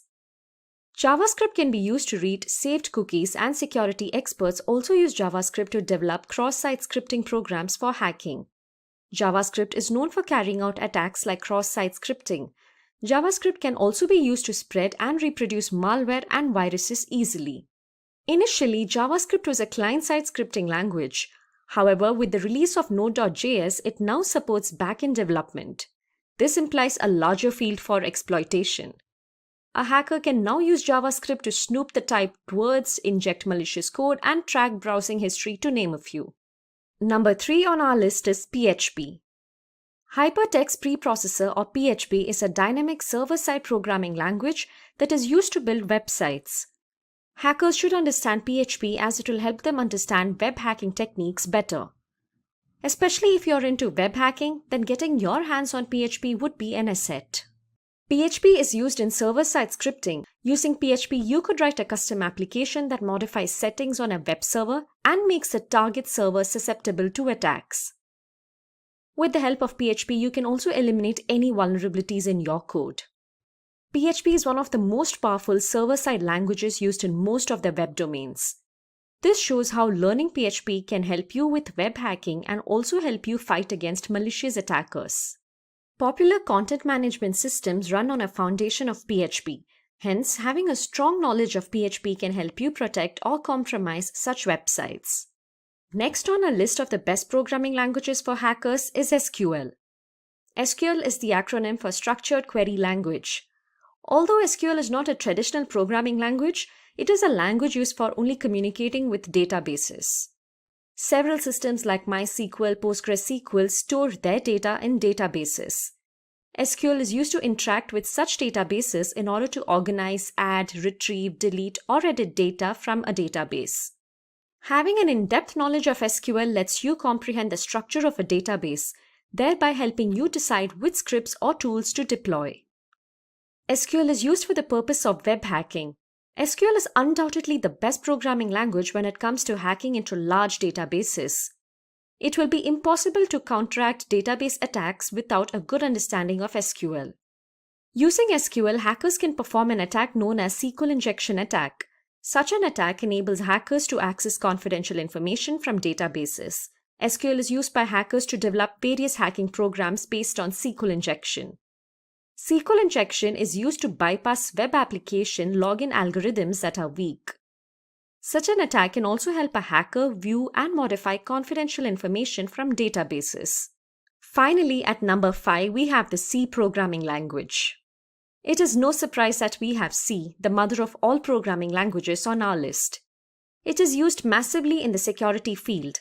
It helps with exploit writing and development. The low-level nature of C provides an edge over other programming languages used for hacking.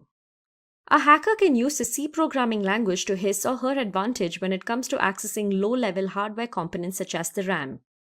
Security professionals mostly use C when they are required to manipulate system resources and hardware.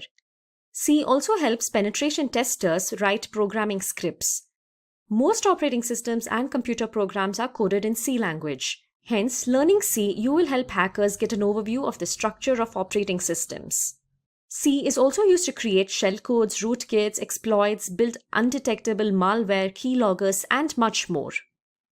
Sometimes it is also advisable to learn both C and C++ as they both come in handy for hackers. So those were our top 5 programming languages for hackers. Do keep in mind that the most important step of becoming a hacker is to learn various programming languages. It will be great if you can master a variety of programming languages as your target will not be the same always.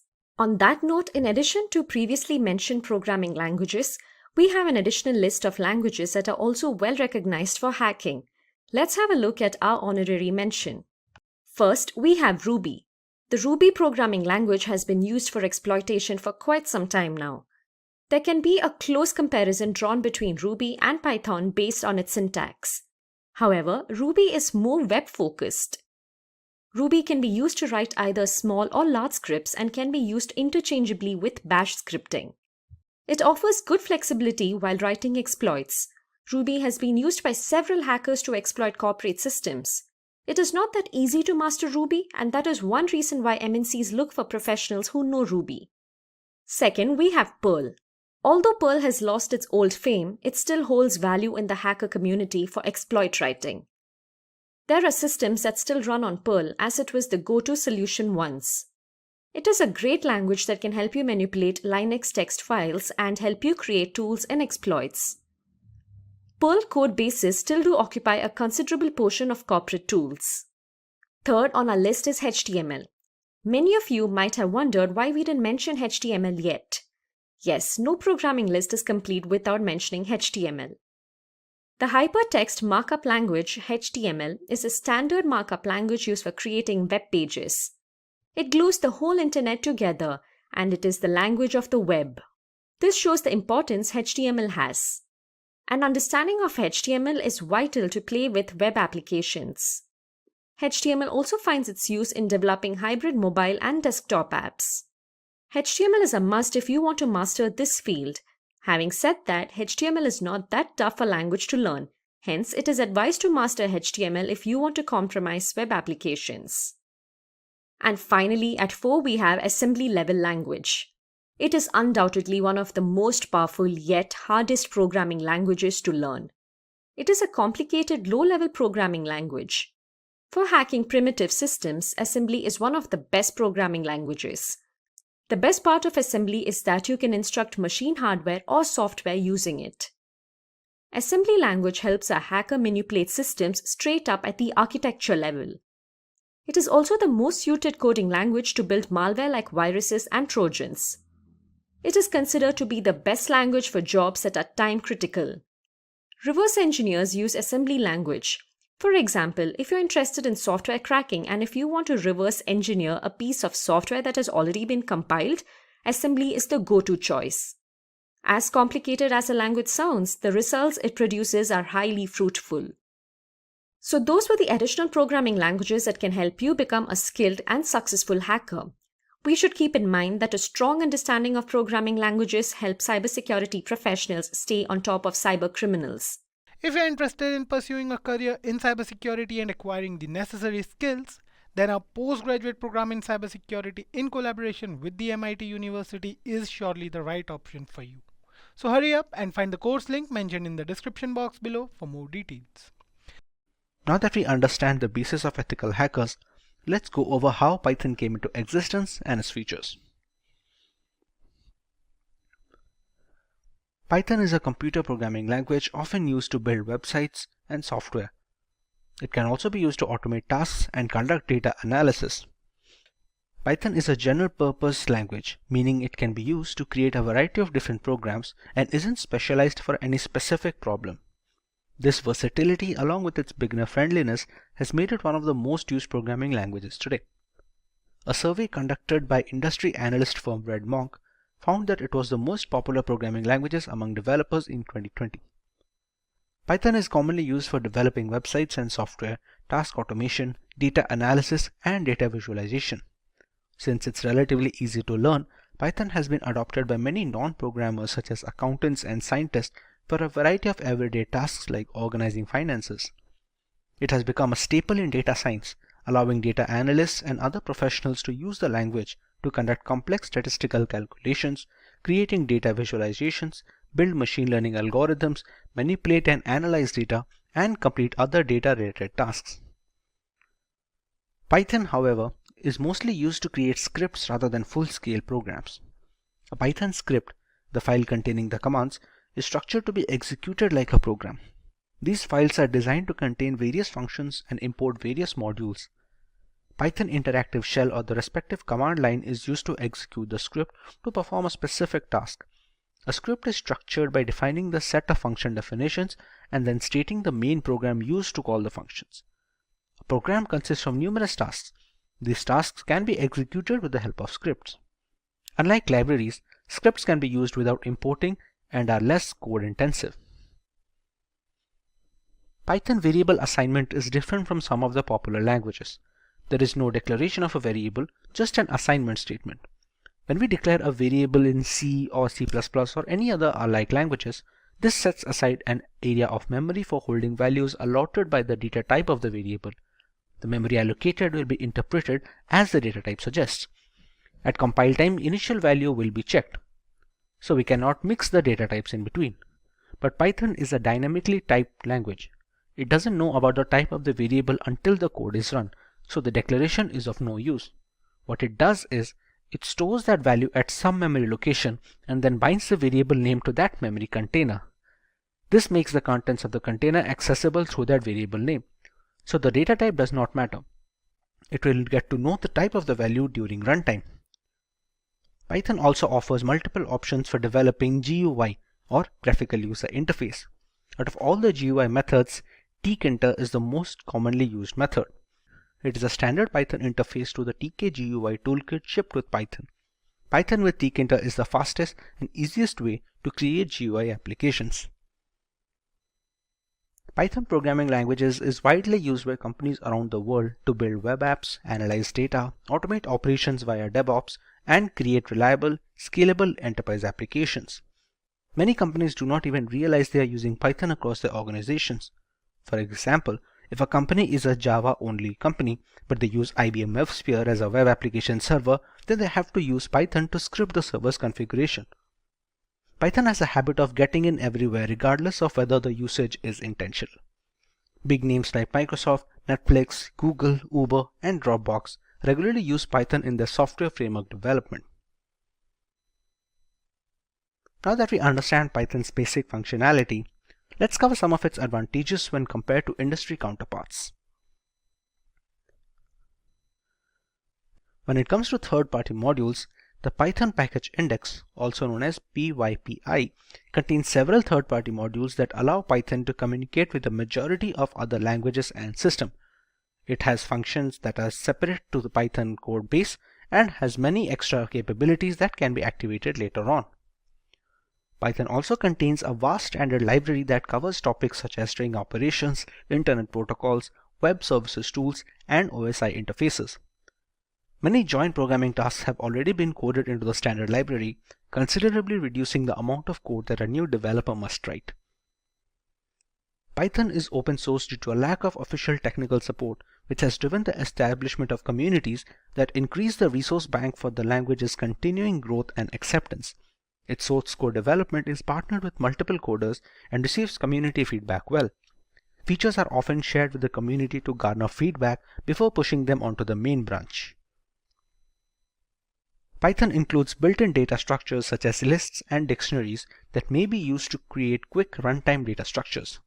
Furthermore, Python has added benefit of dynamic high-level data typing, decreasing the support code length required. Data structures are the set of data elements that produce a well-organized way of storing and organizing the data in the computer so that it can be useful.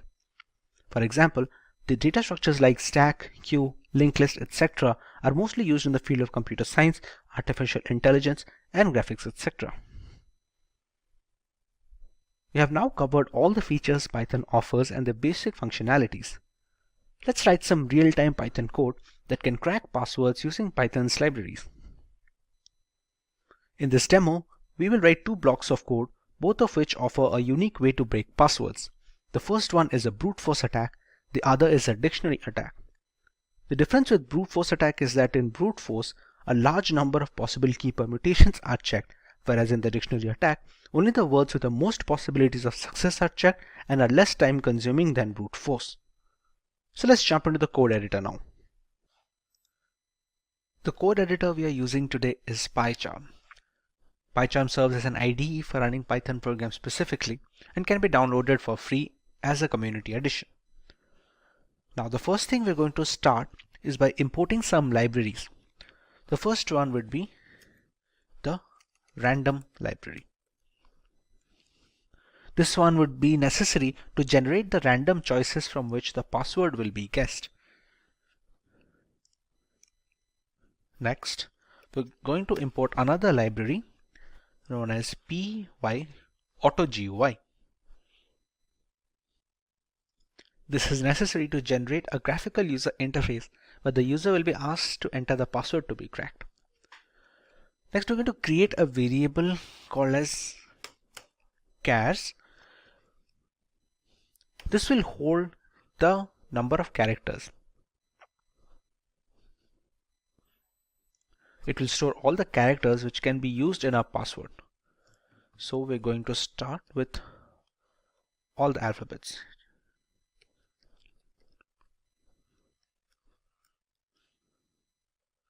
And just to be safe, we're going to add all the digits as well from 0 to 9. Now this can be expanded further to include special characters, but we're going to skip that for this example. Next, we're going to turn this variable into a list. This is necessary so that we can traverse the list accordingly. So we're going to create a new variable allchar and convert this into a list. And there we go.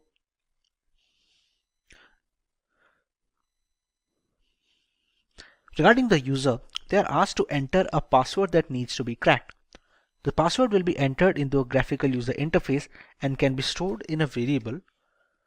Let's take it as pwd.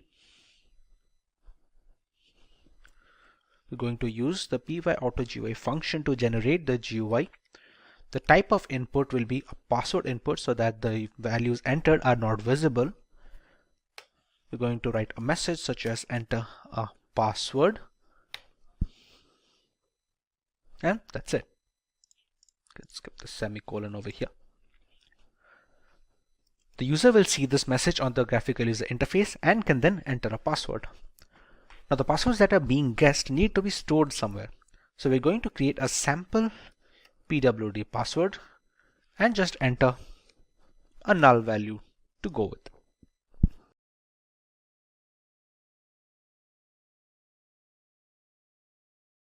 Now we're going to start generating random values that need to be checked. For that, we're going to use a while loop, and the condition that we're going to run is sample password, which will be our guessed password, should not be equal to pwd, which is the original password. Now this loop will run as long as the values are not same. The moment the sample password, which is the password guessed and generated randomly, becomes equal to the original password, this loop will be closed and the program will be over. So we're going to start generating by assigning the value to sample pwd is equal to, going to use the random.choices function, and the arguments we're going to pass as allchar, which is the list of all the values that need to be checked, or more like all the characters that can be used to generate random choices. And for the length, we're going to assign a value of k, which will be the length of the original password. The original password which is entered, we're going to check the length using the len function and make sure that the random choices function generates passwords of that length specifically. Now we can skip this so that it checks for all the possible variations and all the different lengths, but that will take time. So we're going to stick with something small for this example. Next, we're going to print out a message where we can see the number of values that are being checked. we can put up a simple message such as this. We're going to check the string value of sample pwd, and we're going to close the message. That's it.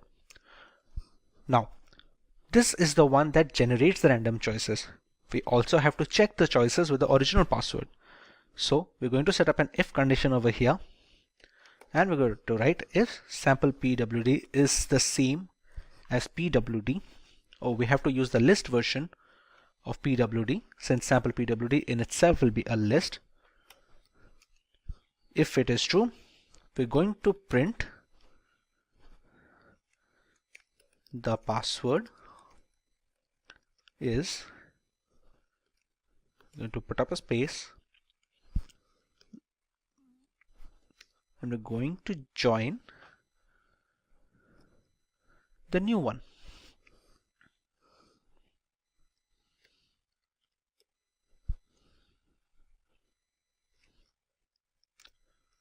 This will display the guessed password.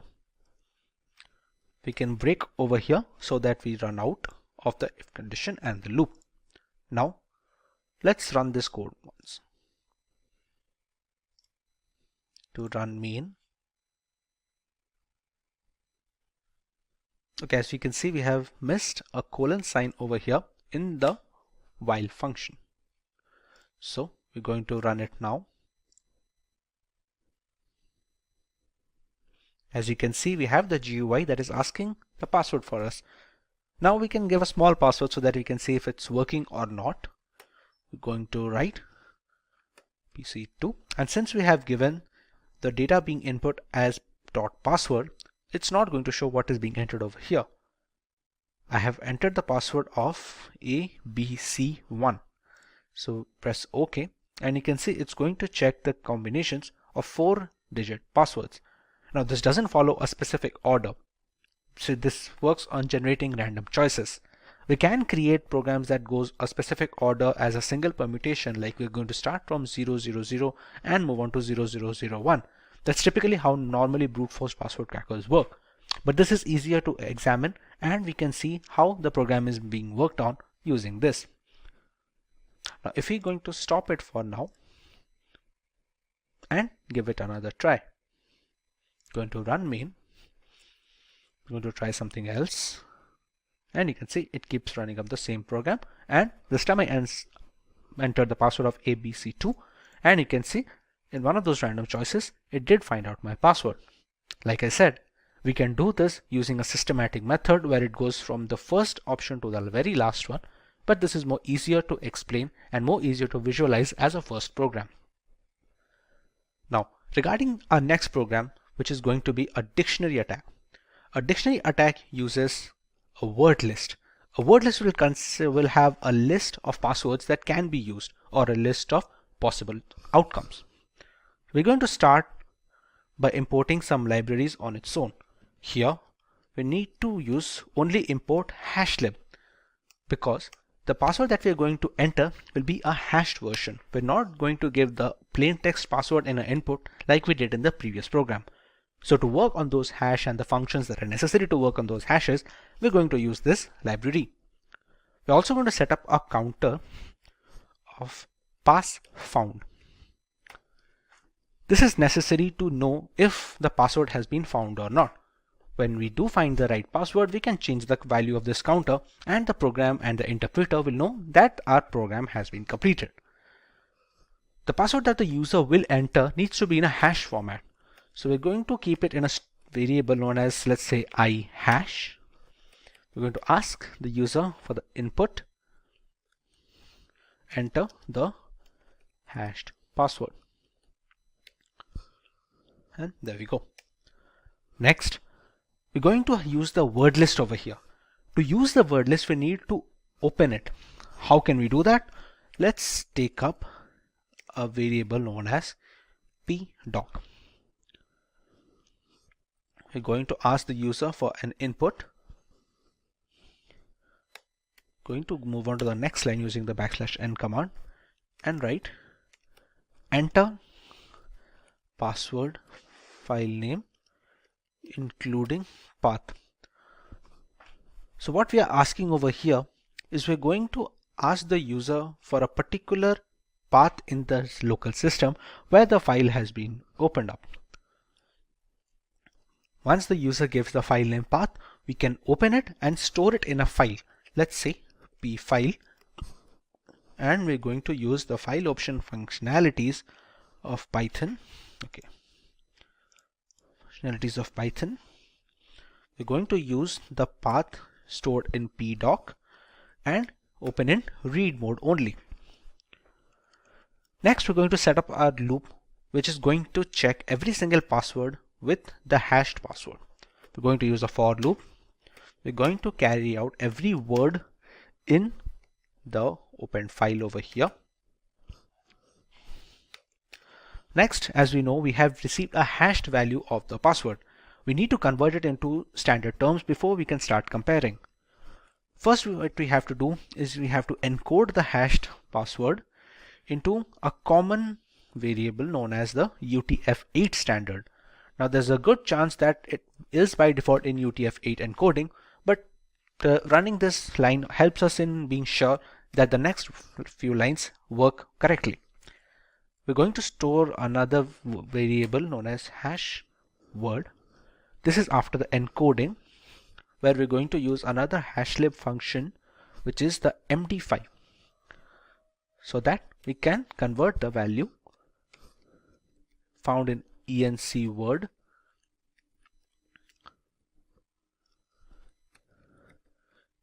and keep it in a hashed format.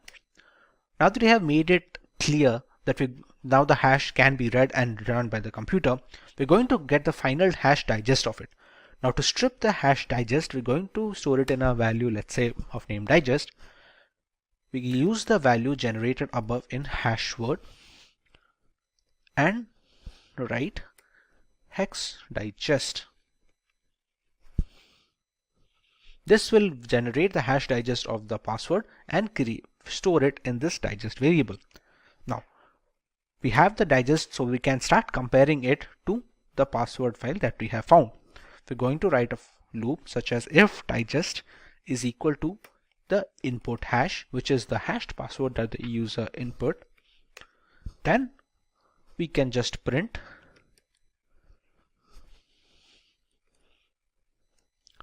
password found, which we can then show using whatever value has been extracted right now from the password file or the word list. We're also going to change the variable of the pass found counter to 1, and we're going to break. Now let's say that we do not find a password. We have to inform the user that the password is not found in the particular word list. So we're going to write another loop, let's say if not pass found. Now think of it from a systematic way. The default value of pass found is 0. Let's say we do find a password in the word list, the value is getting changed to 1. So at this point of time, the value of pass found should be 1 if the password has been found. If not 1, which basically implies if 0. Since 1 is considered as true and 0 is considered as false, if it is 1, this part of the if condition will not be executed. This part will only be executed if no password is found, and by default the value of pass found is 0. So if not 0 will turn into if 1, which is supposed to be true, and the following lines will be executed. So the next few lines we're going to print that the password was not found.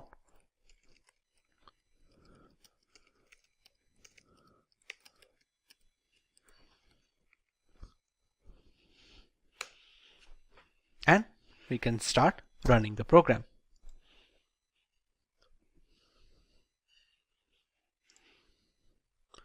Now to generate the hashed password, we're going to use an online tool known as the md5hashgenerator.com. Now let's say our user password is the same as the one we used in the last program, which is ABC2. We're going to generate the hash. We're going to copy the MD5 hash over here. We press on copy and we're going to paste Ctrl V and press enter. Now this password file name is asking for the location of the word list. Now I have stored the word list in my D drive with the name of p1.txt. This file has a list of passwords which also include the word abc2 in there. So we go to press enter. As you can see, it has found the password abc2 after doing the hash functionalities over here. Now if we were to remove it, let's say we're going to use a wrong password. For example, we're going to create a new value such as of abc5 and take this new hash value. We're going to rerun this program and we're going to use a new hash value which is not present in the current word list. As you can see, we are now getting the expected password not found functionality. So this way, the password has been cracked open with two different types of attacks using a brute force and a dictionary attack. Since this type of methodology works on a word list, this is known as a dictionary attack as it has a source of passwords where it can check the possible outcomes from. So let's begin with what is SQL injection. As the name suggests, SQL injection vulnerability allows an attacker to inject malicious input into a SQL statement. So SQL stands for Structured Query Language, which is a language used by an application to interact with a database. Now, normally this attack is targeted towards a database to extract the data that is stored within. However, the vulnerability does not lie in the database itself. The vulnerability will always lie in the application. It is the developer's prerogative of how to develop the application, how to configure it to prevent SQL injection queries from happening. A database is created to answer questions, and if a question is asked, it is supposed to answer it. Database needs to be configured for some amount of security, but the vulnerability, the flaw here for SQL injection will always lie in the application itself. It is how the application interacts with the database that needs to be modified, that needs to be maintained by the developer rather than just configuring the database itself. So the attacker at this point in time, when they send a query to the application, will form a malformed query by injecting a particular command or an operator that is recognized by the SQL language. And if that operator is passed through the application to the database, then the database basically gets cracked or does a data dump because of that unwanted character coming in. So this character needs to be filtered at the application level itself. Now let's look at a quick demo. So what we have done here is I have this virtual machine called OWASP Broken Web Applications Virtual Machine version 1.2. I'm going to power this on. Till this powers on, I'm going to show you where we can download this utility from. So you can just look for OWASP Broken Web Application Project download. You'll find it on sourceforge.net. Click on the link. You can download the Broken Web Application Project from here. This is a 1.9 GB download, and you can have a zip machine directly for VMware or Oracle VirtualBox. Now, this is an application that has been developed by OWASP, which stands for Open Web Application Security Project, which is a not-for-profit organization and periodically releases the most top 10 risks that an application will face for that particular year. So they have given a web application with inbuilt vulnerabilities for professionals like us to practice upon, to develop our skills upon, because doing this in the real world is illegal. I cannot go onto a website to demonstrate how a SQL injection attack works. Neither should you try your hands on it till you become very well rehearsed with it. So to upgrade your skills, to upskill yourself, please download this machine, host it in a VMware workstation or an Oracle VirtualBox, and you can then try your skills on it. Right. So just going back to the browser here, if I open up a new tab, you'll see that this machine has booted up and has an IP address called 71.132. So if I just go onto that IP address and I type in 192.168.71.132, and you'll see the OWASP Broken Web Application project, and there are a lot of training applications, realistic intentionally vulnerable applications, old versions of real applications, and so on and so forth. So there is a lot of applications inbuilt over here that you can try your skills upon. We are going to try to use the OWASP Mutility over here.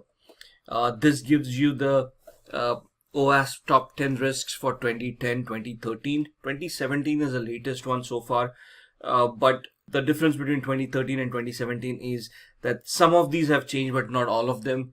The order has changed a little bit, but you can see that SQL injection is on the top A1 amongst the injection attacks, right? And you can see there are multiple types that have been given here. The SQL injection for extracting data, or SQL injection for bypass authentication, or insert your injection attacks, blind SQL injection. And then there is a tool called SQL Map, which is available freely on your Linux machines, Kali Linux or Parrot Linux, whichever you want to use for your practice targets, and so on and so forth. So if I just take you here for bypass authentication, and this is a regular login page that an application may have, right? You look at a username, you look at password, you type that in, and you log in. So let's say I don't know a password here. I'm just going to type in the username test. Password is PASSWORD. I try to log in, and it shows me that the account does not exist. So the authentication mechanism does work. I did try type in a username and password. It wasn't recognized, so the account does not exist. Now let's try to type in a SQL query. Here I'm going to just give it a single quote, which is an operator that is recognized by the SQL language, which when the database tries to execute will cause the database to dump some data or to bypass authentication in this case. And I'm going to give it a condition, single quote, or 1 equals 1 space hyphen space, and I'm going to click on login. Now right now I'm not logged in at all, and we tried our username and password and we weren't able to log in. So now if I log in, you will see that it gave me a status update saying the user has been authenticated, and I'm logged in as admin, got root. So that is what these SQL queries can achieve. I'm going to log out right now, and we are going to look at the basics of SQL injection. So looking at that small demo, now let's look at what types of SQL injections are available. So the first is in-band SQL injection. There are two subtypes within in-band: error-based injection attack and a union-based injection attack. The second type is blind SQL injection attack, where there's a Boolean-based and a time-based attack. And the third one is out-of-bound SQL injection attack. Now, what is in-band SQL injection attack? In-band is where we are either attempting the error-based or the union-based. What is error-based? We send a query to the database, we craft a query to the database, and it generates an error message, and it dumps the error message right in front of us on the screen. That makes us realize that there is a flaw, and there is some information that is dumped on the screen, which we can then further utilize to craft our further queries as we go ahead. Whereas union-based is it is where we combine multiple statements at the same time. So if you look at the URL, earlier in the URL, you would see a large structure in that URL. We can try to add two or more statements within the URL itself to combine them and then confuse the database into executing both the statements together and giving a data dump at the same time, right? So what would an error-based SQL injection look like? If I go back to the same database, which is here, right? And if you remember the username, we gave it a single quote or 1 equals 1 space hyphen space. We gave it the condition, right? So basically what it did was a single quote is an operator that goes to the database, selects the default table in the user tables in this database column, and then compares it to the condition that is given. So the condition that we gave was 1 equals 1, which is always true. So what it did was it selected the default user table that was available in the database, and instead of comparing it to a password, it compared it to the condition. So if I give it 1 equals 2 where the condition is false, and if I log in, you will see that the account doesn't exist, comes back again because the condition was false, and instead of comparing the user account to the password, it basically compared the user account to the condition. So if I give it a single quote or 1 equals 1 hyphen space and login, you can see that this is a correct condition, and thus we are able to log in. Now, before we even go to that extent, if I just forget the condition over here and I just give it a single quote, the operator, and I send this operator to the database and I click on login, you will see that it generates an error which is right on top, and it tells us the line, the file where the error happened, and you can see it happened in the MySQL handler.php file, right? And then it gives us the message, you have an error in your SQL syntax, check the manual that corresponds to your MySQL server version for the right syntax to use. Now, why would a hacker want to do this in the first place? Because there are different types of databases. So there is a MySQL, MS SQL or Microsoft SQL, Oracle SQL, IBM DB2. All of these are variations of the SQL database. They use the SQL language. However, every database has its own command, right? They have their own syntax, they have their own specific commands that are utilized for the database. So in this scenario, the hacker wants to identify what database is being currently utilized so they can craft those particular queries. So now with this injection, with just me sending the quote and the error getting generated, I now come to know that we are using a MySQL server, and the version of that server is 5.1.73. and the rest of the information about where the handlers are located and so on and so forth. Right, this gives the information to the hacker of how they want to proceed next, what kind of queries they want to create, what kind of syntax they want to utilize. So error-based attack is where you generate these kind of errors and you get this information. The union-based is where you craft your queries within the URL. You can try to combine multiple statements within the input fields and try to generate a response from that. Then we come to Boolean-based SQL injection. Sends a SQL query to the database which forces the application to return a different result depending on whether the query returns a true or a false result. So basically, if the input is false, both the inputs are false, the output would be false. There's one input that is false, the other input that is true, input B, the output would be true, and so on and so forth. Right? So depending on the result from the inputs, the attacker will come to know which input is true. With this, he can then access the database of the website. So you're trying to figure out by sending out multiple inputs and then analyzing the output to see what exactly, which command exactly worked, what was the resultant output of that command. Thus, from this kind of an information, the hacker can infer their next step forward. Then you have time-based SQL injections. Now, there are times when a database administrator or an application administrator has done some security configuration and thus have disabled verbose error messages. Now, what is a verbose error message?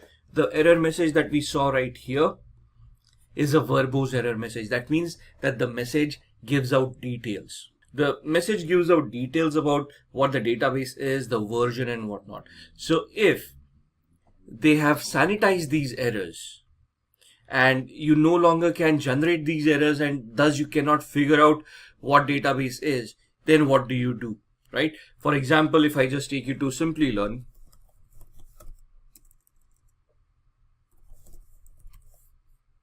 and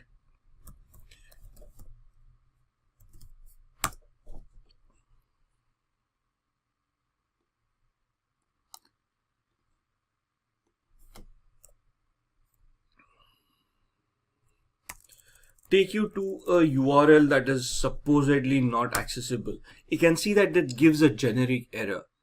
Oops, like it looks like you have crash landed on Mars. It doesn't give you a verbose error that we saw here. So this gives us a detailed error of what went wrong, where it gives us the database, the version of the database, and where the query went wrong, and etc, etc, etc. Whereas on this site, where there's a lot of security that goes in here, so you can see that it doesn't generate a error. You just get a generic page in front of you. So in that case, what does a hacker do? So the hacker then injects a time-based query in the URL, which allows us to verify whether the command is being executed or not. So we put in a time wait let's say 10 seconds of time wait. So if the moment we inject the query, if the query times for 10 seconds and then gets executed, that means that the SQL injection is possible. However, if we inject the query and it just gets executed without the delay, that means that the time injection attack would not be possible on that particular site. Out of bound is not a very common attack. It depends on the features being enabled on the database management system that is being used by the web application. So this can be a somewhat of a misconfiguration error by the database administrator, where you have enabled functions and not sanitized them. So you have not done access controls properly. You have not given account control. So queries should never be executed at an administrative level. They should always be executed at a user level with minimum privileges that are required for that query to be executed.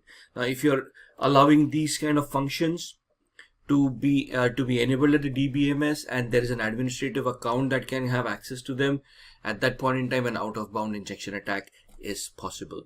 So let's look at how a website works, right? How SQL works on a website. Now, the website is constructed of HTML, hypertext markup language, which would include JavaScripting for functionality, cascading style sheets for the mapping of the website, right? And then React, JS and whatnot for further functionality. Now, when we send a query to the website, it is normally using the HTTP protocol or HTTPS protocol.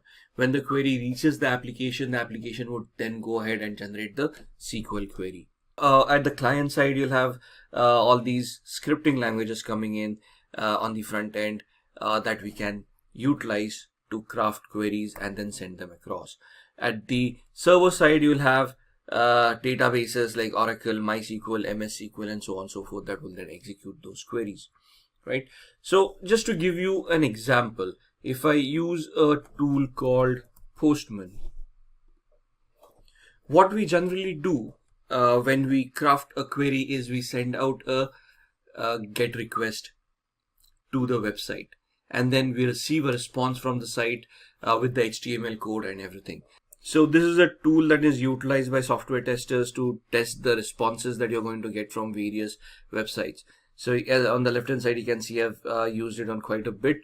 Here we have an example for gmail.com. So let's continue with that. So this is a GET request being sent to Gmail. The moment I send it, it's going to create an HTTP request and send it across. The response that I get is this. This is the HTML code for gmail.com, right? These are the cookies. These are the headers that include information. So you can see this is a text HTML. Character set utilized is UTF-8, and the configuration that has been done with the application, right? So this is where everything comes in. This is the cookie that has been sent with that particular request that I had sent out. Now, if we analyze this query, right? So when we went on to this application and I typed in that single quote and we generated this error, right? You can see that the application converted this into a SQL query. So the query was select username from accounts where the username in quotes, single quotes, and we use this quote, right? The single quote right there. So that's where we use that operator, and that's where the exception error occurred. So these are the kind of queries that are structured by the application and then taken on to the database for execution. When we type in, it is a HTTP GET request with the username and password within that query that is sent to the application. The application converts it into a SQL query, sends it to the database, and the database responds with the appropriate response. So how do we prevent SQL injection in the first place? Use prepared statements and parameterized queries. These statements make sure that the parameters passed into SQL statements are treated in a safe manner. So for example, we saw that the single quote was an operator. This shouldn't be allowed to be utilized in the first place, right? So here, what we are doing here is a secure way of running a SQL query in the JDBC using a parameterized statement. Define which user we want to find. So there's a string, the email comes in. Connection to the database. We are going to figure out how the connection is going to be passed, how it is going to be created. Construct the SQL statement we want to run specifying the parameter, right? So we define how is it going to be created, what is going to be created, what can be passed to the database and what should not be passed to the database. So that is one way of utilizing prepared statements, and parameterized queries. Then we have object relational mapping. Most development teams prefer to use object relational mapping frameworks to make the translation of SQL results set into code objects more seamless.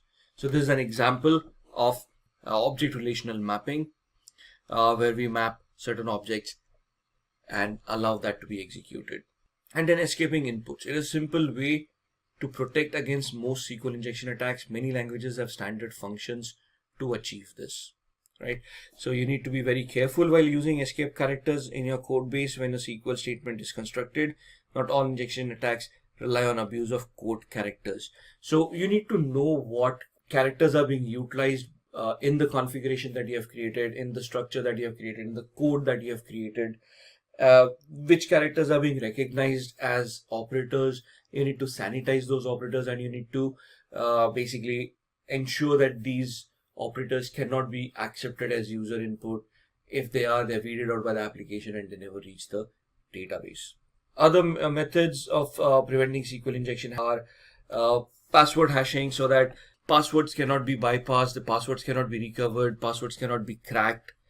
Third-party authentication, you use OAuth or some other service for a single sign-on mechanism. Thus, you rely on a third party to maintain the security of authentication and what kind of parameters are passed. For example, using LinkedIn logins or Facebook logins, right? For the layman, you normally go onto Facebook and you allow, if you're using a game, right? If you start playing a game, you're allowed to log into the game using your Facebook credentials or your Google credentials. Now that is not just for ease of use, but the game user, the developer, has outsourced the authentication mechanisms to third parties such as Facebook or Google, because they understand that that authentication mechanism is as safe as can be.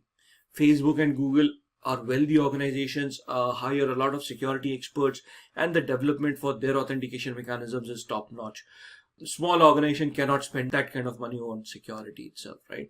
So you use a third party authentication mechanism to ensure that these kind of attacks may not happen. Then web application firewalls. Having a web application firewall and configuring it properly for SQL injection attacks is one of the sure shot method of mitigating or minimizing the threat in the first place. So at this point in time, you have realized that the application has some vulnerabilities for SQL injection, and instead of recoding or restructuring the application, you want to take the easier way out or the cheaper way out. So what you do is you install a web application firewall and you configure the web application firewall to identify malicious queries and stop them at the firewall level itself, so they never reach the application, and thus the vulnerabilities on the application don't get executed. Buy better software and keep on updating the software. So it's not necessary that once you have a software, you install it, it's going to be safe for life. New vulnerabilities are discovered every day, every hour, and it may so happen what is secure today may be completely insecure tomorrow or the day after, right?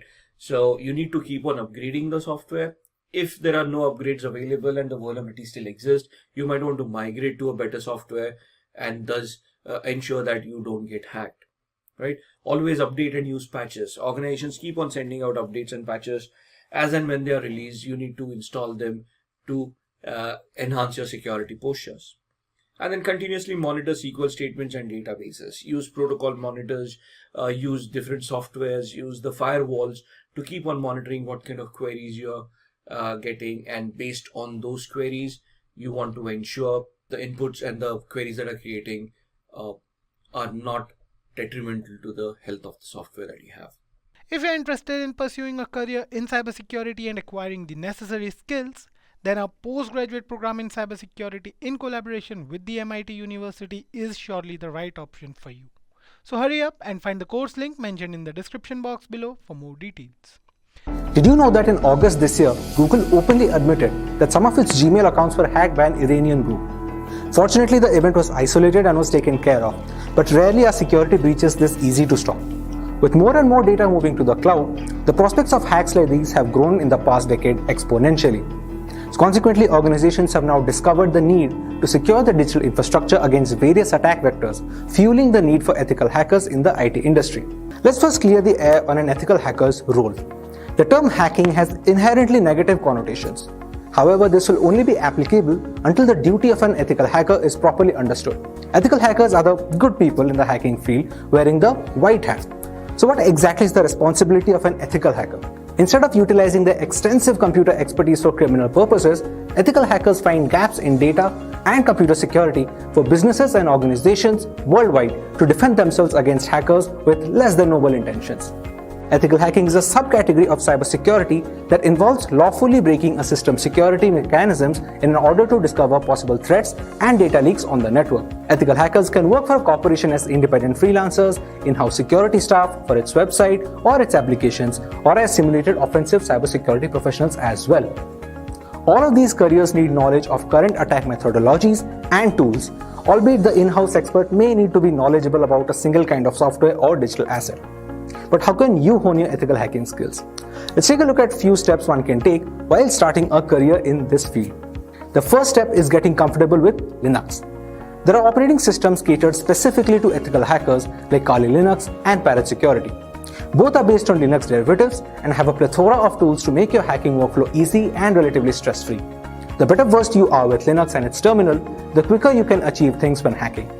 The next would be to master the mother of all programming languages, which is the C programming language. Since Linux and a lot of backend code are written in C, having a strong hand over this programming language is very important. It's always helpful to learn a couple more relevant languages like Python or JavaScript, which will help you dissect giant pieces of server code like butter. Remaining anonymous is vital in the hacking sphere, since giving a malicious actor news of your existence on a target network can cause him then to flee or attack your device instead. The usage of MAC address randomizers and proxy chains is highly beneficial and recommended when monitoring networks for criminal activity. And speaking of proxies, ethical hackers must understand networking fundamentals and exactly how they are established. Learning about various networks and protocols might help you exploit flaws. An ethical hacker with an extensive understanding of networking tools such as Wireshark, Nmap, and others can overcome field incidents relatively unscathed.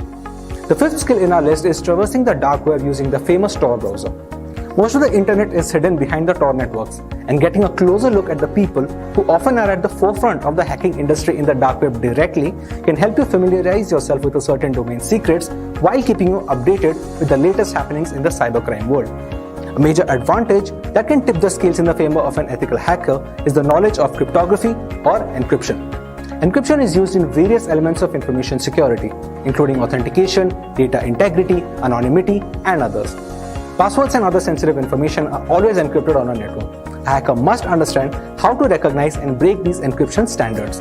Exploring vulnerabilities make you a better ethical hacker since it keeps you aware of the security measures that are kept in place as industry standards while handing you the most advanced penetration testing tools on the market.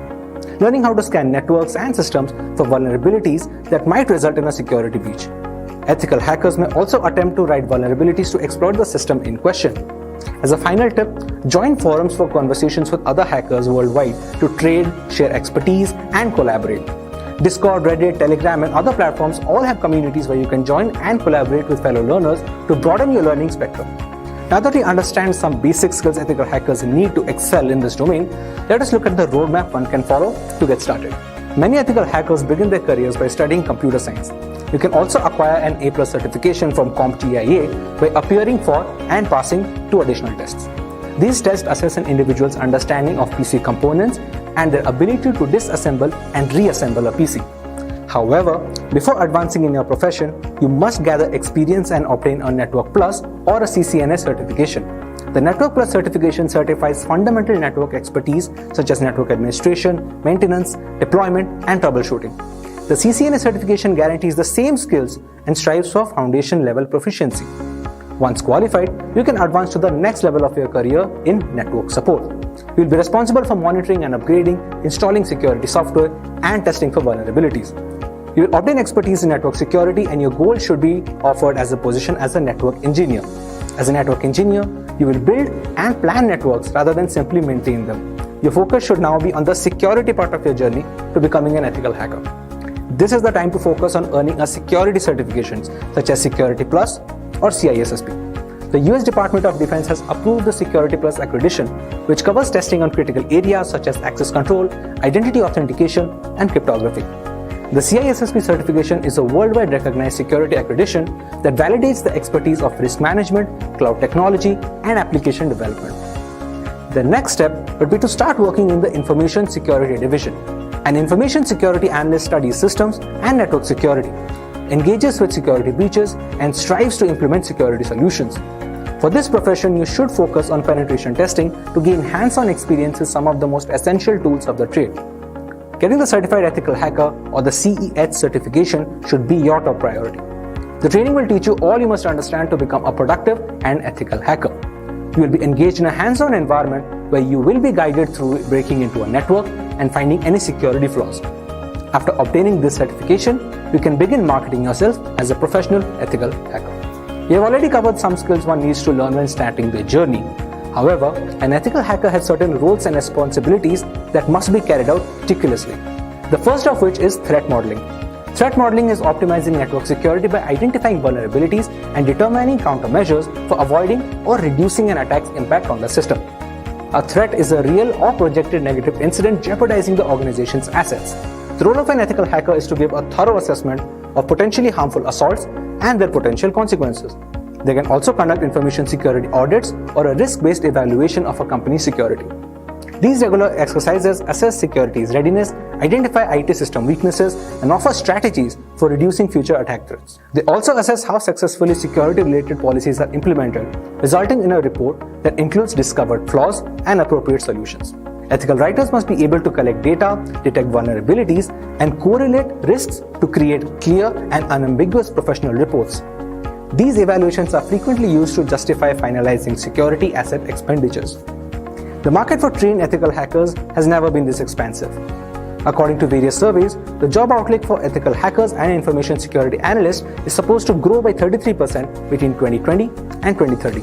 Companies like IBM, Google, and Microsoft are always on the lookout for trained cybersecurity personnel in this climate of data breaches and security. The important question is how to become a certified ethical hacker. In order to become a certified ethical hacker, you need to pass the Certified Ethical Hacker or the CEH exam from EC Council, which tests the broad knowledge of subject matter that is required for someone to be an effective ethical hacker. Well, since its inception in 2003, the Certified Ethical Hacker has been the absolute choice of the industry globally. It is recognized worldwide and has been endorsed by governmental agencies like the NSA. The CEH exam is also accredited by NC, which adds credibility and value to the credential members. The CEH exam is computerized, proctored exam. You'll have 4 hours to complete 125 questions. There are some sources of information that mentions that in order to pass, you need to score about 60 to 80%. The actual percentage of questions that you must answer correctly varies from exam to exam and depends on the difficulty of the exams delivered when you take the exam. The harder the questions that are asked, the fewer questions you need to get right to pass the exam. If you get easier questions, then you will need to get more of the questions right to pass the exam. However, keep in mind that when you take the actual exam at the testing center, the passing grade may vary. The CEH certification exam costs $500 plus an additional eligibility fee of $100. The exam duration is for 4 hours. The questions are all multiple choice. The exam is only available in English as of today. Candidates can take the CEH exam online using a remotely proctored service from anywhere in the world 24/7 as long as they have a computer equipped with a webcam and a microphone. Let's discuss the exam outline. The exam is broken into 7 domains. Networking and information background covers about 22%.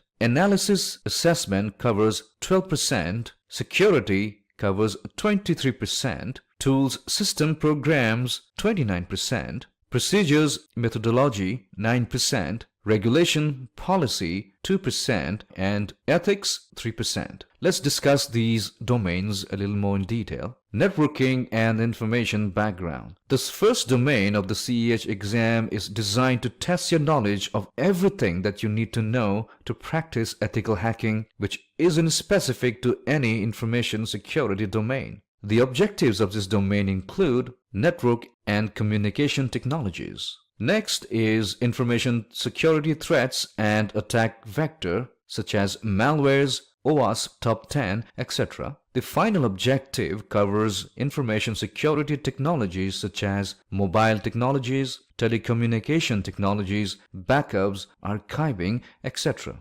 Analysis, assessment. This domain of the Certified Ethical Hacker exam is designed to test your knowledge of what goes into performing a penetration test or ethical hacking. The objectives of this domain are information security assessment and analysis and information security assessment process. Combination of ethics and regulation policy domains covers 5% of the total exam weightage. The objectives of these domains are ethics of information security, which covers what is considered ethical and unethical from the perspective of the CEH certification. Not only you will be expected to behave ethically, you will be expected to adhere to a code of ethics. Next objective is information security policies, laws, acts, which covers some of the major information security regulations and the evaluation of organizational security policies. This is an important procedures methodology. This is an important domain and carries a weightage of 9%. There are two objectives.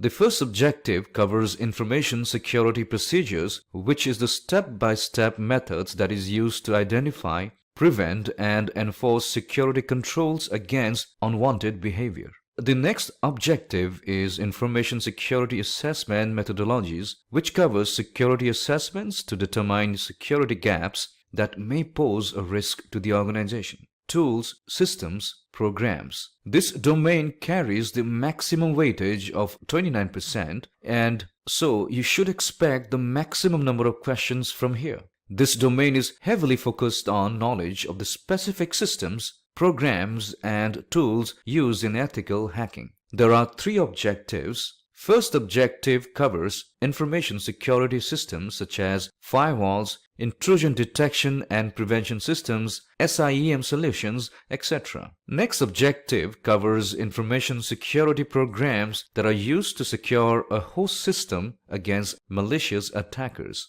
These programs include antivirus, anti-spyware, anti-riskware, ad blockers, anti-rootkit, etc. The final objective covers information security tools used for performing footprinting and reconnaissance, performing enumeration, conducting network scanning, performing web application hacking, etc. This security domain is the second largest domain on the exam with 23% weightage. This domain is divided into three objectives. The first objective covers information security controls such as administrative controls, technical controls, and physical controls. The second objective, information security attack detection, covers various methods to detect attacks against an organization's information security. The final objective, information security attack prevention, covers proactive methods that organizations can use to protect themselves from malicious attackers.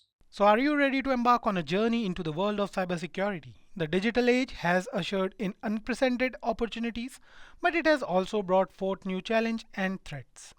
As cyber attacks become more sophisticated, the demand for skilled cybersecurity professionals is higher than ever. With the Simplilearn Cybersecurity Masters program, you can become a guardian of the digital frontier. A comprehensive curriculum, hands-on experience, and expert instructors will empower you with the knowledge and skills to thwart cybersecurity and secure a rewarding career in this ever-evolving field. This course will train you on the advanced step-by-step methodologies that hackers actually use, such as writing virus codes and reverse engineering, so you can better protect corporate infrastructure from data breaches. Not only that, but the CEH exam voucher is also included in this course. The only requirement to enroll in this course is learners need to possess an undergraduate degree or a high school diploma. and 1+ years of experience is always preferred. So hurry up and find the course link mentioned in the description box and pinned comment. Join us today and embark on a journey to safeguard the digital world. And that's a wrap. Congratulations on completing the Ethical Hacking Crash Course. You are now armed with the insights and skills to navigate the complex world of cybersecurity responsibly and ethically. If you like this session, then like, share, and subscribe. If you have any questions, then you can drop them down in the comment section below. Thank you for watching and stay tuned for more from Simplilearn. Staying ahead in your career requires continuous learning and upskilling.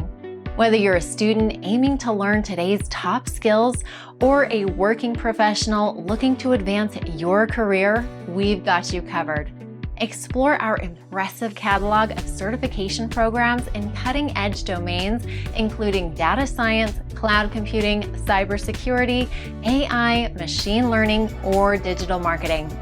Designed in collaboration with leading universities and top corporations, and delivered by industry experts, choose any of our programs and set yourself on the path to career success. Click the link in the description to know more.